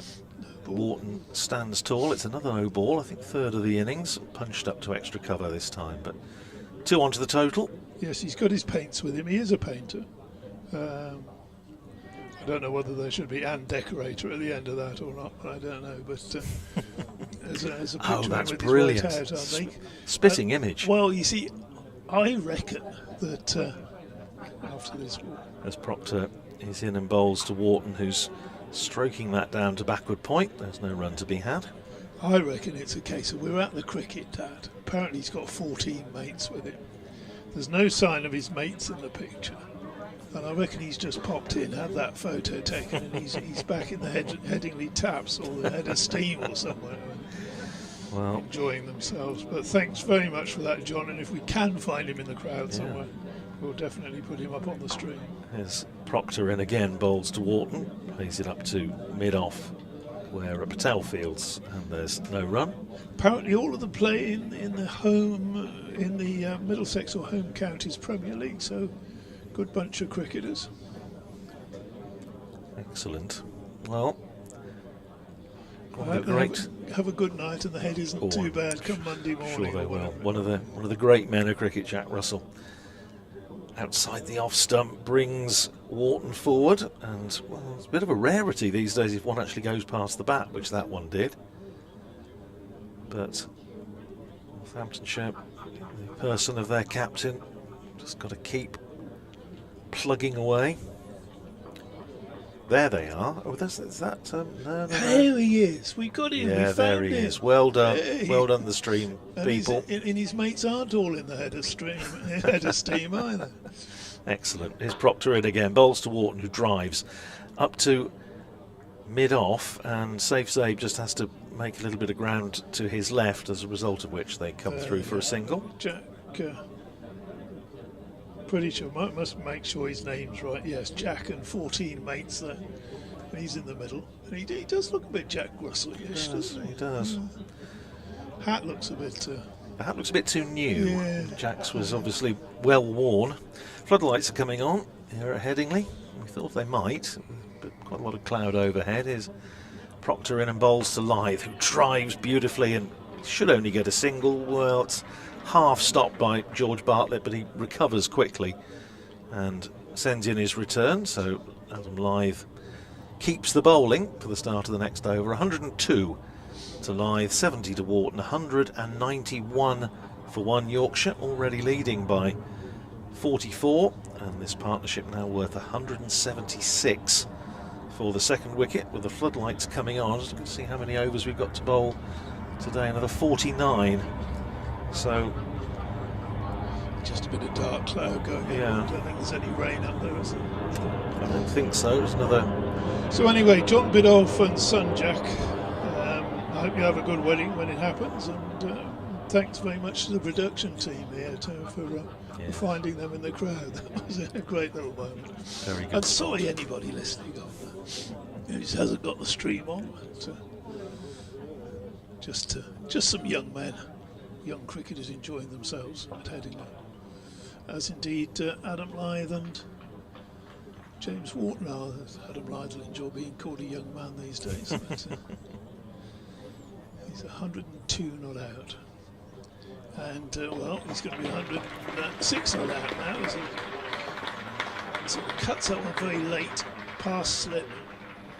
Are we going to call that an edge, or is he trying to do No, that? I think it was. It may have been a little finer than he was expecting, but I think it was a deliberate stroke. He's got 4 more, moves on to 106. Oh yes, definitely. Yeah. Wristy, lovely shot. So Wharton is on 70. And Lythe now is going to hit that one in the air. It's mid-on, is under it and has dropped it. He's gone down, and Luke Proctor. Luke Proctor, the skipper, is one of those horrible, horrible chances at deep mid-on. Adam Lythe has decided to get down the pitch. He hasn't quite got there, hasn't got that one in the middle of the bat. It's gone very, very high, and Luke Proctor's done extremely well to run back, dive and get hands to it, but he didn't hold on. So a life for Adam Lythe on 106. Next delivery is pushed up to mid-on. No run there. So that's the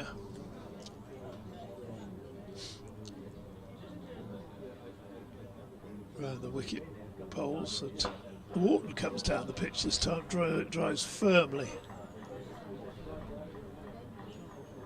back to the bowler, or in fact bowler's half stopped, he's dribbled just behind him. So left arm round the wicket. I tell you what, you to get many over 8 penalty fines for this lad bowling overs for you, would you? No, he's in the almost in the Simon Carrigan class of getting through overs quickly.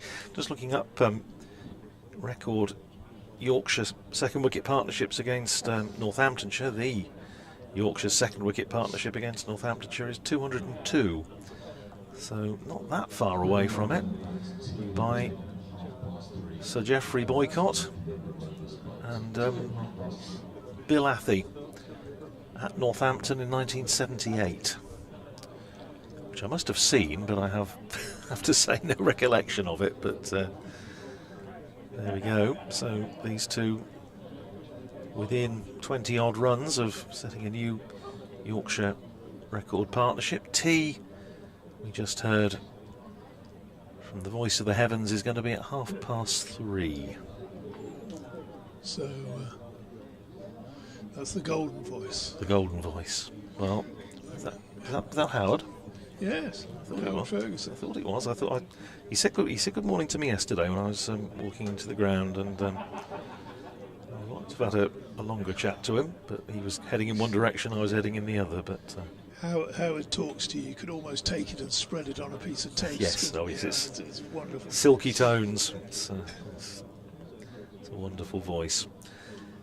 So, Luke Proctor, having missed, as DT said, a very difficult chance to remove Lythe in the previous over.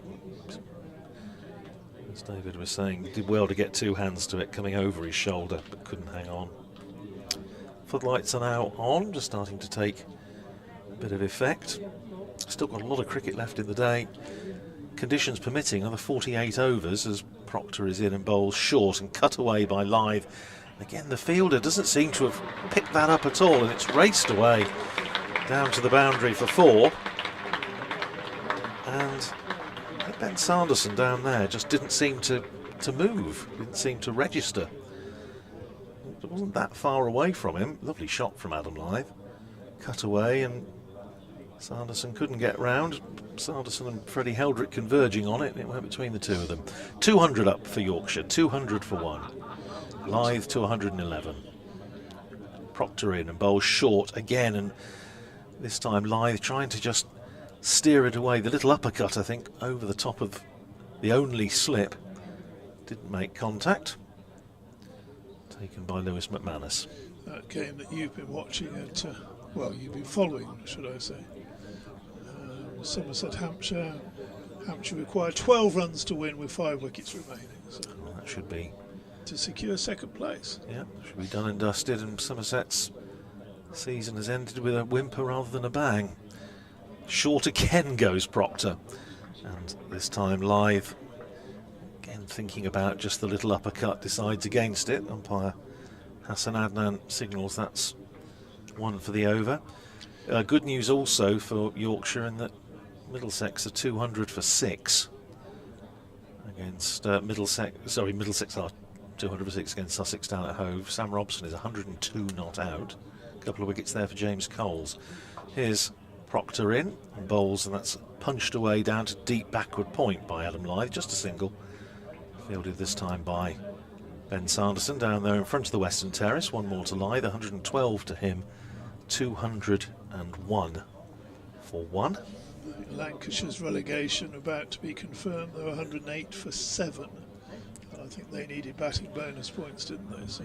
Yes, so looks as though Northamptonshire will be heading up to Old Trafford or wherever next year. Southport, maybe. That'd be nice. Here's Proctor in, bowls, and onto the back foot goes Wharton, punches it up to mid-off, and there's no run. Yes, well, it's a ground I've never done a game on, actually. Trafalgar Road, Southport. So fabulous. Done Blackpool and Liverpool, and but haven't done a game at Southport. It's on my list to visit at least once a year. Well, we only play there once a year, but I mean a day. You know, if I'm not lucky enough to be working there. Here's Proctor in and bowls to Wharton, forward, out into the covers, and there's no run. Fielded there by James Sales. That's the end of the over. 201 for 1. Adam Lyth is 112.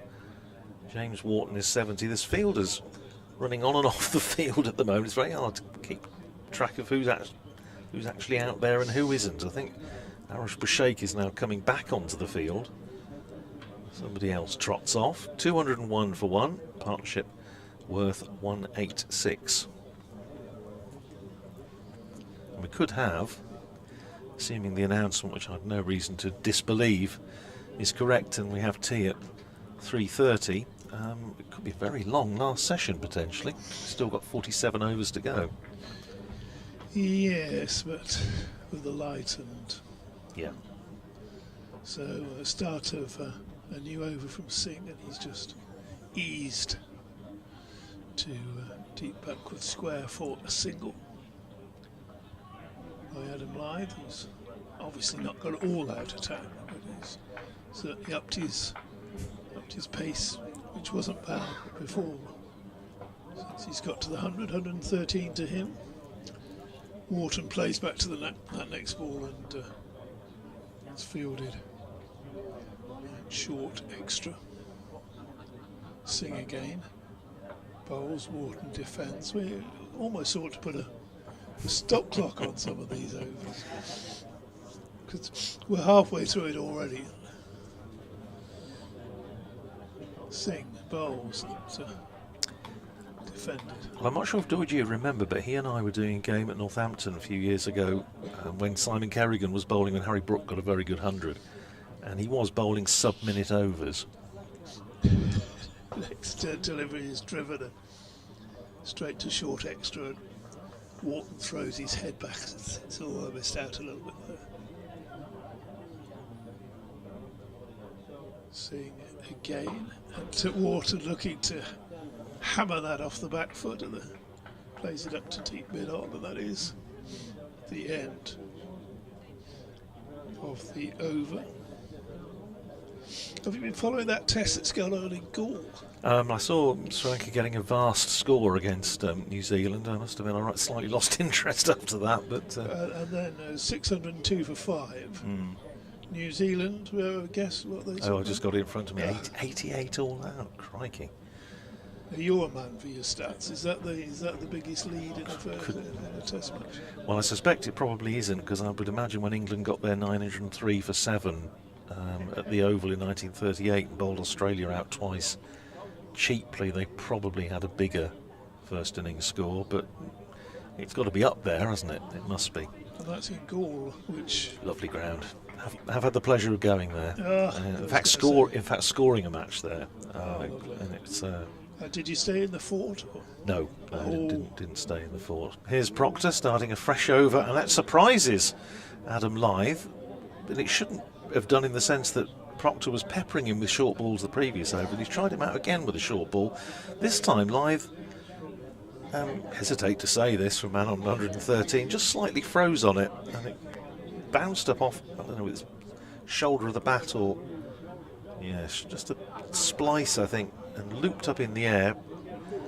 McManus couldn't get round to take the catch, but that's short, and that's absolutely smoked away through mid-wicket by four by Adam Lyth, and sort of saying, well, you're right, you've had your bit of fun, now it's my turn. It was a short ball, it sat up nicely, and it was absolutely smacked away through mid-wicket for four by Lyth, who goes to 117, 206 for one. It had a little bit of the late Graham Thorpe about it, that shot. It did, yeah, that's a good shout, DT. It was very much so. Well, I'm sure he'd be proud to be bracketed with the great man. Here's Proctor in again, hits him on the pad, it goes full, and this time Lyth looking to try and work it into the onside. Is hit on the pad. Lewis McManus puts an arm up and sort of just almost like clearing his throat, really. There's no appeal, certainly not from the bowler. Strikes me, and you see obviously a huge amount more of him than I do, but Adam Lyth seems a bit of a natterer. Was having a chat with his partner. Here's Proctor in again, bowls and played away down through backward point by Adam Lyth. Two men back, protecting that boundary in front of the Western Terrace, and they're through for another single. 118 to Adam Lyth, Yorkshire 207 for one. The estimable Mr. Doidge has finished his chat, is back in the box, so he'll be on after tea. We're going to go through to tea, are we? Well, makes sense, doesn't may it? as well, with about 12 minutes to go. Now, what's that record that we could be? Yes, the Yorkshire second wicket partnership against Northamptonshire, 202. Boycott and Athy. As Proctor is in and bowls to Wharton, plays it up to mid-on. Fielded there by James Sales. And there's no run. I've just got a funny feeling about that game in 1978, and Doidge is behind me. Was that not the game at Northampton in 78 where there was a bit of a schmozzle when Yorkshire batted a very long time? John Hampshire, I think, batted a long time, and they didn't get another point or something, and some sort of protest. On driven, next ball, Wharton from Proctor up to Sales at mid-on. That's the end of the over. 207 for one, 118 to Lyth, 70 to James Wharton, and the partnership worth 192, so closing in on that record. And Doidge might just pop in for the last little shaking. It's only 12 minutes to it. Just come in and he's just doing a cameo performance today, isn't he? Well, yes, the Yorkshire in that game, Geoffrey Boycott got 113. Bill Athy also got 100, but John Hampshire and Colin Johnson, I think I seem to remember, batted quite a long time for not many, and Yorkshire fell short of, it was in the old days of 100 overs in the innings, and I think they fell short of bonus point. There might have been some sort of protest. I'm sure somebody listening will be able to give us chapter and verse.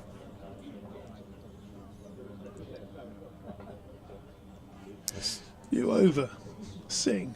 Sorry, I could have just paused there and missed the whole over, couldn't I? The first ball's defended, and there's no run.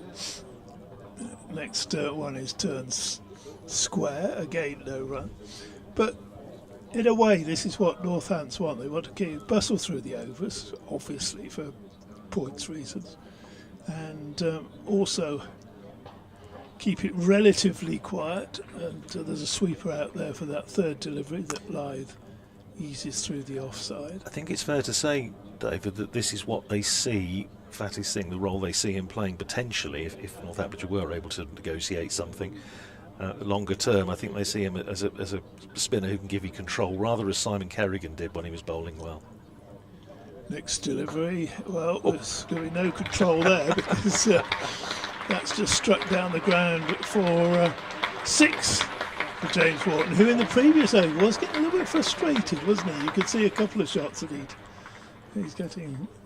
He'd maybe been on 70 for a while, moves to 76 now. But the control they needed then was somebody keep getting their feet out of the way in the second row of the second tier of the balcony of the Howard stand. Magnificent shot.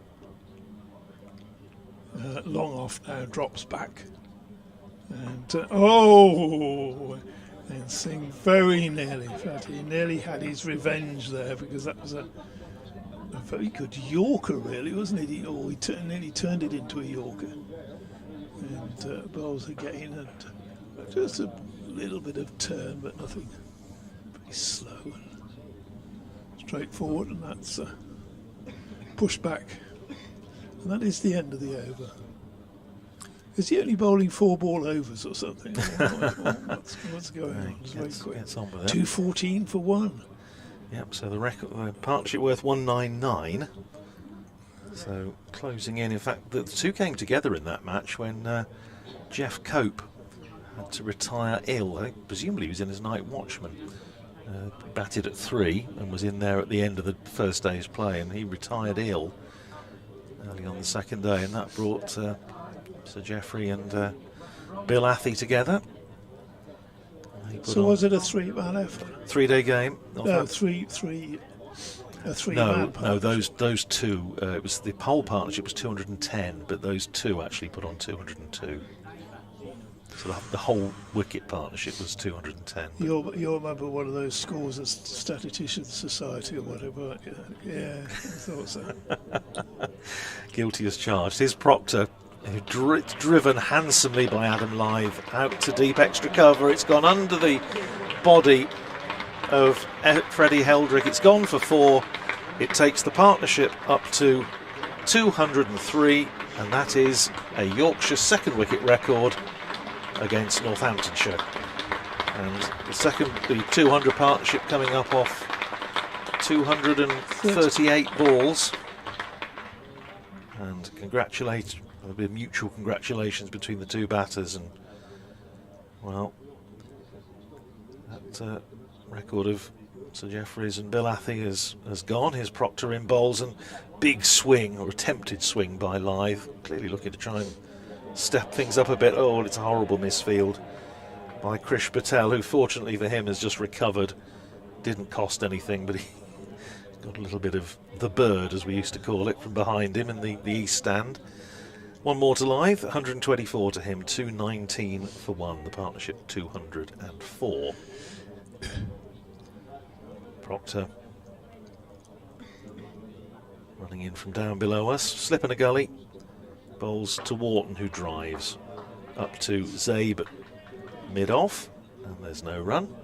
Now, for somebody like myself who would see that second wicket partnership between Boycott, Jeff Cope and Bill Athey, 220. Why? Well, because it wasn't. We're talking about the partnership between two batters, not between 3. Right. Here's Proctor in, bowls and steered by Wharton down to backward point, and there's no run. I mean, if they get another 8 runs, then they've 7 runs. In fact, then they've put it to bed anyway, and there's beyond any peradventure. But that is the record. All right, it's the record Yorkshire second wicket partnership against Northamptonshire by only 2 batters. Yeah, I think I can see the logic there. Is Proctor in bowls, and Wharton drives up to Bartlett at mid-on, and there's no run. I'm sure Mr. Potter will have a thought on this, of course, and he, in matters of Yorkshire statistics, is... Boycott and Athey added 202 yes, for the second wicket. Yeah. But the gap between the first wicket and the second wicket was actually 210. Back down the pitch drives James Wharton up to mid-off. Last ball of Proctor's over, and that's the end of the over. 219 for one, 124 to Lythe. Wharton is 76. Time on the clock showing 25 past, so if Howard is right, and who are we to argue? Time for 2 more overs. So time for 2 more overs. Well, if Singh was bowling all of them, then there might be time for another 5, but it is going to be a longish last session. 42 overs potentially in that last session, although, as you say, I think the chances of getting all those in are probably fairly slim. Although we said that yesterday, in fairness, and they did manage to get them in.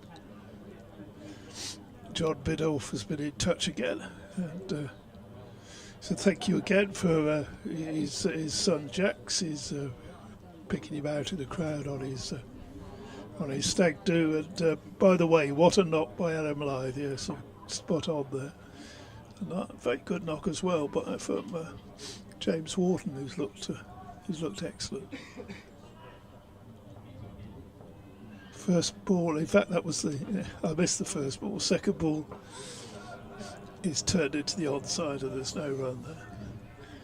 I think you have to learn to actually, you can't do full sentences, can you, when he's bowling between deliveries. Singh bowls again and just eased up to mid-on, a scamper through for a single. Water was home comfortably. Hampshire have beaten Somerset by 5 wickets and claim second place in the table. So Somerset third at the moment. Third place in a 2-horse race.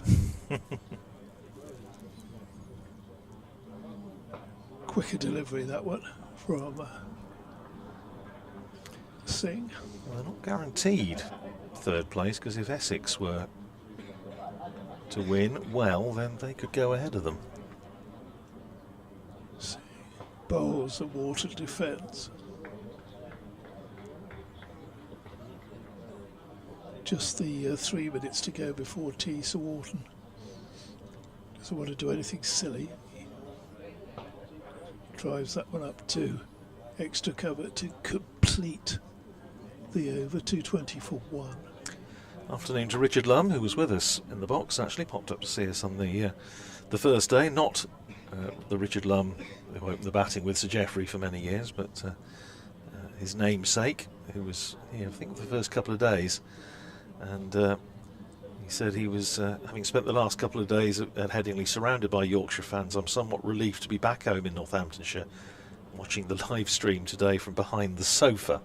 Well, I know what you mean, Richard, but it's been very good stuff from these two. But yes, from a Northamptonshire point of view, it's been slightly hard watching at times, but trust you're enjoying it down in deepest, darkest Brackley. And Safe Zabe is going to bowl a bit of left arm spin from this Kirkstall Lane end. I don't think they're going to get an over in after this. If I was Adam Lythe and James Wharton, I think I'd make sure that they didn't. Fielders spread far and wide, there's no close fielders apart from the keeper. 3 saving, 1 on the offside, 3 saving, 1 on the onside. This man sweeping on the cover boundary, deep backward square and a deep mid-wicket. Zabe over the wicket to the left-handed Lythe, and Zabe takes all the pace off that one, and Lythe cracks it away past extra cover out to the sweeper, Freddie Heldrick, and they're through for a single. 1 more to Lythe, 126 to him, 221 for 1. The partnership now 206.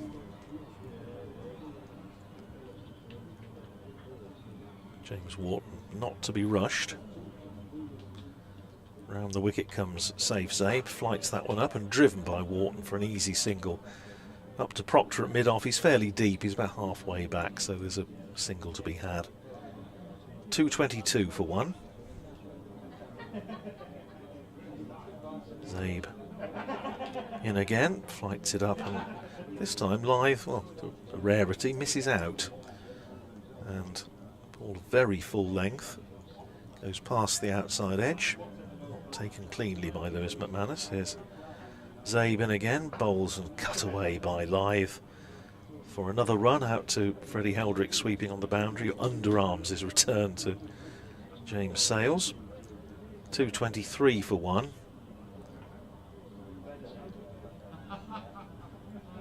Zabe now with a slip in to Wharton.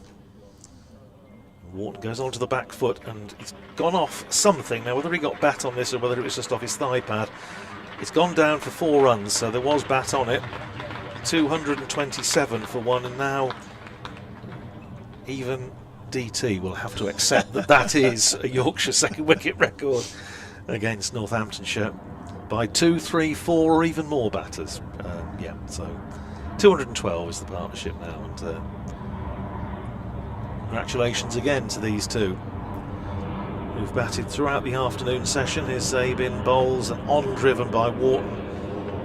What will be, I would imagine, the last ball of the session. It's a single to James Wharton, and that is the end of the over. That is the end of the session, and we're going to get a terrific ovation, I'm quite sure, and well deserved for these two. They've gone into tea. Yorkshire on 224 for 1, with Adam Lyth unbeaten on 127. James Wharton unbeaten on 82. It means that these two have now set a new Yorkshire second wicket record against Northamptonshire. For Adam Lyth, his 37th first class century, and this is the applause, and well deserved for Adam Lyth.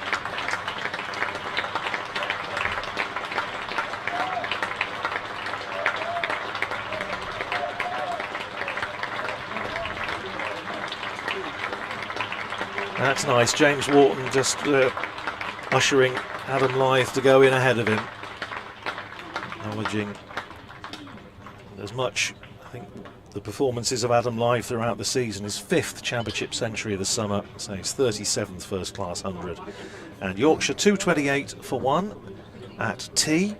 Still got 47 overs, I think, left in the day, so it could be a longish last session, assuming the light holds. But emphatically Yorkshire's session, 172 runs scored in 32 overs in that afternoon session without losing a wicket. And Northamptonshire, it's fair to say, I think, looking somewhat bereft of ideas. But that is tea, 228 for 1. Enjoy your cuppa, we shall enjoy ours, and be back with us in around about 20 minutes' time.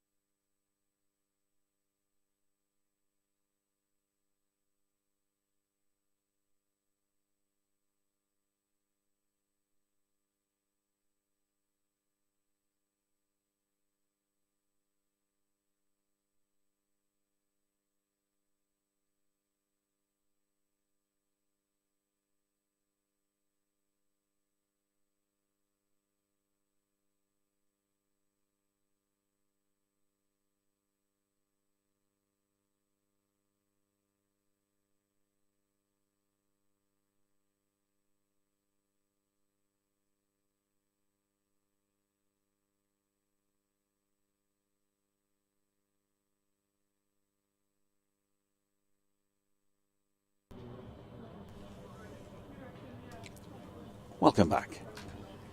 With Yorkshire on 228 for 1. Thought I'd written down 224 for 1 when they went off, but anyway, we'll take that. 81 is apparently the lead, as opposed to the 77 that I've reported to the wider world of West Yorkshire listeners on a BBC Radio Leeds half-time update. Katie Levick is alongside for this first spell of the evening session, and the two renegades at the back of the box, Messrs Rad and Townsend. Adam Lythe. Adam Lythe 127 and James Wharton on 82, and it's the latter who's going to face this first delivery. Well, it's Ben Sanderson who's in. On the money first ball, but Wharton happy to just defend it, lay the bat on it. See off the threat. Ben Sanderson so far today, 10 overs, 1 wicket for 44, just that one Northampton wicket earlier on today with Finley Bean. And ever since then it's been all Yorkshire, almost chanceless, just one outside edge from Wharton. But other than that, it's been a masterclass from these two.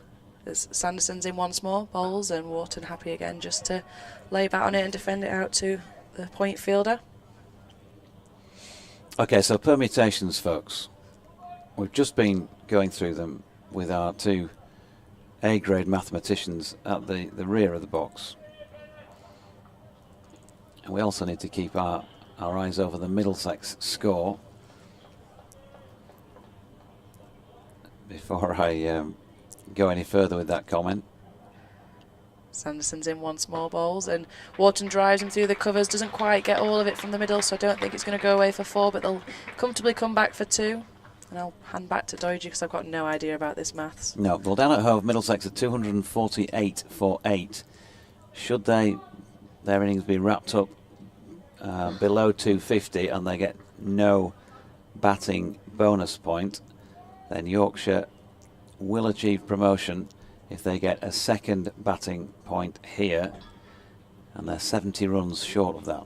If Middlesex get above 250, 1 batting point, Yorkshire will need 350. Sanderson in, and look, a leave there from Wharton. I'm not sure if he just clipped the bat on the way through. It seemed to jag down viciously towards the keeper, but he's still there. Those statements would mean that even if Yorkshire lost this match somehow, and Middlesex won their match at Hove somehow, Yorkshire would still be promoted. So we'll keep our eye on that Middlesex score. Sanderson's in and finds the outside edge of Wharton, who squirts it out to the backward point fielder. And there you go, Middlesex have got 250 for 8, so they've got a batting bonus point at the moment. They may achieve more than that, of course, in which case Yorkshire will need another themselves to secure the rise. But at this moment in time, if Middlesex fall between now and 300, 299 at the most, and Yorkshire need to get 350 plus. Sanderson's in and strays down leg side. Wharton doesn't manage to get any bat on it, goes through to the keeper, and that's the end of the first over after tea. Yorkshire still 230 for 1. Yeah, Adam Lythe played superbly today. It's one of the best, most fluent hundreds we've seen him score, and there have been some good ones in that 37 down the years. And also different pitches, different opponents, different circumstances. Some of the shots he's played today have been a delight. Was put down by Luke Proctor, a very difficult chance over his head running backwards from mid-on. Oh, Fateh Singh. That was when he was on 106. So it was, strictly speaking, a chanceless ton. Justin Broad going to come back on from this Kirkstall lane end, then 8.1 overs, 2 maidens. None for 31 so far, and he'll be bowling here at Adam Lythe. Pitch feeling as though it has got flatter.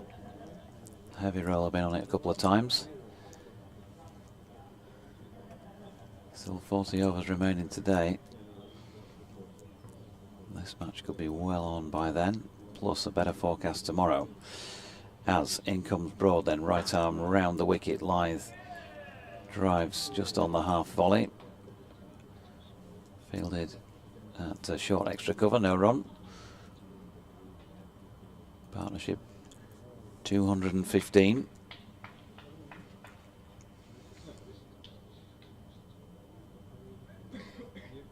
Good crowd in today as well. Plenty in the two tiers of the North East stand, and loads more inside the long room as well. It's very much a better than average Saturday crowd for Championship cricket here, even though there are other sports on. As in comes Broad, and Lythe right in behind that, stroking it back to the bowler. Rob Overfield asking me if, now that Yorkshire have the 3 bowling bonus points, all the team needs to do is make sure this ends as a draw at the worst. Well, no, I was just saying, Rob, it's possible that they might actually lose this match if they've got enough batting bonus points, and Middlesex haven't got enough batting bonus points, and still get promoted. So a draw would definitely secure it. Broad is in, Lythe flicking into the onside. No run, been going on along at a rate of knots here, Lev, as well, up near 5 and over. Yeah, when he reached his ton, Lythe was going at around a 91 strike rate, which is no mean feat in county championship, and just looked really fluent out there, and Wharton ably supporting him so far as well. He's played some cracking shots too. 83 runs the lead as Broad comes in again. Short, pulled by Lythe. There's a misfield. Been quite a few of those today. Picks up a single, 128 to him. Yorkshire lad says he's just recruited 4 Spaniards who are now members of the Johnny Tattersall Appreciation Society. That means we do now have membership in 7 overseas countries. Time for a dip. Rather cool now, just 29 degrees C, it says, with the Carver on ice.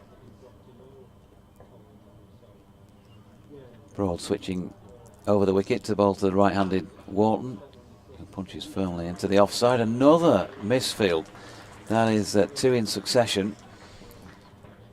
The ball is collected a couple of metres in from the boundary rope. Safe saved the culprit on both occasions, and he's currently staring skyward. Not getting much assistance from above, though. Yeah, not much wrong with that, other than a bit of a glass back and not really bending. Went straight under. 3 it was in the end to James Wharton. 87 to him now. Partnership 219. Broad to Lythe. Right in behind that. And there is no run to complete the 49th over of this Yorkshire first innings. 234 for 1. Things moving along at pace, and not so far. 16 runs from a first batting bonus point. For the final time this season, Yorkshire have done well, very well, in fact, on the bonus points front. And even when they couldn't seemingly buy a win early in the season, they were still picking up quite a few of those.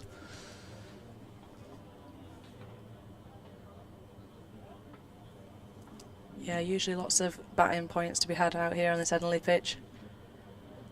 Just a bit of early threat from swing. It's looked played very true. Lythe and Wharton look very at ease. It's Wharton's on strike again to Sanderson. Just defends it into the covers.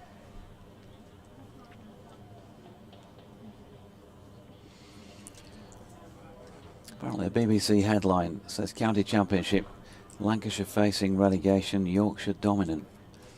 As highlighted by Yorkshire lad, who says, hello Division 1 for Yorkshire and bye-bye Lancashire. You'll love it in Division 2.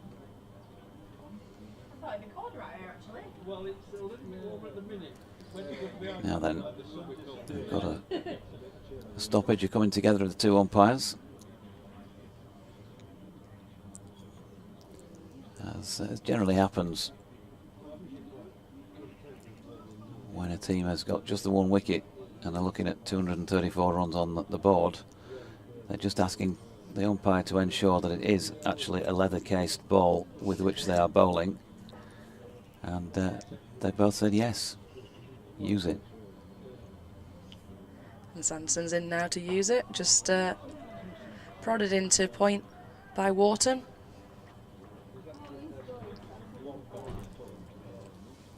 Yeah, you've got to try something at this stage of the game, haven't you? Usually it's the old Bales trick in Test cricket now, to try and find something. It's been all Yorkshire for most of today's play.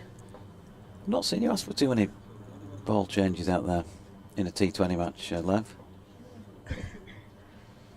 No, they usually favour me. Sanderson's in, and outside off stump allows Wharton just to leave it and watch it through to the keeper. Yeah, those balls don't tend to last too much in white ball cricket. They get scuffed up rather quickly anyway, but I'm not complaining about that.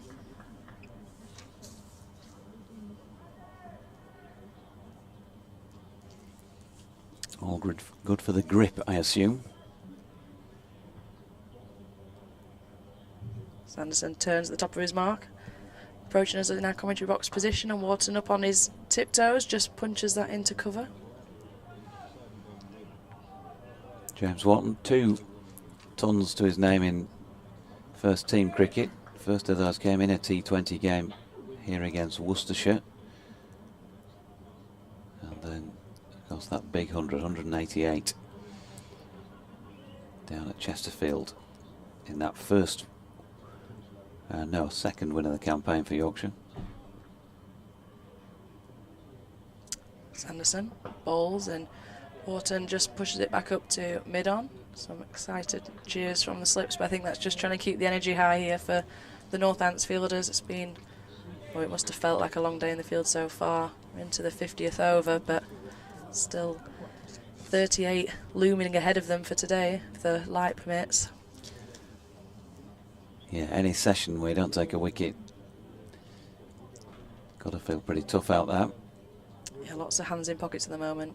I know it's chilly, but I also imagine that's the level of interest they've currently got as well. As Sanderson's in, and Wharton once again just on his tiptoes, punches it into the covers. Another over finished for Sanderson. Still the only Northants bowler to take a wicket, 1 for 46 from 12. Well, we've got 38 to go today. If it, with that sun dropping now, floodlights are on. If it drops any cooler, it'll be described as Baltic again, I think, by the Northamptonshire fielders out there. You can see a fair few warm drinks being carried back to the stands down below us.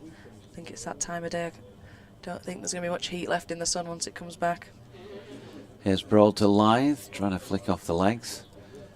Misses out. McManus across to do the fielding. Adam Lythe out there for what, 205 minutes now for his 128, 143 deliveries, 21 fours and a 6. That delightful flick off his legs into the western terrace. James Wharton's been out there for over 3 hours himself for his 87. Broad in. Oh, beautiful shot by Adam Lythe, the 22nd 4 to him through the covers, and he will know that that boundary takes him into territory uncharted by any Yorkshire batter in the 21st century, because he's just gone past Anthony McGrath. And so of the players who have played cricket for Yorkshire since the millennium, he is now the highest scorer. And what a way to do it in a knock of 132, as that one is flashed away down the leg side by Justin Broad, and there is no run. That is a stat that he's been looking at, he's been waiting for, he's been trying to run that one down for some time. Not so long since he asked a few of us how close he was. I was going to say that's a good stat to have at your fingertips there, Doiji. Here's Broad, and that is lobbed really just back past the diving Justin Broad. one of few strokes that Adam Lyth has not hit cleanly.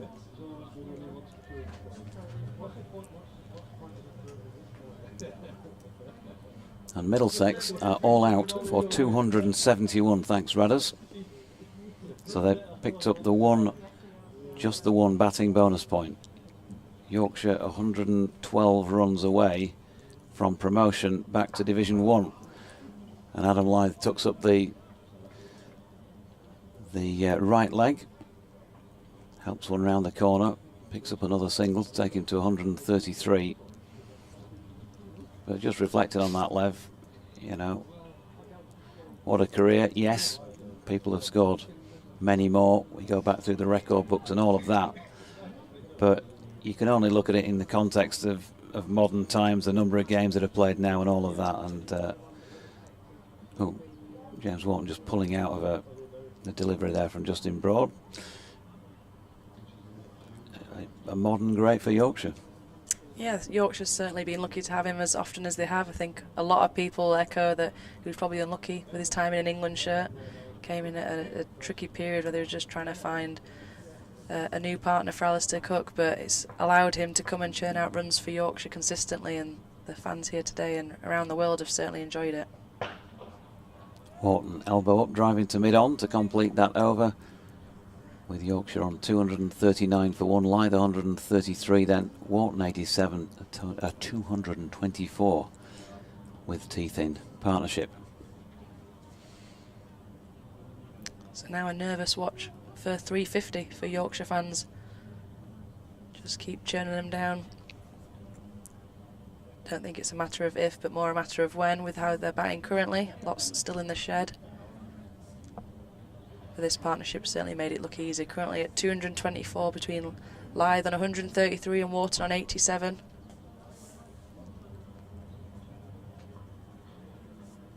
I wonder if word will get out to them, or if it's amongst the changing room that they're aware of the equations they need, or if they're just solely focusing on this match. I know they'll want to finish with a win, but... Well, you all do it, you pros. They'll tell us that they're solely focusing on this match, but at 350 we'll know. I think that'll get pretty obvious, won't it? Oh, no doubt, as Sanderson's in once more and Lyth just pushes it up to cover. Yeah, I had someone run on tell me how far off I was getting from 50 runs for the season, so so I'm well aware of them stats.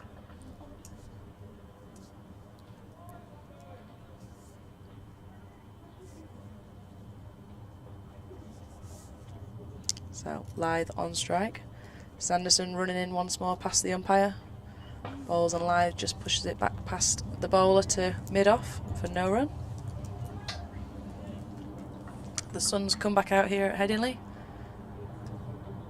casting shadows across the ground. Those floodlights still on. The umpire's just pausing whilst this plane goes over. I know they've done that a few times when we've played. Depending on the flight track, the umpires have said they can't hear nicks, so they pause play until it's gone fully over, which I usually tell them in reply, don't worry, I'll let you know if they nick it. Very good. So as that plane passes over, Sanderson at the top of his mark once more, is in, bowls, and Lyth drives it just to the right of mid-off, but no run. Yeah, he's now on to 14,723 first-class runs. 14,721, I think, was the previous. Oh, might have been 14,720. Let's just check back. Looks like the keeper's just called for the helmet on. He's going to come and stand up to Sanderson. Radders said that earlier, that he's happy to stand up to Sando, so they've got to try and change something different.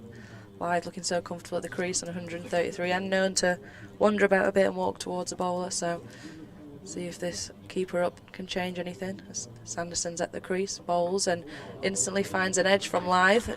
Flies past first slip for 4.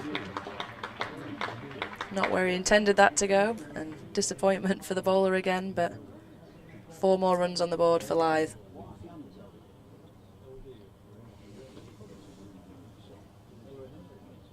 do wonder if the keeper just coming up there just changed Live's mentality. He might have just had a little wander towards that in previous balls and felt a bit more confident punching it, but as it is, it was safely past just the one slip they've currently got in place. Sanderson bowls, just strays leg side this time, and Lyth tucks it off his hips out to deep square and picks up the single. Yep, running it round nicely. Yeah, 14.698 actually, Anthony McGrath. From his 429 innings, it was level at the point he struck the boundary. Mags averaging 36.83 with 35 hundreds. So there might be a text or two exchange between the pair. Sanderson in, one more ball in this over, and Wharton just defends it straight back to him.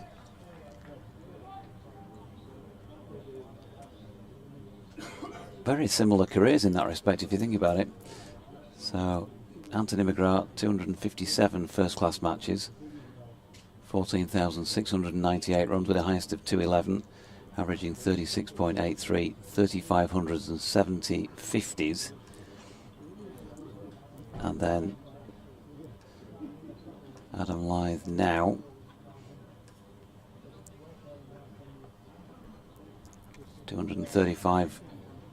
his 236th first-class match, his 394th first-class innings, and having surpassed Anthony in the total runs column, his highest score 251, 36 hundreds. They both played a few test matches for Anthony McGrath, 7 for Adam Lyth. Very similar sort of careers, really. But Adam Lyth fancies a few years yet, I think, at 37. Here's Justin Broad bowling to him. And he's driven one past him. Not quite as well timed as many of his shots in this innings. Picks up one.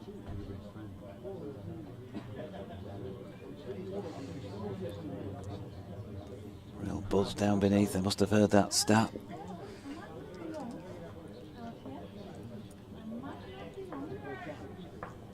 Maybe they're counting down from 105, which is what Yorkshire now need. Here's Broad in, and Wharton pushing into the offside. And there's no run.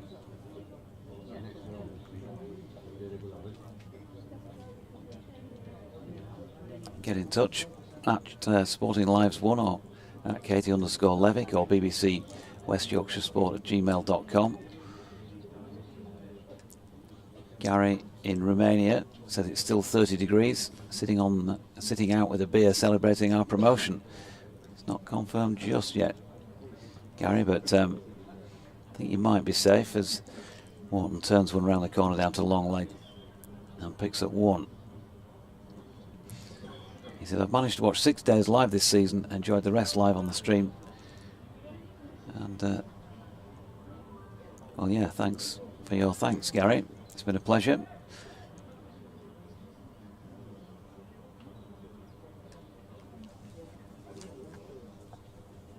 Broad to Lyth with a slip and gully in place. Another lovely shot by Adam, who's going to get one, and he's had to get the hurry up on, actually. That's a pretty quick bit of fielding by George Bartlett. At mid-off to the left-hander. Lyth probably just thought he might have just beat him there as well and was going to watch another boundary go away. Don't think he set off the quickest until he realised it was a clean pickup and a shy.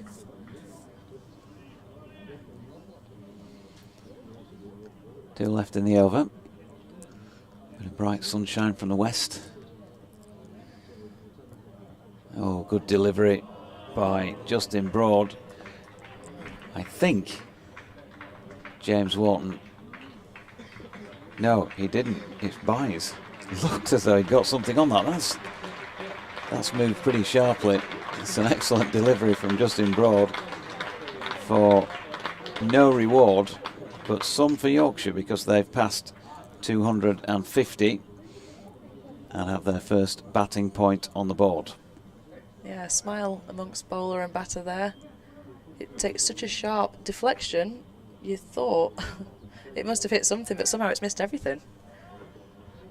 And it's just one of those days, I think, where it's not going quite for you. It's gone straight through Wharton, somehow missed everything, and keeper and slip included. So Wharton on 88 still as Broad is in. And that's turned the leg side of straight. Another fumble from unsafe Zabe, as I think we probably should call him this afternoon. And they get a single. And 35 overs remain in the day after the completion of that 53rd. 252 for one. Wharton now 89 and Lythe on 140. And having a very, very enjoyable final game to a season in which he has again scored 1,000 runs.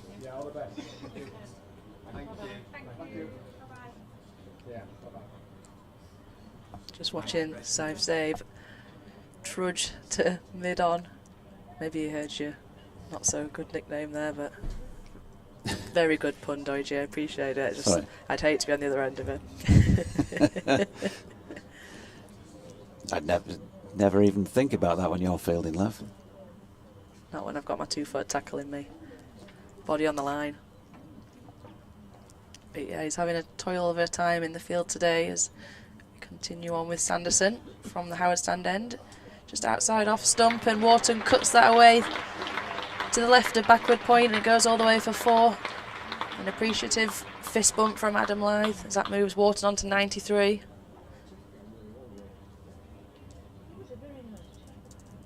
Very late hands on that Wharton as he manages to late cut it down to what would be the third man region. Sanderson back to the top of his marks, have a rethink. Still got the keeper stood up. He's got one slip and a gully in currently. In at the crease, bowls, and Wharton just defends this one back to the bowler.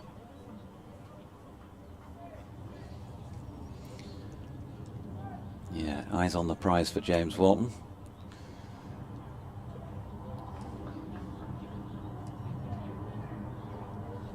It's been a fantastic partnership so far.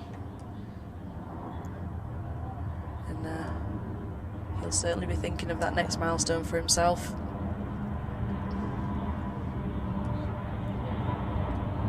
Sanderson, top of his mark as another plane passes overhead. Sitting at the crease, delivers and strays down leg side, and Wharton tucks it off his hip nicely. Looks like it's going to go all the way, and it does. It's another 4. Takes Wharton to 97. Two, you could say, looseness from Sanderson. He's usually metronomic with his radar, but he's just strayed slightly offside and slightly leg side, allowed Wharton to capitalise and move ahead to 97. Partnership of 245 now. Yep, so 1 stroke away, possibly.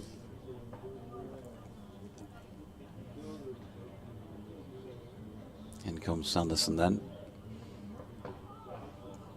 Wharton not of a mind to give it away to a perfectly straight Ben Sanderson delivery. Gets right behind it. They've both played with one leg up on occasions, these two. Don't know if they're Flamingo fans, something like that. There's certainly been some flair in this innings. We've mentioned a few times Lythe's held the pose for the photographers, darted around, and Wharton the same. Some good images for the bat sponsors. Here comes Sanderson then running towards us. Wharton drives down the ground, and that will be that for James Wharton. A second first-class century. He clenches his fist and punches the air and raises his bat towards us all in the pavilion area. His mum and dad are just down below us on level 3. They'll be delighted to have seen that. 188 at Chesterfield earlier in the campaign. This one's taken him 154 deliveries, 201 minutes, has included 15 fours and a 6. And he's as well as you've seen him play in terms of fluency. Shots all around the park. And he's looked very much in control out there in a stellar second wicket partnership here with Adam Lythe that is now worth 249. Sanderson's in once more, and Wharton just guides that one to the gully region. I think what I enjoyed most about that celebration was that Lythe had his bat raised before Wharton did, just as thrilled for his partner to reach those 3 figures. It's been a great partnership so far, and the announcer there just talking through Wharton's stats. 101 from 155 balls, 15 fours and 1 6.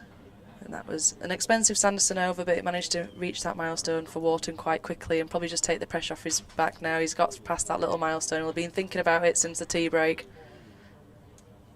And Yorkshire is still motoring along here, managing to even increase the run rate. It's now sitting at 4.89. These two are doing a sterling job. Yorkshire sit 264 for 1. Justin Broad, none for 44 so far, bowling to Lythe. It just eases one out to Gully, and there is no run.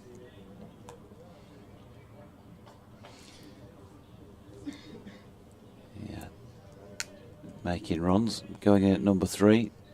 That's the business. But when you're a young player and your opportunities have been sort of stuttering, I guess, over the years, you could be forgiven for wondering if it will all ever happen for you, but to get a second ton. Oh, good delivery here from Broad at an appeal, which is not corroborated by Hassan Adnan. Yeah, to get your first one, and such a big one as well as he got, 188, just showing that the talent is there, that he can do it. He got the one against Worcestershire I mentioned in the T20, but to get your first class ton and what were not easy conditions at Chesterfield is fantastic. Then to sort of hammer home your point with another one in that season as a young player. Feeling $1 million at the moment. As Broad is in, and Lythe, who's got, what, another 35 of them to his name, flicks one into the leg side to complete the 250 partnership for this pair. From 300 deliveries, already the highest second wicket partnership for Yorkshire against Northamptonshire. 137 of them by Lythe and 101 off the bat of James Wharton. Lead now up to 118. Still 33.5 overs to go today. If we get them all in, Wharton driving into the offside. No run. Yeah, it's so good from Wharton to manage to stake a claim in this Yorkshire lineup that's usually so stacked with batting talent. You know, this season they've had Root in, they've had Brook, Masood. So to be able to keep putting your name in the hat when they're not around is it's good to give the coach some selection headaches. But it's a nice position for Yorkshire to be in, and even the youngsters are standing up. Broad to Wharton, who nearly fell over ironically with the next delivery. His head taking him outside off stump, but he waited long enough to jab down on that. And was that a puff of dust I saw there, or was it sawdust? Probably the latter. From down the Howard stand end of the ground.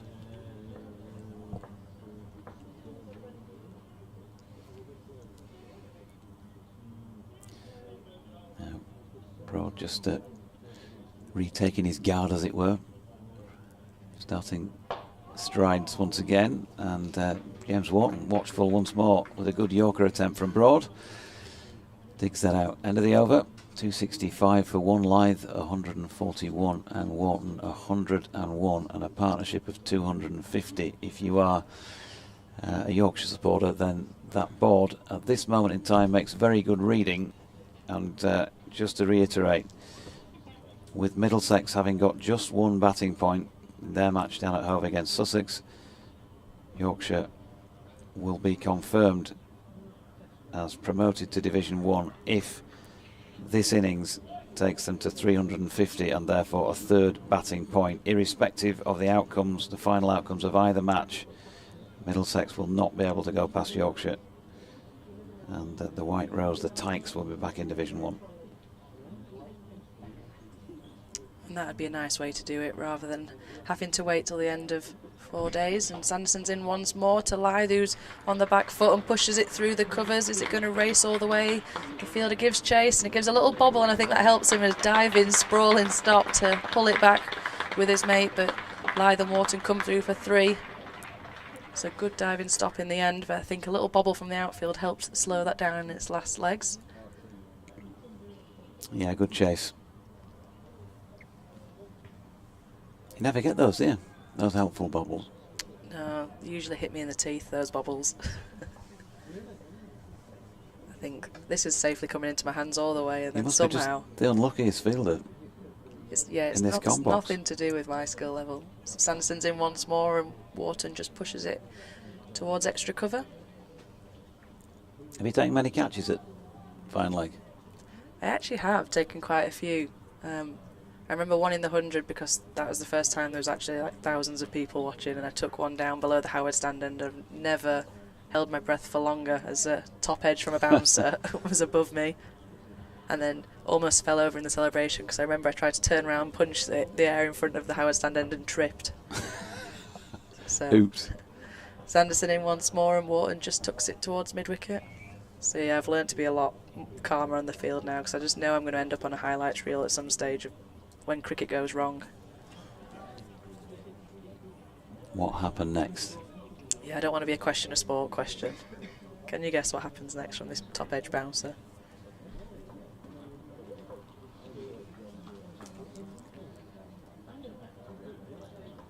Sanderson just having a chat to his mid-off. See what they can come up with between themselves as he's in once more. He's at the crease, and Wharton just leaves it outside off stump. Sharp work from the keeper, stood up.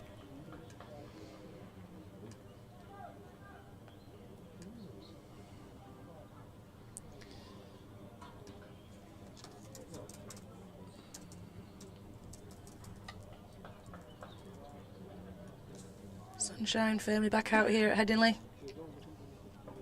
Reward for those fans that are staying in the hope that they might see the 350 today.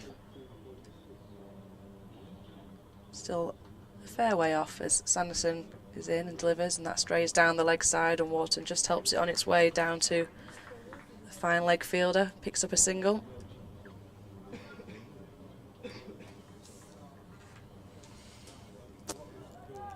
Yeah, hard to know where to go with this if you are Northamptonshire, apart from just sort of gritting the teeth really and try and keep the body language up, but when you've not got a lot to play for, not an easy thing to do, much easier to say, isn't it? Yeah, it can be punishing. Sanderson's in for the last ball of the over, and Lythe on the back foot just pushes it to a diving point fielder. No run. Completes another Sanderson over, and Yorkshire move to 269 for 1. Yeah, Sanderson 15 overs, 1 maiden, 1 for 67. Justin Broad, is he going to continue? Looks as though he is. 12.1 overs, 2 maidens, none for 45. I think Lev is going to have a breather. And we'll have DT back in for a mo, or for a while. James Wharton then on strike, 102. He's passed 1,000 first-class runs during this innings. And Broad bowling over the wicket to him, bit of inside edge about it as it is diverted away down to long leg for a single. 103 to him, 255.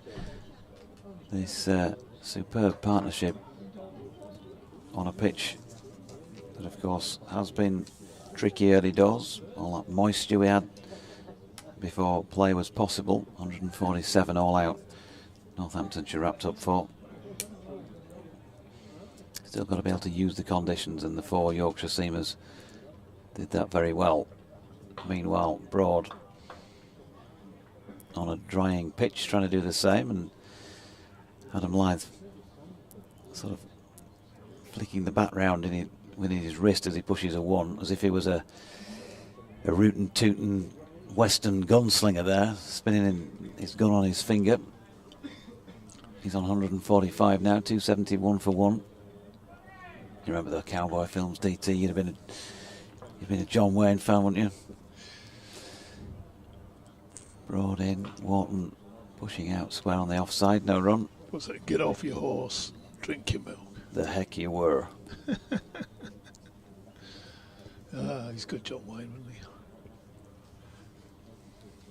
Very simple in those days, wasn't it? You saw the start of the film, you saw John Wayne was in it, you knew he'd get the girl, and you knew he'd win the, kill all the baddies. Yeah, and he'd probably have a couple of fist fights during all that. Yeah.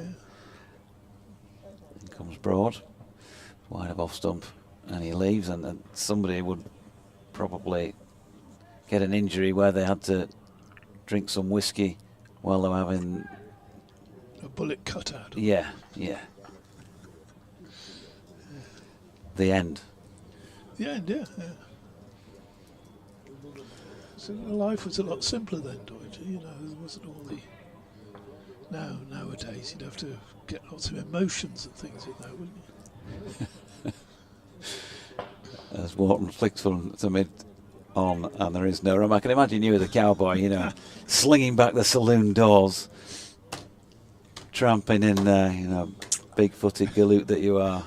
No craft beer. Get me a craft ale, Sam, as he slides that small glass down the bar. Get me a craft ale, Sam. Something like that. Here's Broad to Wharton.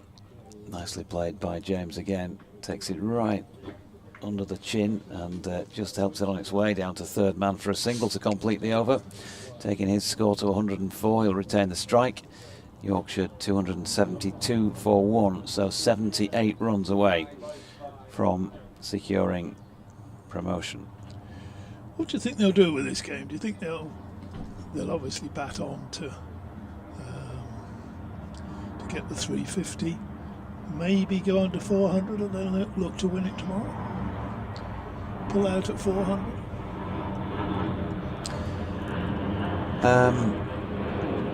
Yeah, I would have. Yeah, something like that. They can, they can try that. I mean, I know they won't want to lose the game and all that, but they can still have a second dig if they need to, I suppose. So yeah. Well, by the time they get to Otis Gibson's talked about playing attacking cricket. Why wouldn't you? Last match, nothing to lose. Oh, look at this. Bit of late season entertainment for the crowd. Look at this. I'm back on commentary and Singh's back on, so I've got my 1 minute 20 second stint of commentary every 5 minutes or however long it goes. Left arm spinner round the wicket, bowling to James Wharton. For bowls, and that's punched. Well, he's gone back and just back foot drive into the offside. Doesn't time it, gets a single. I'm not sure if our colleague Radders is able to make his way down to the foot of the lift, level one. Andy Lockwood is apparently level one being the ground floor. This next delivery from Singh is, I say it's beaten live. I think he's got a little bit of something on that, or just trying to work it away down to long leg. He gets not the full bat on it. He runs very fine, and there's a couple of runs. 275 for 1. Next delivery pushed to mid wicket. No run. Ridiculously quick overs, aren't they, from Singh? Bowls again. And Lythe's gone for a big hit, and he's gone! Lythe has gone. He's gone. He went for the slog sweep over mid wicket, and finally the second wicket partnership is broken, and Adam Lythe is going to be applauded all the way back in. 275 now for 2. Lythe has gone. LBW bowls Singh for 147. He's only faced 163 balls, 23 fours, a 6. tremendous effort, and that waving to the entire crowd, the crowd standing to him as they would do as he walks off. What a great effort. He's actually, just noticed, he's actually matched the Northampton score, hasn't he? So anything his colleagues get is the first innings lead, and of course Wharton's already got his century, but that really was a cracking innings, wasn't it? It was this brilliant knock, wasn't it? Yeah. Full of fluency, flying strokes. He did obviously give that one chance on 106. Very difficult one, but in terms of aesthetics, we love cricket for many things, don't we? But when you watch him play, and he's playing like that, there are no finer sights in Championship cricket. I don't think he's a joy to watch, and it was a great way to go past Anthony McGrath and become Yorkshire's highest scoring player of the 21st century. Is that runs scored in the 21st century? That is of players who've played. Oh, yeah. So McGrath. So there's quite a lot of hangover, obviously, over that period from the 90s in particular, I guess. And that's a record I know he'll be very proud of. And so he should be. And it will stand for a very long time, you would think, given the cutback on first-class matches. In fact, it might not be beaten this century. First delivery to Will Luxton down the leg side. And a smart take by Lewis McManus. Oohs and ahs. Next delivery back and just eases that into the onside. For the single, get off the mark, 276 for 2. And Luxton has got a single. And that's the end of a successful over for Fatisi. So 23 fours and a 6. Adam Lyth. Did it say 163 deliveries? I believe so. There's a tremendous strike rate, a strike rate of around 90.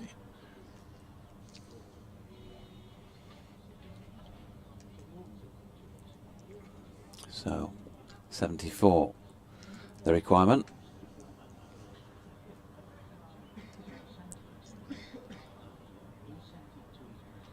$163 was indeed. And Justin Broad going to continue.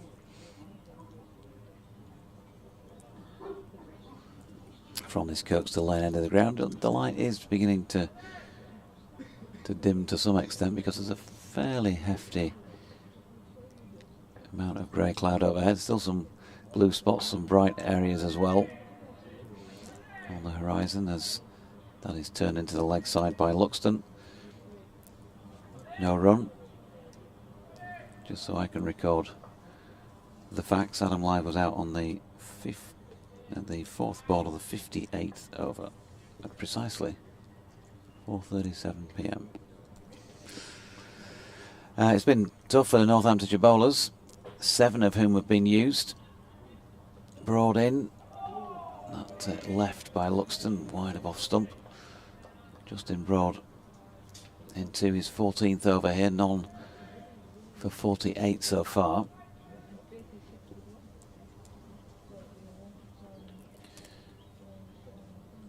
Two slips in place.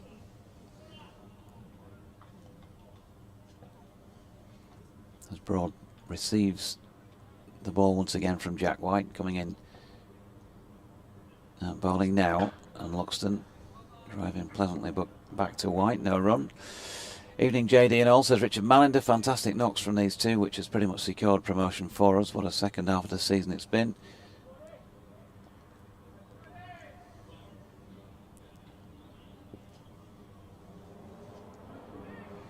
Richard admitting that he watches or listens quite a bit during the season, thanks us for our commentary, and says his sales figures tend to pick up quite significantly during October as Broad is in. And Luxton pushing that one back to him with bat twisting in hand. Renko. Says, greetings, Jonathan and DT. Just got the power back after the hurricane. Great to see Yorkshire in such a good position.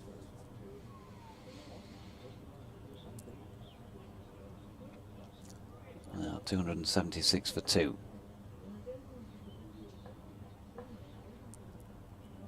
Still anticipation, expectancy among the crowd as he's dragged that one down the leg side, and Luxton not of a mind to get involved with playing it.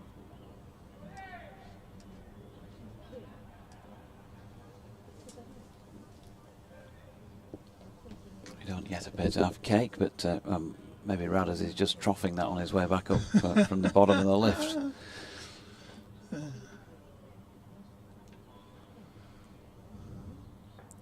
Broad. In again, past umpire Hassan Adnan. Luxton just measured in his defensive push. End of the over, 276 for 2. Oh, Radders has returned, laden with cakes. Splendid stuff. So thank you muchly to Andy Lockwood. Oh, I haven't had a Bakewell slice for years. Very nice. Le Petit Chocolat. What does that mean? Not sure. I was hoping Lev might have an idea. She's got her eye on it. She knows Italian, does she? She's at the moment she's between dietitians, isn't she? Because she just left the Diamonds and she's not yet hooked up with Durham, so nobody will know. Lev, we'll keep it to ourselves, honest. Sing bowls, and that's Wharton playing back and easing it up to Wildish mid on for a single. We know he can go big and make big scores. He's got 106. He'll be looking for a daddy 100, I'm sure. Luxton, who's just got out there, plays that one into the onside.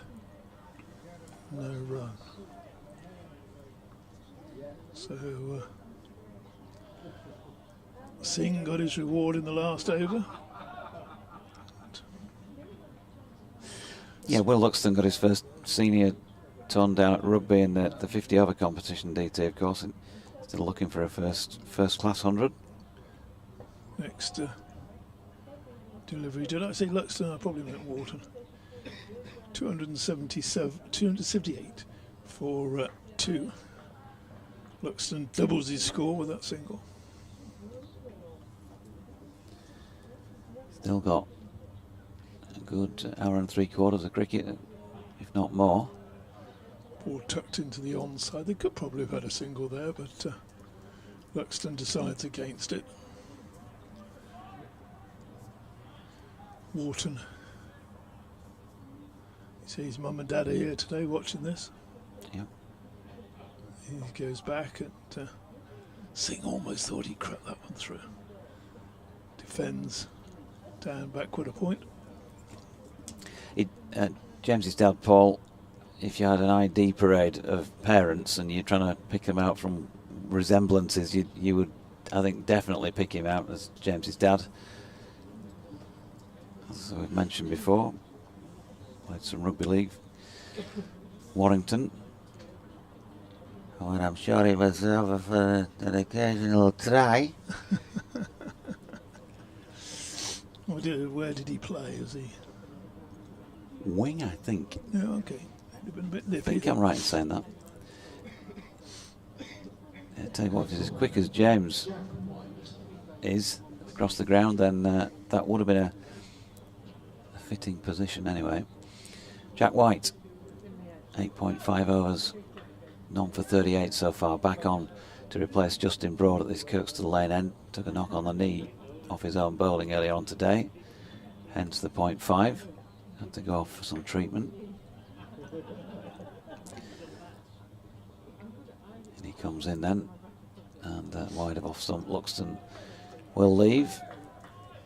As soon as you get a bit of cloud cover and the floodlights taking effect at Headingley, things generally can change out there quite a bit.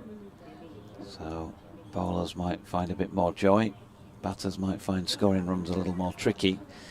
Will Luxton probably cursing that because he's been sitting there for a long time while the second wicket partnership took place in largely sunny conditions.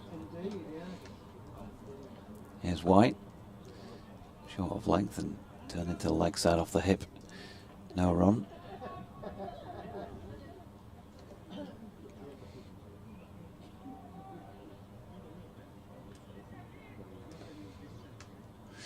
He's not moving. Saying earlier, he's sort of quite muscular, isn't he, Jack White? And obviously with that knock on the knee, it'll be swell up overnight, I imagine. But he's doing his job for the team. Here he is again, wide off stump, and Wharton again happy to leave that. When you're 278 for 2 and you're out there in the field and you've been there 60.2 overs, still a long way away from a possibility of a second new ball. And then you look at the scorecard and J.M. Bairstow is next in. Might be a little bit of concern out there in the field. Indeed. Interesting, he's bowling with 2 slips and a sort of, what, 5th slip or something. Backward point, extra cover mid-off. Big gap out there, tempting Wharton through the offside. Oh, good delivery. There's an appeal. Felt like there was a bit of wood involved somehow. Yeah. And Hassan Adnan not interested. I'm not sure if he's given his usual full written explanation to Jack White just yet or not, but he's having a word anyway. I think it's good when the umpires do that, because yeah, they know why he wasn't given. Yeah. Unlike in league cricket where you'd appeal and they just go, "You're having a laugh, son."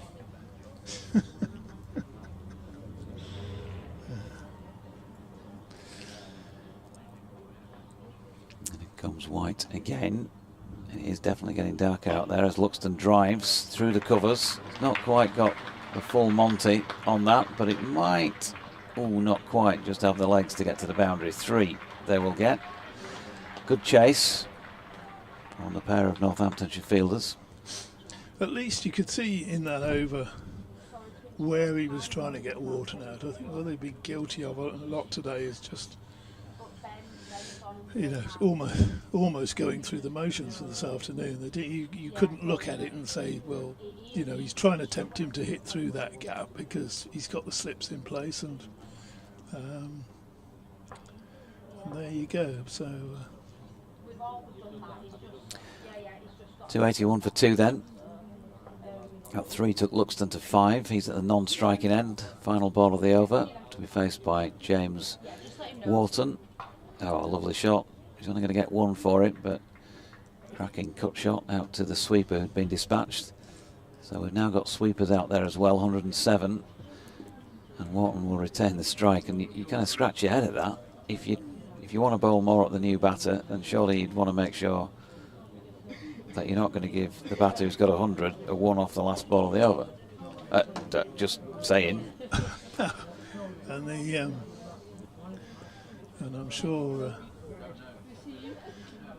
Fateh Singh would have liked to be bowling to Will Luxton. And he's probably thinking to himself, oh, Wharton again. Wharton's already hit him for that enormous 6, hasn't he, back over his head. Sussex 33 without loss, by the way, in response to Middlesex's 271. This next delivery is played backward a point. And the lights are now starting to take effect, aren't they? You can see the 4 shadows. Some dark cloud coming over. Cliff Richard as well. Next delivery, that's one for the older listeners. Hank Marvin. Yeah, could do with a bit more food. Next delivery from Singh is just pushed backward a square. He's one of those bowlers that can do a job for you, isn't he? Fateh Singh. He's bustles through his overs. He's quick through the air. That one is just played out to the field at sweeping on the shorter of the 2 boundaries away to the unoccupied western terrace on that far side. Singh bowls again, and but a little flap at that one outside the off stump. Through to McManus, who doesn't take cleanly. Bowls again. That's the end of another rapid over. Batsman having a chat. Yeah, umpires might be having a chat soon. If things get any worse out there, it's sort of quickly deteriorated, hasn't it? And there's not a particularly strong wind today, so things are not moving skyward that quickly. Looks like it's cloud moving slowly in from the southwest side of the ground. So Jack White going to continue at the Kirkstall Lane end. Still 26 overs remain to be bowled on this third day, the second actual day of play. In comes White then. Wharton on strike, right in behind that. Back to the bowler. They've got two slips of third man. Deep backward point, not quite on the boundary edge.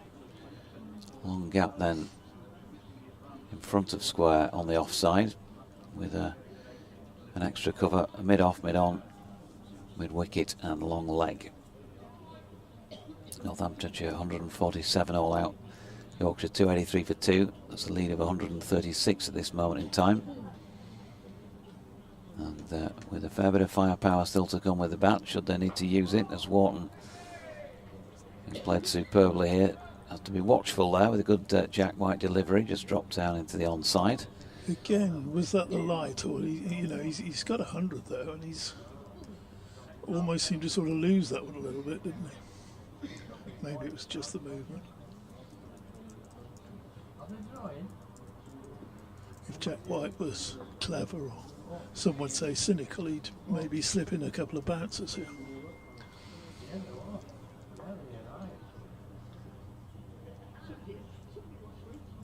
Let's see how clever or cynical he is as he comes in past umpire Hassan Adnan. Well, you can make your own judgments, but that was a fairly full on leg stump and turned to mid-wicket. That's how he bowls. So, I'm sure he's got a bouncer in his repertoire somewhere, but certainly haven't seen it today, have we? You might think it's not worth the effort on this pitch. Looking again at that cloud behind us, that's not where it's coming from though, Doidge. It's not coming from there.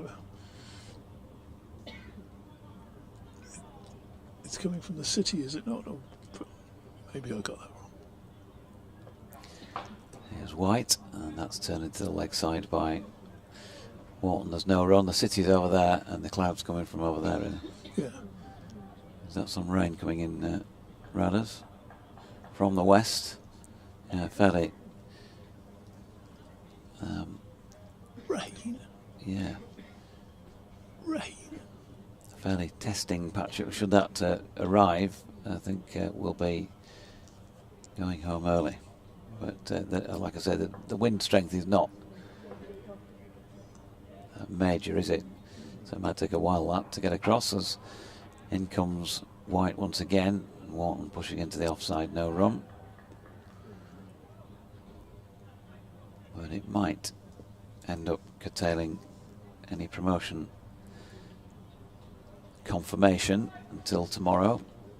Mathematically certain.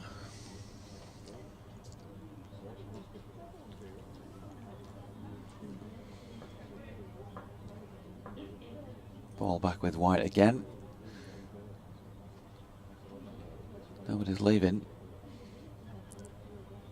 I want to be here if it happens today. As White's in, it's wide of off stump. He really does put some effort into that delivery, but unfortunately misdirected, and an easy leave for a man on 108. 283 for 2, 63 bowled, 25 remain on the day, and Yorkshire lead by 136. Equally though, that delivery did keep Wharton on strike, didn't it? So, keep Luxton on strike for the start of the next over. Two young batters having a natter. Brian Osborne says, hello DT. Thanks us for our commentary. And says, well done James Wharton, been very impressed with his fielding as well as his batting this season, improving all the time. Fair enough. Yeah, I wouldn't disagree, Brian.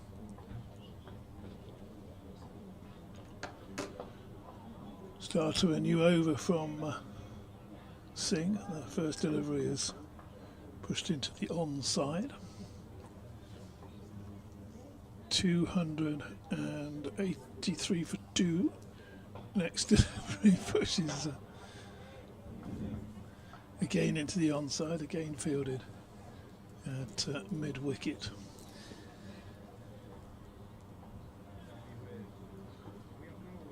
Singh left arm round, bowls, and Luxton defends. Slip in place, that mid-wicket obviously saving runs. I think mid-on and mid-off are close enough to be saving the single as well. Short extra. A man out there at deep square who does the fielding. And the field now spreads for the Centurion. 108 to James Wharton, who comes down the pitch and plays a weird sort of shot to that one. I think he got beaten through the air and looked for a minute he was going to hole out to the man on the sweeper boundary. He practices. Yeah, it still wasn't a good shot, James. He's practiced it a couple of times. Sick bowls. And, back across the stumps goes Luxton. Nearly crept that one through. So, again, we're just having a look at the skyline of the feed there. One umpire's wondering about the light. I think he's trying to catch the eye of his mate. He's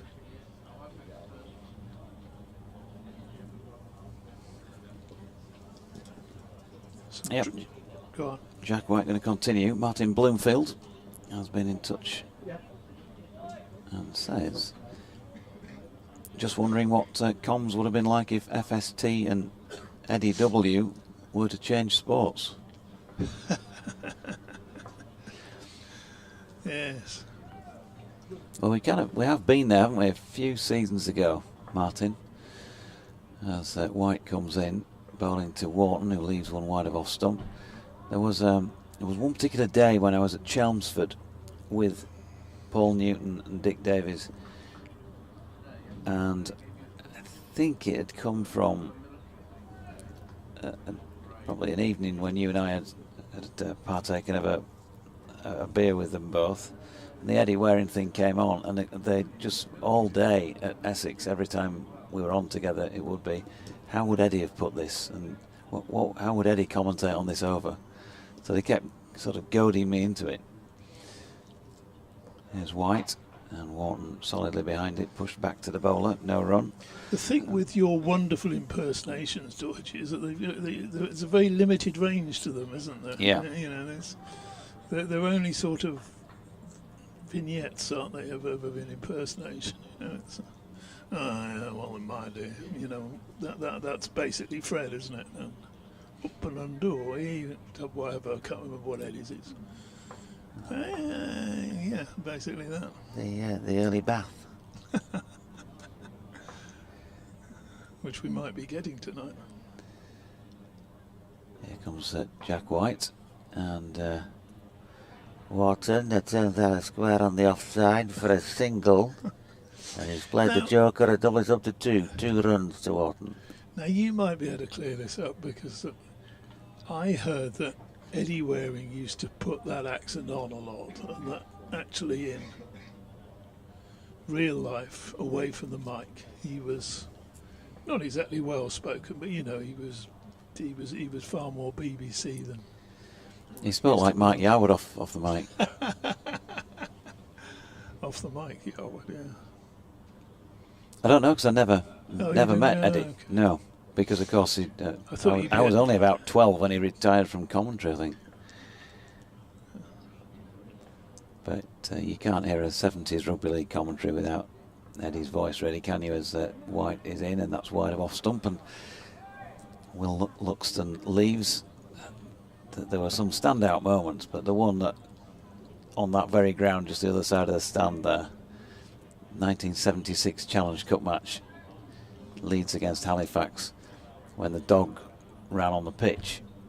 It was live on grandstand, and they just could not get this dog off the pitch. So the match carried on, and the dog was lining up in the defensive line when there was a play the ball, and then dashing backwards and forwards because it was great fun, and they just could not, nobody could get hold of the dog. It went on for ages, and so much so that it really annoyed the true rugby league supporters who thought that BBC were taking the mickey out of the game, because the producer put up the caption K9 against the dogs as it was in shot. So that's pushed out into the offside, and there was no run. So, you know, when John Atkinson scored a try, it would just come up. In those days, all it said was Atkinson at the bottom of the screen, and it just said K9. Excellent.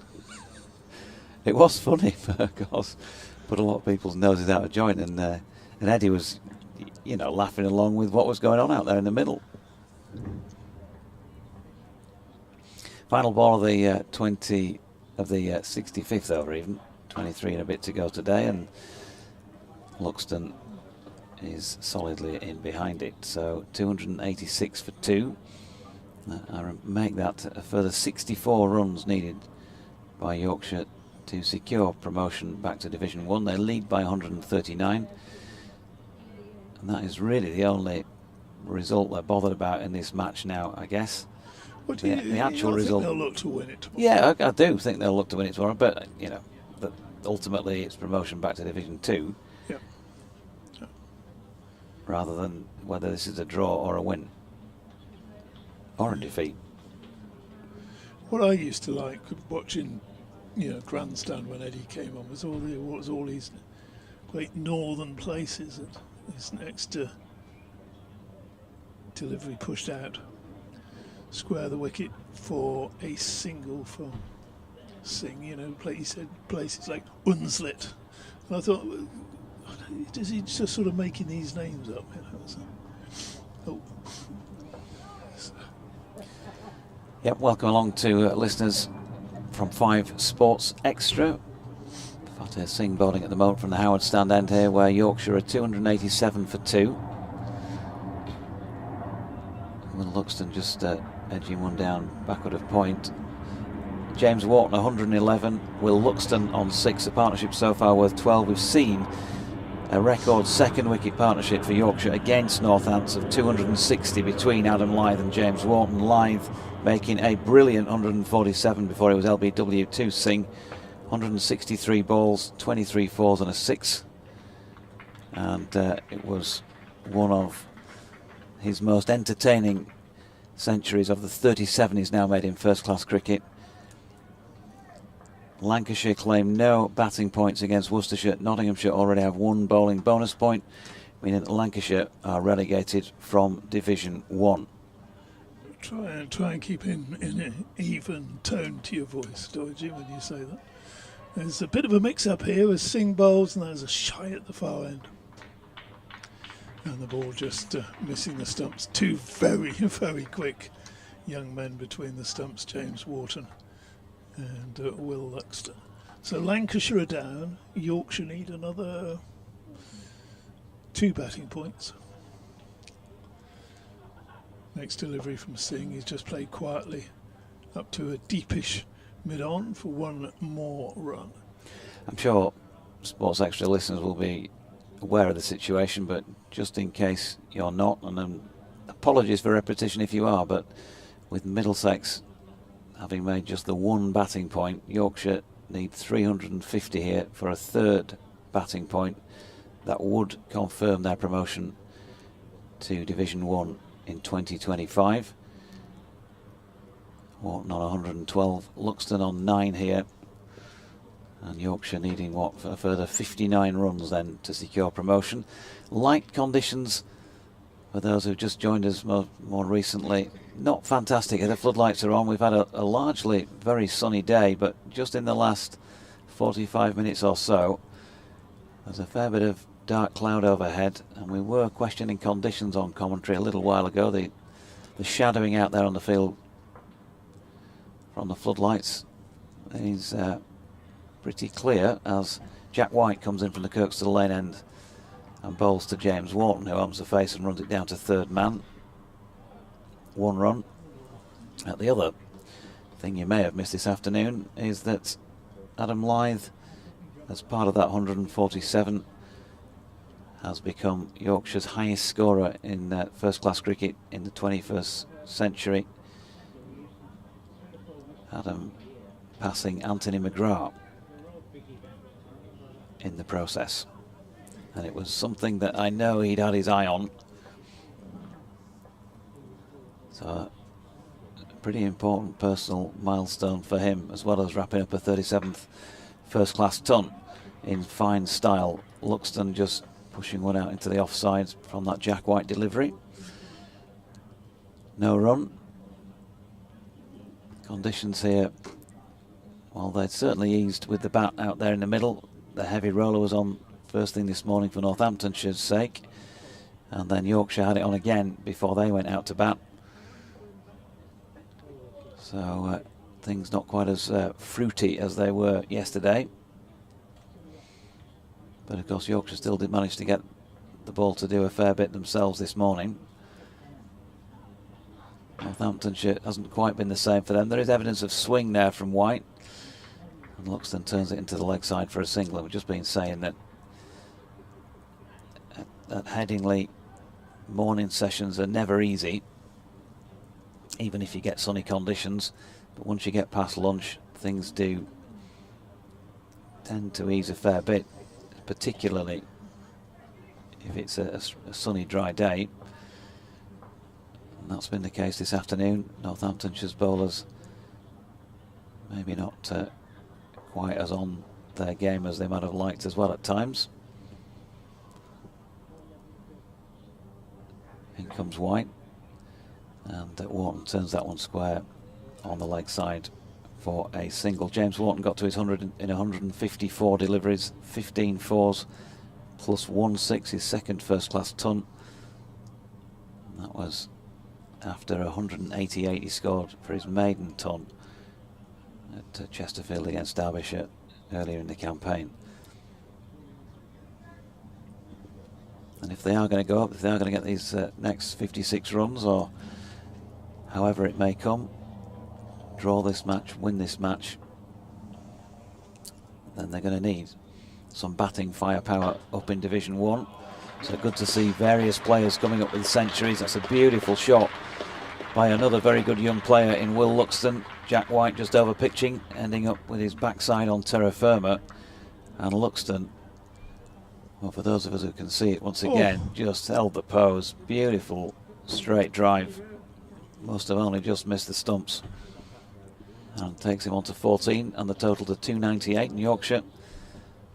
2 runs away from their second batting point. Yeah, it's very much dominant today. Yorkshire, that straight drive from Will Luxton. Not dissimilar to how James Wharton got off the mark earlier. There's White again. A little more awkward about playing this one, Luxton. And in fact he didn't, because it's come off the thigh pad and dropped away behind square for 1 leg bite. So the end of the 67th over of this Yorkshire first innings. Remember, Northamptonshire all out for 147 earlier on today. Yorkshire 299 for 2 and going well. Yeah, it's running short of that second batting point. There's always a rider, isn't there, this time of season? It's like the last day of the football season. It's mathematically possible that they can still stay up or whatever. Even if Yorkshire do get to 350, there's always the possibility of points being docked and things like that, slow over rates. So it's not absolutely certain, but it's as certain as you can get. So Singh then gets through his overs very quickly. He's already bowled one ball that was defended. That one is pushed again back to him. Yorkshire will be in no hurry. They'll be happy to go in tonight, I would have thought. Whatever they're on, as long as the plenty of wickets in hand. Singh bowls again and just quietly tucked round the corner by Will Luxton. That's the 300. 300 for 2. And Luxton there. Now walking down the pitch to touch gloves. That's the second batting point. And of course all those calculations, all sort of ifs and buts, but Yorkshire are basically in Division 1 next year, and Lancashire are in Division 2. Next ball has Wharton forcing that one down to long on rather, for a straightforward signal. And all joking apart, it is a disappointment if Lancashire go down. Next referee has turned round the corner. You've got to, I know the listeners can't see it, Torchy, but you've got a huge smile on your face. No, I absolutely do not. Because Old Trafford is a great place to work at. I always enjoy commentating with Scott Reed, and the most important thing of the whole lot is that the food there in the press room is magnificent. So we're going to miss that. 4 days of it wiped out again. That's 3 years in a row now. Oh, I don't think it'll take them. That ultimately is what it's all about, DT. Yes. As Radders will test it. Fantastic food. It is indeed, and Yorkshire, I'm sure, with their elevation to Division 1, will be looking at their press catering next year as well. 300 for 2. He said hopefully. Thanks to Mark Clayton, by the way, who sent me live at Wembley Arena 1985 recording of the Style Council's Move On Up. Which of course music license probably, I don't know, probably forbids me. I've never tried to play music on any commentary actually. It's White comes in and Wharton is solidly behind that, pushing into the offside. No run. We've reached the stage here where listeners are actually bringing us in goodies, which is very kind. I don't know whether the production team can sort of see that. Who brought these in for us? Was Andy Lockwood? Yeah, Andy Lockwood. I think Ruth Turner, the Yorkshire media manager, has been angling for a cake. I've told her to come in and get one, but she must be too embarrassed to do that. Here's White bowling to Wharton, who's solidly behind it, and George Bartlett feels at mid-on. Mark also adds, disappointment my backside, having lived in Todmorden for 50 years. Is that it?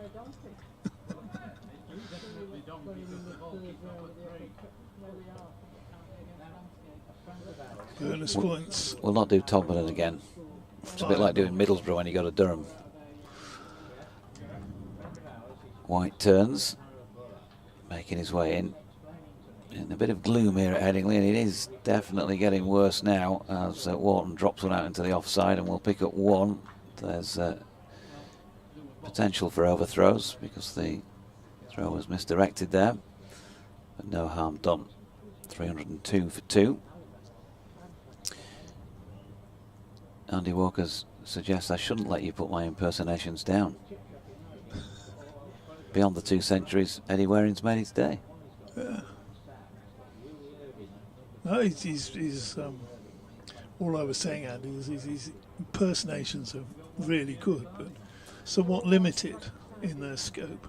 The only real time that they get on and airing these days is when you're on and you usually ask me to attempt to do Fred Truman. Oh, Fred's great, but you probably haven't noticed, but they've largely been cut out this season. They've not really lapsed into them very much as White bowls to Luxton. That's turning to the leg side and there's no run. Pete, Bandmaid fan, is enjoying the comms. Well done, Yorkshire. Must admit, halfway through the season, I didn't think they'd be getting promoted, but a great second half. Well done to them all. Nice way for Otis Gibson to finish.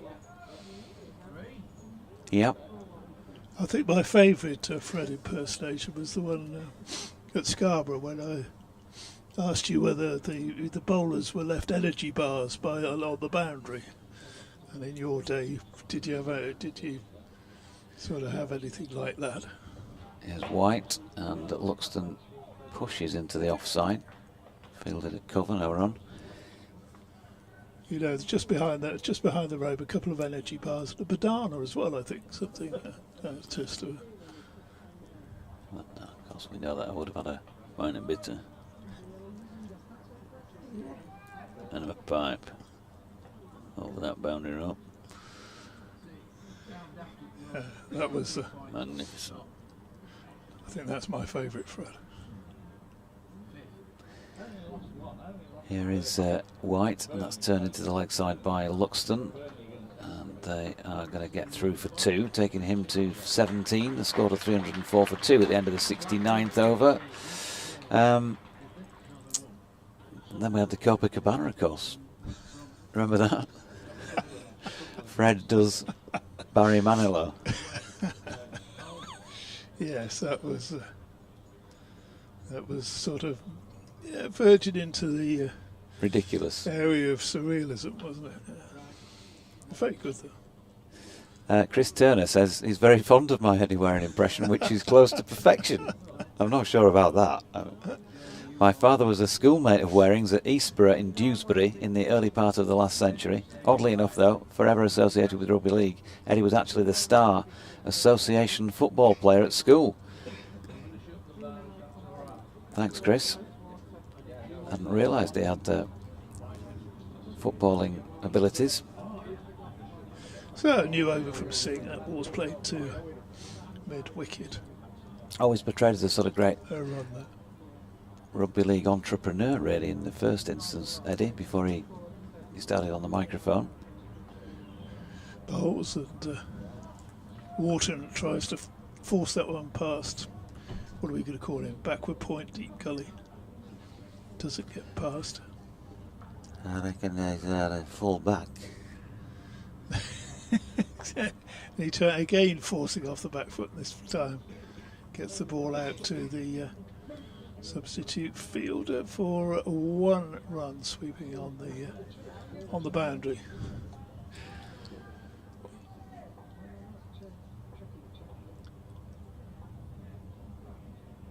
Next ball to Will Luxton is eased to the sweeper on the leg side boundary. So Singh doing his job here, isn't he? He's in his 13th over, 1 for 44. And he's keeping it tight compared to what's gone before.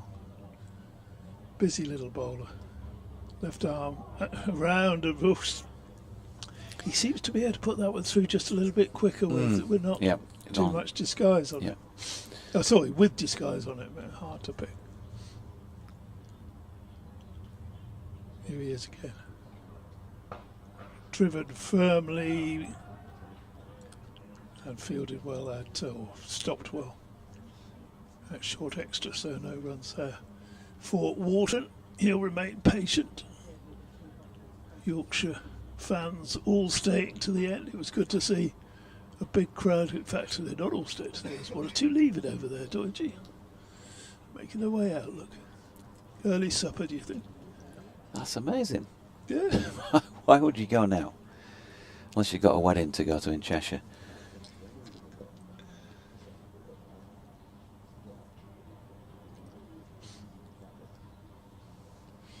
Here's the lights are now quite strong, aren't they? Yeah. Under the bowlers. It's not feeling Perhaps they can see that rain going. not feeling great. It's going to be Jack White. He of the floppy hair coming into bowl to Will Luxton, who gets right in behind another one here. He's always back to the bowler. He's always got something of the Mike Hendrick about his run-up, hasn't he? Yeah. Do you know what I mean? He's I think you see. I felt like you see that more when you see him front on somehow than when you see him from behind. But yeah, sort of round-shouldered like Mike Hendry. Quite loose-limbed. Yeah. And he's turning again. It's that rocking from side to side bit, isn't it, that Hendo used to do. Good delivery here. He's asking for an LBW. Hassan Adnan saying negative, captain. It's a bit high, wasn't it? Yeah, Martin Bloomfield says, I know you were looking forward to your first commentary stint from Lords at the start of the season, a luxury which now seems to be receding next year. No.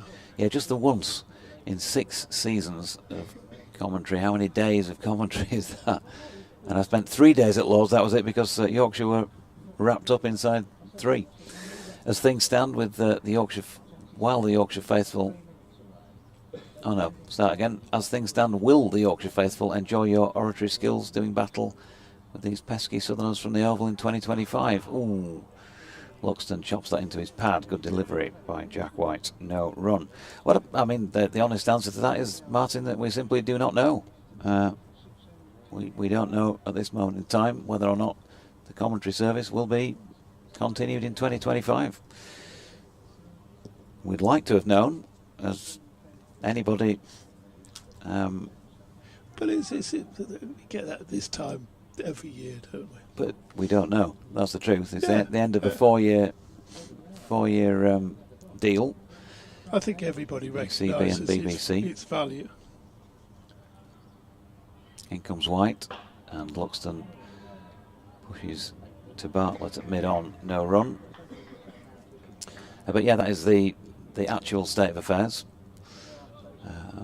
To be honest with you, I don't think we know any more than that in terms of if any discussions have taken place, if they have, at what stage they are. So a little bit like Headingley at the moment, with the exception of the floodlights, where we're almost completely in the dark.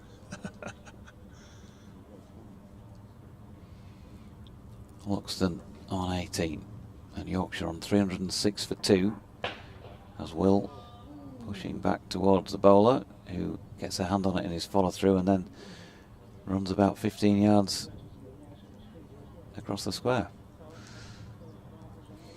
Cracking season of comms, says Frederick Simon in Berlin.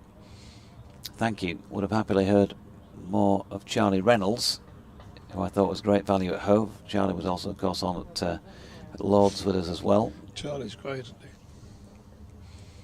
What do you think we need to win Division 1 next year? Quite a lot of points. It's a big step. A second fast bowler to replace Fish. I like our spinners and all-rounders, and the batting lineup feels strong with JB floating around, he says. Luxton pushing back to White to complete that over. Now Hassan Adnan did look over at Chris Watts, and yep, they're going to have a chat here at 306 for 2 with 17 overs remaining in the day. I think seam bowling, clearly seam bowling for next year, and I think you'd probably want 2 quality seam bowlers to go with Ben Code, George Hill, Matthew Revis, Jordan Thompson, Matt Milnes, etc. Matthew Revis, George Hill, and anybody else I've not mentioned who bowls seam, basically. You just need a cohort, don't you, really? A group. 14 matches. We know that injuries come and go, niggles and all of that. So what you want to feel like is that if a player has to take a breather for a match or 2, you've got somebody who can come in and is not weakening the sides. Yes, with... you need to take 20 wickets to win matches. Yeah, I think if Fish had been staying and stayed fit, the first ball of next over is played up to mid-on, Matthew Fisher. If he'd stayed fit, then I think we would have been looking at Yorkshire's strength as needing one more quick bowler. Next delivery pushed into the onside. Into the offside, no run. Yeah, I think if you look at it, you would say definitely two good good seamers, as you said, Georgie. Batting looks strong, doesn't it? That one's just played behind him on the onside. People waiting by the exit, they can't leave. Look, oh dear, what's going to happen?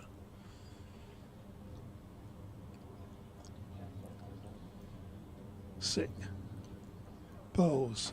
Back goes Walton. We've seen a fair few of those today. His back foot cut shot had to sweep on the offside. I think they're doing a sort of Wilfred Rhodes there, aren't they? We'll get them in ones. If you look at it, I mean, you've got a very strong opening partnership. I mean, a lot of success this season has been built on that. That's outside off stump. You've got these two lads that are out there now, as I say, if Johnny Bairstow is not back in the England setup. Tattersall, I mean, that's a good top six. Next delivery is defended. No run. Don Bess has just signed a new contract. Good signing. But as a seam attack, George Hill, Jordan Thompson, they're going to be not leading you attack, are they? Well, it depends on who. No, it depends on who you get, I guess. Jordan has taken the new ball quite a bit, in fact, since he made his debut. No, I mean, they're not going to be really going to be a threat as an opening bowler. And I'm not saying that negatively about Jordan Thompson, but he's... Yeah, I know what you're saying, but factually, he'd probably say, hang on a minute, DT, I've been the leading wicket taker on 3 occasions since I came into the team. Jack White going to continue at the Kirkstall Lane end. He's now into his, well, it'll be his 16th over. Anyway, you've heard enough of me for today. 2 maidens, none for 53.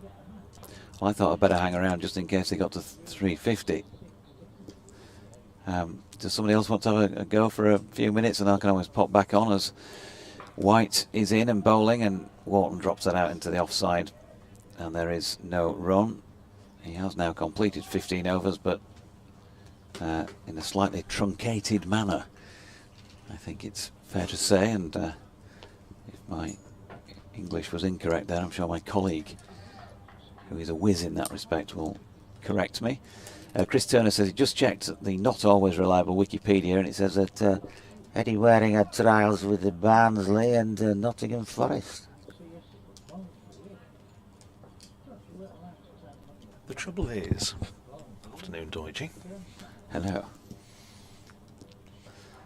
White into Wharton, runs it down to third man for 1.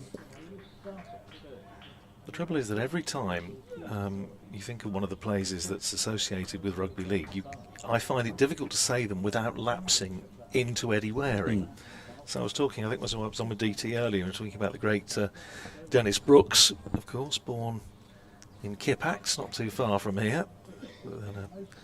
Well, one of the most loyal servants to any first-class county, 70-year association with Northamptonshire, but his uncle played rugby league for Hunslet, and you just feel you should be saying it in an Eddie Waring fashion.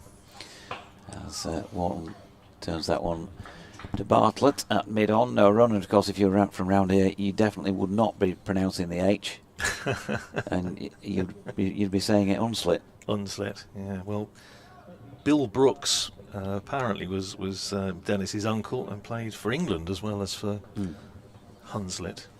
Well, it's funny, your pronunciation of Hunslet reminds me of the old draws in the days when Eddie was around and David Oxley was the head G, whatever his actual title was at the RFL, and he would say Hunslet when a team, when their number was drawn out for the Challenge Cup or whatever. So Willuxton turns one into the leg side and there's no run. Jack White looks a bit weary, doesn't he? Yeah, he does.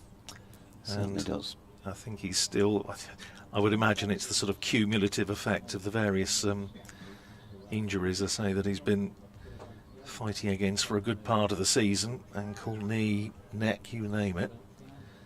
But putting in a stint for his side, and what's been a very, very tough day for Northamptonshire, and the question is, will it be wrapped up today or will we go into tomorrow?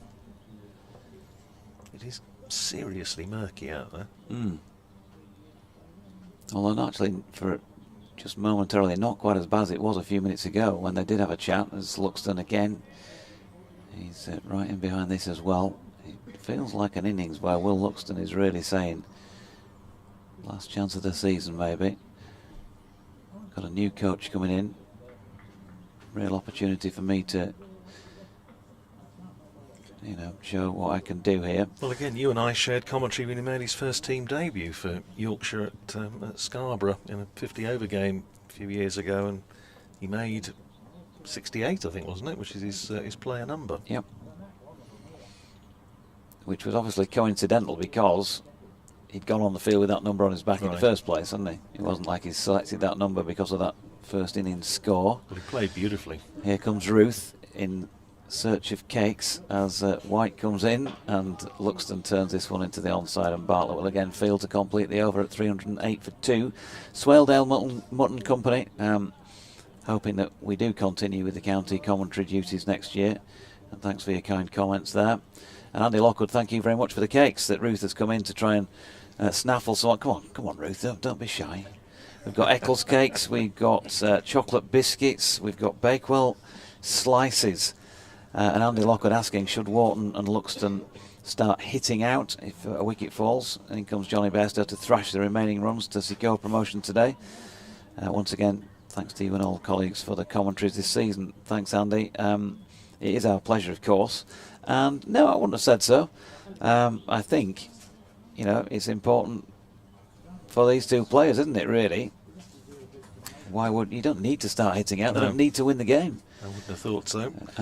They just want us to go and need to secure promotion, really. Fatty Singh starting his 15th over from the Howard stand end. The first ball is on-driven by James Wharton up to deep mid-on for a single. Wharton to 120, 309 for 2. I think you'll find that they do want to win the game. That's the talk. Fatty Singh and again bowls to Luxton, who swings that away in the leg side and almost for the first time in this inning just slightly loses his shape. And it goes out to deep mid-wicket perfectly safely for a single. Luxton to 19, 310 for 2. Yorkshire 40 runs away from making it mathematically certain, subject to points deductions or anything like that. Turned away into the onside by Wharton, and he's going to pick up a single as it's half stopped by the man in there tight at mid-wicket. One more to the total, 311 for 2. Wharton to 121. I did think that Ruth would have brought in some alcohol-free pomade for while we're on air, just in case the mark is achieved today. Oh, what, Northamptonshire winning their third game in a row? Yeah. Oh, sorry, no. Here's Singh in bowls, and it's chipped up just short of mid-off. Safe Zabe. I don't know whether he just lost it momentarily. It landed well in front of him. It was the up and under. And he didn't manage to get under. He went up. Here's Singh again, bowls, and Luxton is on the back foot, playing it out into the offside.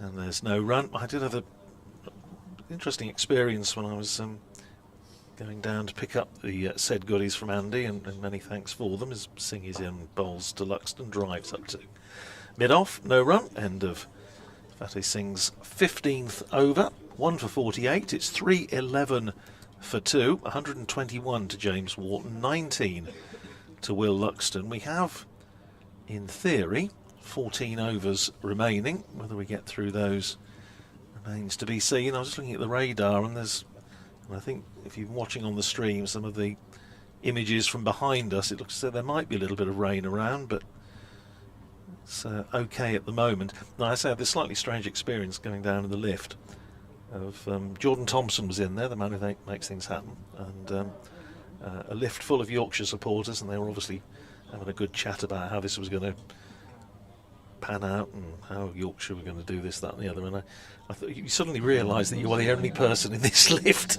that may have a slightly different view, but but that's fine, absolutely fine. And he's a smashing cricketer, Jordan Thompson, as Northamptonshire know only too well. So, Safe Zabe, whose moniker was slightly modified with his fielding earlier today. He's going to bowl just his second over of this match. Left arm round the wicket, and James Wharton stepping across, driving that one square on the offside for 1. I think what has been disappointing today from a Northamptonshire point of view, Doidgy joking aside, is the fielding hasn't been great. That's something that you can do something about, and it has been a little bit sloppy, hasn't it, on ground fielding. Yeah, can't deny that. Here comes Zabe, straight delivery. Loxton right in behind it once again. He's on 19. This partnership for the 3rd wicket so far worth 37. And if we're going to go to the close today, we have 13 overs and 3 balls remaining now after that one, which was a full toss, I think. Yeah, it was. Will Luxton could probably have put it wherever and decided to turn it just into the onside of straight. And he's pushed another one back to Zabe. So getting through these quickly. 165 the lead. Floated up this time, and Luxton turns it to leg, and Bartlett fields. They get 1 to mid-on. Still loads of time tomorrow to wrap this match up if they're good enough to do so.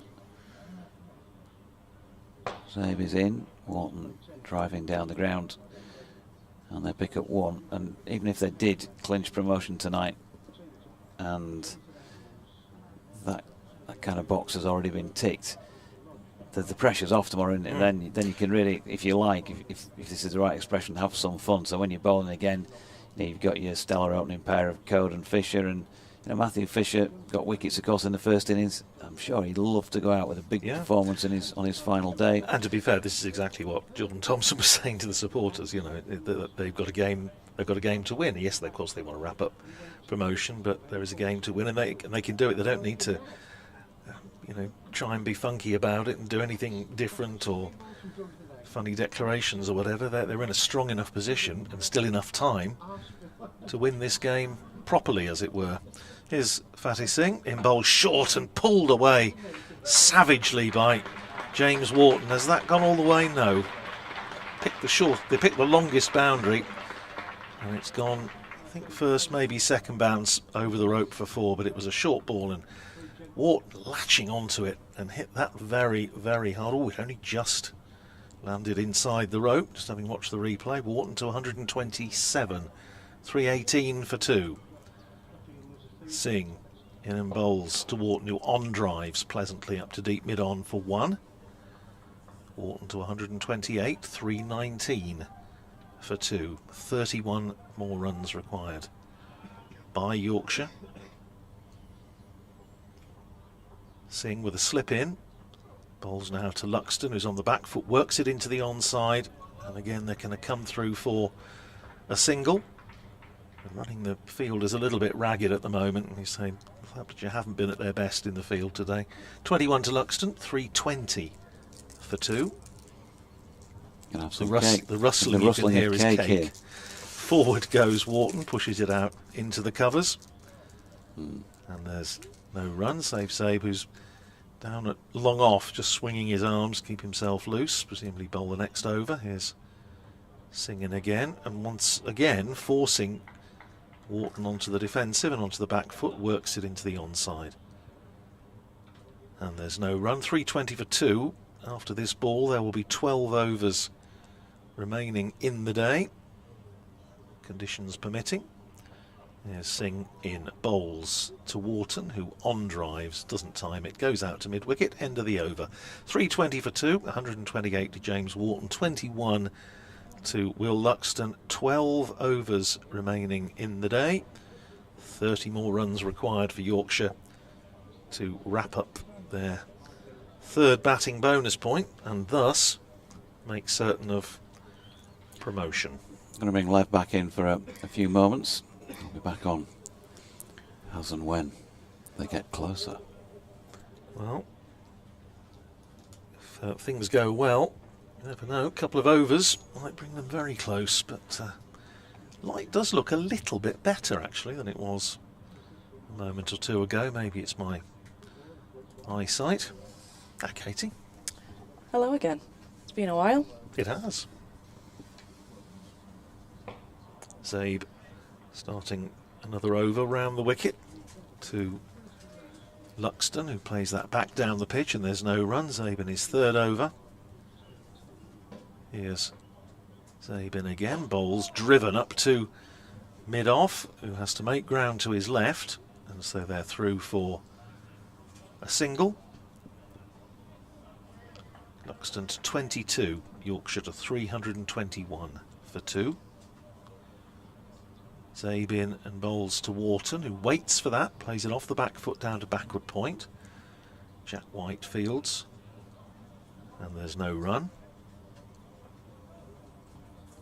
Still a couple of substitutes on the field at the moment as Zabe is in, flights that one right up and driven on the full by Wharton up to Bartlett, coming in from mid-on. One more to James Wharton. He goes to 129, 322 for 2. Zabe quicker and flatter, a little bit shorter, punched up to mid-off by Luxton, and there's no run. Zabe to complete his third over. Bowls and Luxton is driving up to mid-off, and there's no run. End of the over, 322 for 2. Zabe almost as quick as Fatty C getting through the overs. 322 for 2 it is. 129 to James Wharton, 22 to Will Luxton, and Yorkshire with 11 overs left in the day require another 28 runs for the party to start, possibly. Yeah, and I wonder if these two batters are keen to try and get it done tonight, or if they're happy to see what happens with the light playing a possible factor in it. It does seem to have gotten brighter since we've got spin on at both ends. There's a break in the cloud, and they're certainly rattling through these overs now, these two. So it's Singh to continue from the Howard Stand end. In and bowls, and Wharton steps back and hoists it over mid-wicket region. Has it gone all the way? No, it's gone for 4. A great blow from Wharton, seeing it very well. He's on 133 now. Dropped short there, Singh, and Wharton was really quick to jump onto the back foot and pretty much had his pick of where he wanted to put that and placed it safely over mid-wicket for 4. 50 partnership between these two. Yeah, good little rebuild after losing the Lythe wicket. Buxton's done a good job coming in and supporting Wharton. Yeah, Northamptonshire were in danger of running through them when they picked up their second wicket, but conflab involving the bowler and Lewis McManus, who I think actually might be captain out there at the moment, because I don't think Luke Proctor's on the field. I think he's one of those that's off at the moment. Probably just said, don't bowl it there again. And he almost does. And Wharton once again rocks onto the back foot, but he pulls it straighter this time, just to the right of the mid-on fielder, and it goes for another 4. Yorkshire progressing to 330 for 2. Well, if Fatty Singh continues bowling there to James Wharton, then I think the party, they can start and uncork whatever they've got on this huge trolley that Doidge was on about that's groaning under the weight. Singh in again, what's he got now? And a fuller ball, Wharton just drives it down to the long on fielder who went back after that previous 2 4s. They pick up another single, brings Luxton on to strike. Yorkshire tea, I assume, isn't it? Nothing stronger than that. Other tea brands are available, I'm sure. Singh bowls, and Luxton just on the front foot defends that.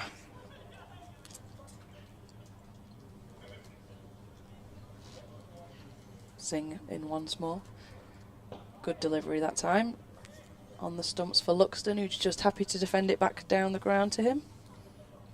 One more ball remaining in this Singh over, which has gone for a couple of boundaries so far and a single. In at the crease and bowls, and Luxton just on the front pad. Not looking to do anything too expansive. End of another over. Just the 10 remaining in the day so far. If the light holds, Yorkshire are 331 for 2.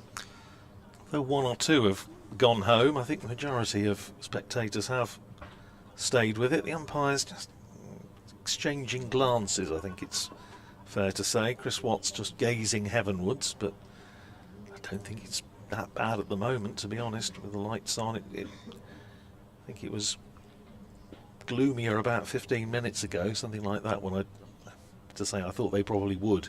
Yeah, I thought that was the opportunity to come off, Come but now off, I don't think No.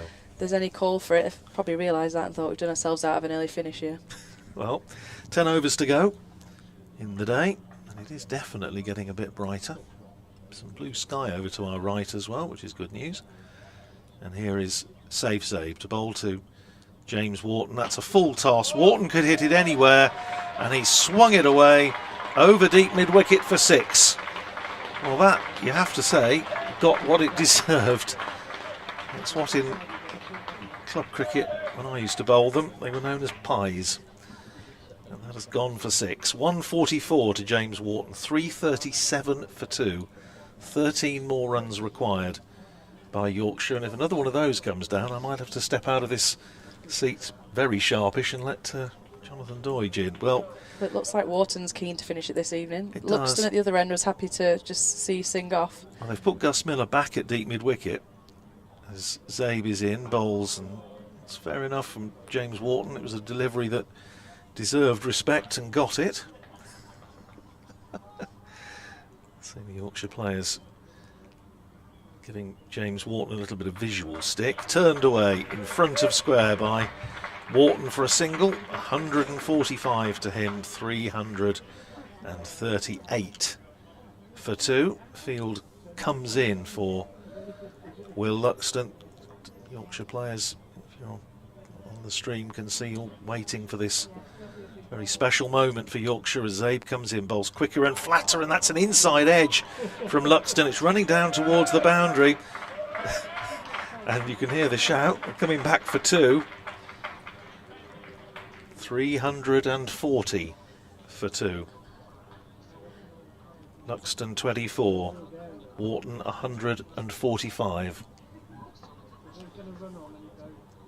2 balls left in this over. Zabe is in, bowls, and forward comes Luxton and plays it back down the pitch, and there's no run. 1 ball to go. Zabe in, bowls, and Luxton is forward in defence, rolls back down the pitch, fielded by Safe Zabe, and that is the end of the over. 340 for 2. 9 overs left. Clock ticks round to about 12 minutes to 6. Wharton is 145, Luxton is 24, and as Jonathan Doidge rejoins me on commentary, the 10 runs required by Yorkshire to pick up this third batting bonus point. Their lead is already 193. Yeah, radio leads with us as well as the Sport app and website.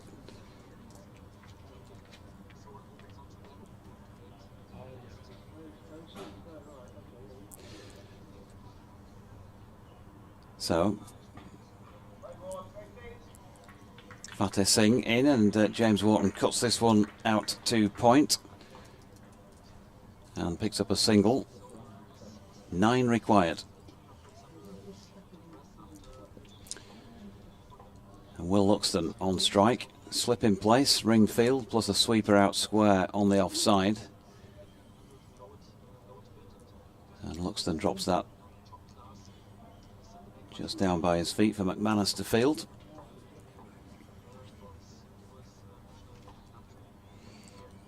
Singing again. Luxton pushes back to the bowler.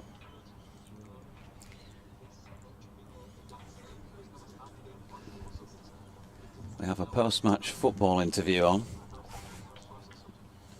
ringing in our ears as we try and describe this. And so Luxton pushes one back to Fateh Singh once again.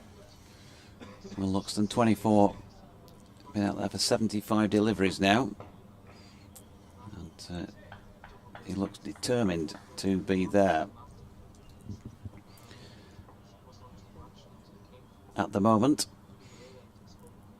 341 for 2. Singing again. Luxton has clipped it off his legs, and this is on its way down towards the boundary beneath our commentary position, and will be 4 more to him, taking his score to 28. And Yorkshire are within 1 stroke, potentially, of a return to Division 1. Now then, the umpires are coming together again. You dear. are joking. You couldn't make it up, could you? You really couldn't. Surely not. Surely not. No, it's not. Perhaps they were just talking about. Did you remember to book the table tonight? Yeah. Don't know. Not sure. Might be a bit late now. Do you reckon we'll get in? Have to give it the "Don't you know who I am"? Yes. So James Wharton 146. Will Luxton 28, and they've put on 70 between them since that stellar 260-run second wicket partnership. Just for the record, Sussex 90 for 2 down at Hove in response to Middlesex's 271. But that batting bonus point for Middlesex means that Yorkshire need 3 themselves to confirm promotion, and with that single by James Wharton are now just 4 runs short of doing that.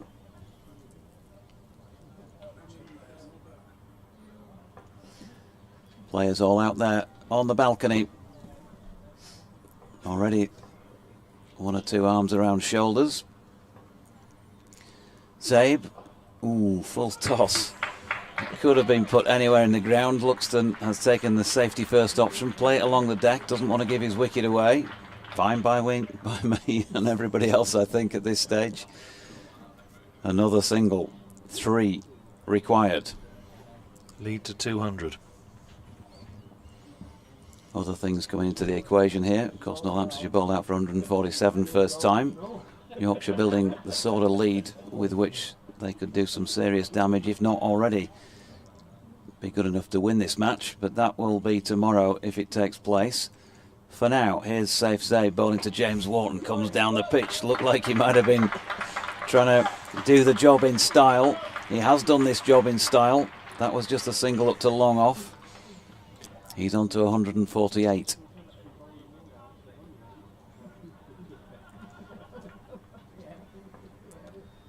.348 for 2. Zabe in. Luxton down the ground. Too long on. George Bartlett will field. He's on to 30. And Yorkshire 1 run from securing promotion. Zabe round the wicket again. Wharton steps back, and that is it.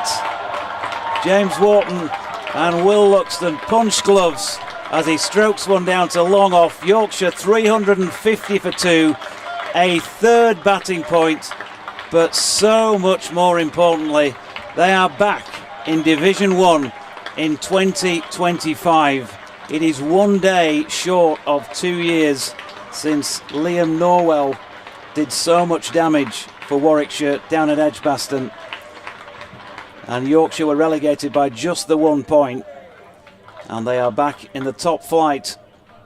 And these young players who've completed the job on the day are the future back up in Division 1. 350 for 2, and the White Rose can bloom again. Yeah, many congratulations to Yorkshire. You can hear the applause because the Golden Tonsils of Howard, this stadium announcer, have made the announcement that, which I'm sure most people knew anyway, that Yorkshire have now been promoted. So many congratulations. It would be nice to think from a Northamptonshire point of view that 12 months down the line something similar might happen somewhere, at Wantage Road or wherever. Northamptonshire, of course, were hoping to get back this year, but it wasn't to be. And the singing is already broken out. Now, I just wonder if now they're thinking, well, okay, that's achieved that. Should we just go off and set about the drinks trolley? But no, they're going to carry on. They've still got 7 overs to go. And, yeah, Lewis McManus, who is acting captain out there at the moment, in the absence of Luke Proctor. He's just setting his field for Fateh Singh, and Northamptonshire just need to keep focused on their job. Justin Broad is going through his limbering up routine. So it's going to be Fateh Singh to continue.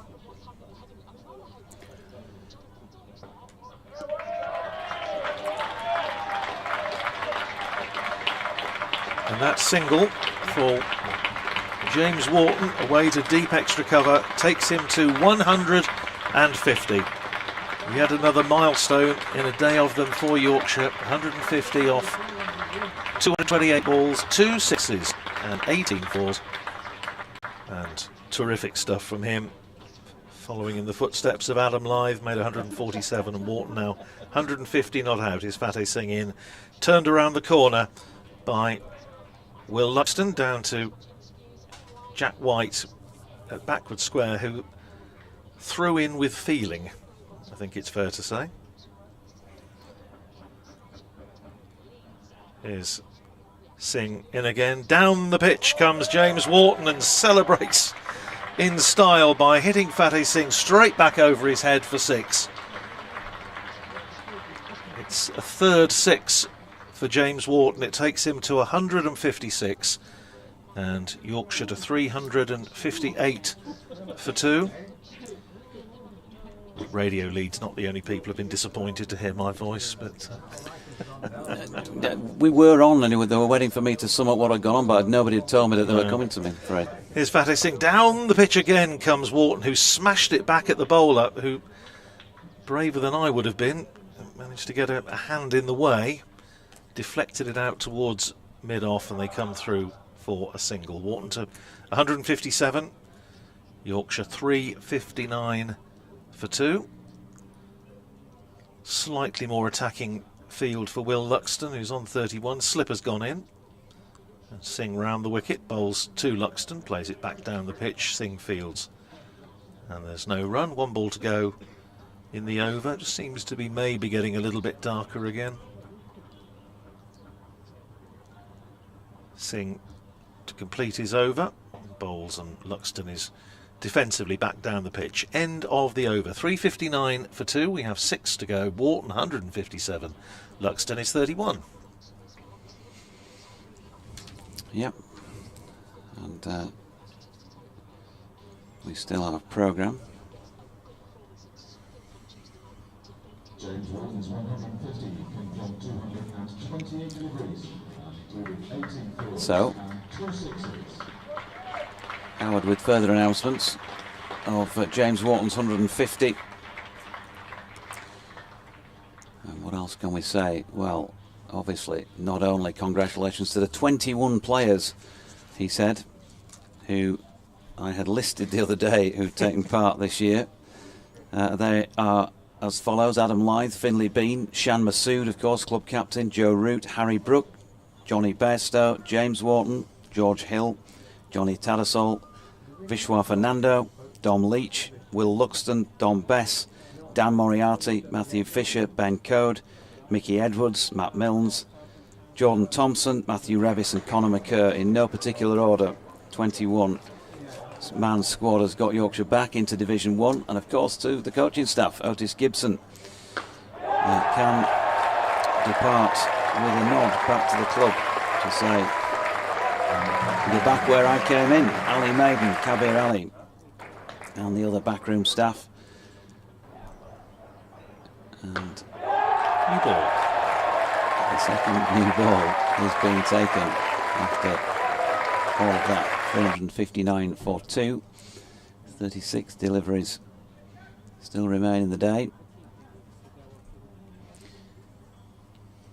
Just wondering who, it's one that time of day when you just start to wonder, who am I going to talk to at the end? I'm not sure that there'll be anything particularly memorable from the Northamptonshire camp today, but we shall try. Yeah. Field just been rearranged by Jack White. 2 slips. Can he do something under floodlights with this second new ball when he's drawn an edge, an uppercut sort of an edge really from James Wharton first up, and that has flown, zipped away down to the Howard stand end for 4 runs. That's just flown, isn't it? Yeah, no, actually looking at the replay, he played it deliberately, didn't he? Got underneath it with an uppercut. And unfortunately the new ball might be in a bit of damp down in the covers at the Howard stand end of the ground. Not what you want. We've just taken it. Congratulations pouring in, well, from one of our colleagues. Kev James. Oh, yes. Well, Hampshire Thanks, will be Kev. one of the counties that you'll be there next year down at Southampton, up on the top gantry. Yeah, it's a great commentary position down there. It is. Not great if you're in April. It's a bit cold, I've got to say, because the sun never gets... It's always behind you, isn't it? Here is White. Oh, good delivery. It's too high, I think, as much as anything. Forget about where it pitched and where it was going. It's gone down to third man for one run. Hassan Adnan with his gloves on, signalling. That's what it's like here at Headingley. Fair enough. Going down as well, I think. But height also an issue. Yes, the wind does tend to whip off Telegraph Wood, isn't it, at the far end of the ground down at Southampton. It can be a bit fresh. Here comes Jack White once again, cracked away by Luxton, out towards the cover sweeper. He'll pick up another single. 90 this partnership now worth, and that's almost kind of just crept up there, really, hasn't it, since the big one previously, with all eyes on getting to the ultimate prize of a return to Division 1. That 1 point relegation in 2022, well, it certainly hurt.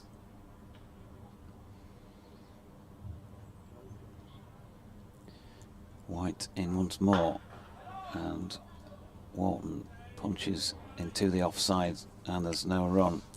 Tougher, obviously, going up there, but good bunch of young players. Batting wise, you would think there might be maybe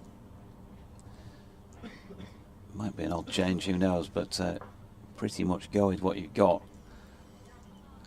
And that seam bowling department with a bit of assistance could still have a part to play at the top table, as Wharton, elbow up, exemplary back foot punch, will pick up another single. He'll have his eye on another PB here. You're not going to get too many opportunities there to wipe out a score of 188 off your records as your highest, and having got to 162 now, he could be forgiven for having that one in mind. Double ton perhaps. Fair way off that just yet. 366 for 2, final ball of the over. Luxton, that lovely languid style he has, just runs it down to third man and picks up another one. So 5 to go, 367 for 2, the lead 220. Latest forecast for tomorrow, anyone? I think it's the last time I looked, it was okay. I think there was just a feeling that it might be a bit sort of cloudy, whether light might be an issue. I mean, it's worth making the point that Northamptonshire, having taken the new ball, it's going to be Justin Broad to bowl with it from the Howard stand end. Neither Luke Proctor nor Ben Sanderson out there at the moment. So, hence the presence of Freddie Heldrick, who's been on for most of the day, and I think Arush Bashaker's out there as well. So Northamptonshire at the moment down a couple of bowlers. Gus Miller in there at first slip, James Sales at second, and now of course Lewis McManus setting the field, being acting captain. There's people wandering around in all sorts of directions at the moment. Freddie Heldrick comes in, now he's going back again. Such are the hokey cokies for the left arm wrist spinner. Now he's coming back in again. There we go. In, out, in, out. Won't go into what comes next. Here's Justin Broad with the new ball. Bowls and flayed away by Will Luxton through the covers for 4. It was a little bit wide. Bit of a loosener from Broad, and Luxton has smashed it through extra cover for 4. 37 to him, 371 for 2. Yorkshire's lead now 224. 4 overs to go after this one, assuming we get through. Light just seems to be closing in a little bit. Here's Broad. In and bowls to Luxton, plays it down to backward point, and there's no run. Not that Will Luxton seemed terribly inconvenienced by the light. Now the umpires are going to have a word. Just struck me that it's getting a little bit murky, and with the seamers on now, I suppose possibly even Northamptonshire's way of saying actually we'd quite like to go off now by taking the new ball, and that, I suspect, is that. It is. I think the umpires are just having a little check, and that's it. They are off for bad light, with Yorkshire 371 for 2. Will Luxton on 37. James Wharton on 162. But, well, I say the light's been marginal for a little while. It was okay when the spinners were on, and it did get a bit brighter, but now I think the umpires have decided that probably that's enough for the day. But this is the applause for the batters from their teammates, and a shake of the hand from the Northamptonshire players. Well played, you two. James Wharton in particular, 162 not out. What an innings that has been. Thumbs up from the balcony from Will Luxton as he comes off.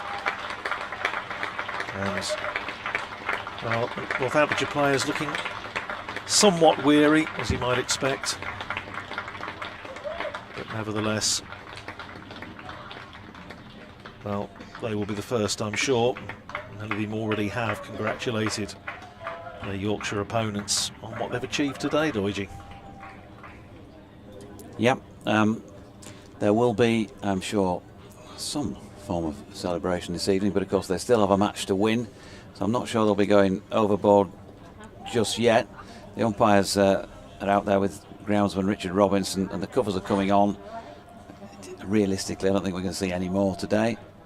I wouldn't have thought so. And there you go. You can hear the lads downstairs in the dressing room with some singing going on to celebrate that promotion. So hope you could pick that up. What is it? On the effects mic. Ilkley Moor, or? Not quite sure what it is they're singing at the moment. But they are a very happy bunch of players, and why not? They've earned it. I mean, it's not as if they have taken Division 2 by the scruff of the neck from the first match and been out in front and clear. They've sort of done it the hard way. They made it hard for themselves, really, in the first half of the season by not taking a couple of opportunities, particularly that one at Sussex. And to get to the 7th match without a win on the board, and the coach saying to me at that point, we will get promoted. It's a big call, isn't it? It is, and he backed his players and what they were all trying to do, trying to achieve, and it's come together in fine style in the second half of the campaign, when they haven't lost and they've won just about all of their matches and may still win this one to cap things off. Yeah, they're not going to go up as the champions of Division 2. To be honest with you, I don't think that matters. No. In the slightest, really. Yeah, I know you pick up a trophy for winning it, but the one you really want to win to call yourself champions of anything is the county championship. And so that's a different kettle of fish for future years now. But the main thing is they're back dining at the top table again. A lot of people have put in a heck of a lot of hard work. It has been a very, very difficult last 3 or 4 years at the county. And, you know, there's a large element of pleasure for a lot of people who've put in the work. And not least, you know, the players, because they do work hard. They're a great bunch of lads. They're always, you know, you and I know, doing our job. If you ever do, in doing our job, come across difficult people, difficult players, difficult staff, it makes the job much less pleasurable. Yes. But I can speak, you know, absolutely from the heart when I say that all the lads here have been fantastic in how they deal with you, the access you get to them, and all of those sorts of things as well. And that does matter, doesn't it? You know, great relationship between us as the BBC and our respective counties, and it's the same here. So yeah, pleased, really pleased from all. You know, and on the day, delighted for James Wharton to be pushing close on to his his own personal best of 188 with 162 not out, and just a beautiful knock from Adam Lyth today with that 1-4-7, and Yorkshire have kind of, in their own way, got their own maximum break today by getting back into Division 1. No, absolutely. And I suppose it's interesting, I think it was Andy Walker made the point, wasn't it, on a tweet saying, yeah, okay, he's absolutely fantastic, obviously, and he's as delighted as anybody that Yorkshire are back in Division 1, but he genuinely, I think, was saying that he was disappointed that Lancashire were going down, because it does mean, of course, that once again, there won't be the Roses match, which, you know, for those of us who are neutral in these things, you know, it is one of the great occasions. I mean, it used to be televised, didn't it, in full when I was a kid. You'd look forward to watching the Roses match in its entirety on the telly, and it's a shame that certainly Championship cricket, that won't be seen next year, maybe the year after. Yep, lots to look forward to for the future, and it'll be great to see this bunch of players go back and test themselves against, you know, the best that county cricket has got to offer in Division 1, and there will be some tests. There are some very strong sides, some really good bowling that will line up, some quality players throughout those teams, but it's an opportunity, it's a challenge, like I say, and I'm sure they'll be up for it come April, March, February, whatever date it is that we start the 2025 season on Radders. Now the umpires have taken a light meter reading out there. The stumps are being removed but thrown on the floor. I would have thought, because there's only 4 overs to go, we must be very close to having run out of time anyway. It's where are we now? It's gone 6:10. Yeah, the place is now pretty much deserted. Away to our left, spectators have got what they wanted from the occasion. And there we go. No further play. And a 10:30 start again tomorrow, when we won't be making up any time, because of course it is the final day of the season. And we'll look forward to all of that. Thank you for your company today. Thanks again to Lev and to DT and to my colleague Andrew Rad. And there we go, folks. It's a happy end to Saturday, and there may still be a bit more to come on Sunday. Do hope you'll join us tomorrow from 5 minutes before kick-off here at Headingley, where Yorkshire have achieved promotion back to Division 1 for 2025. Good night.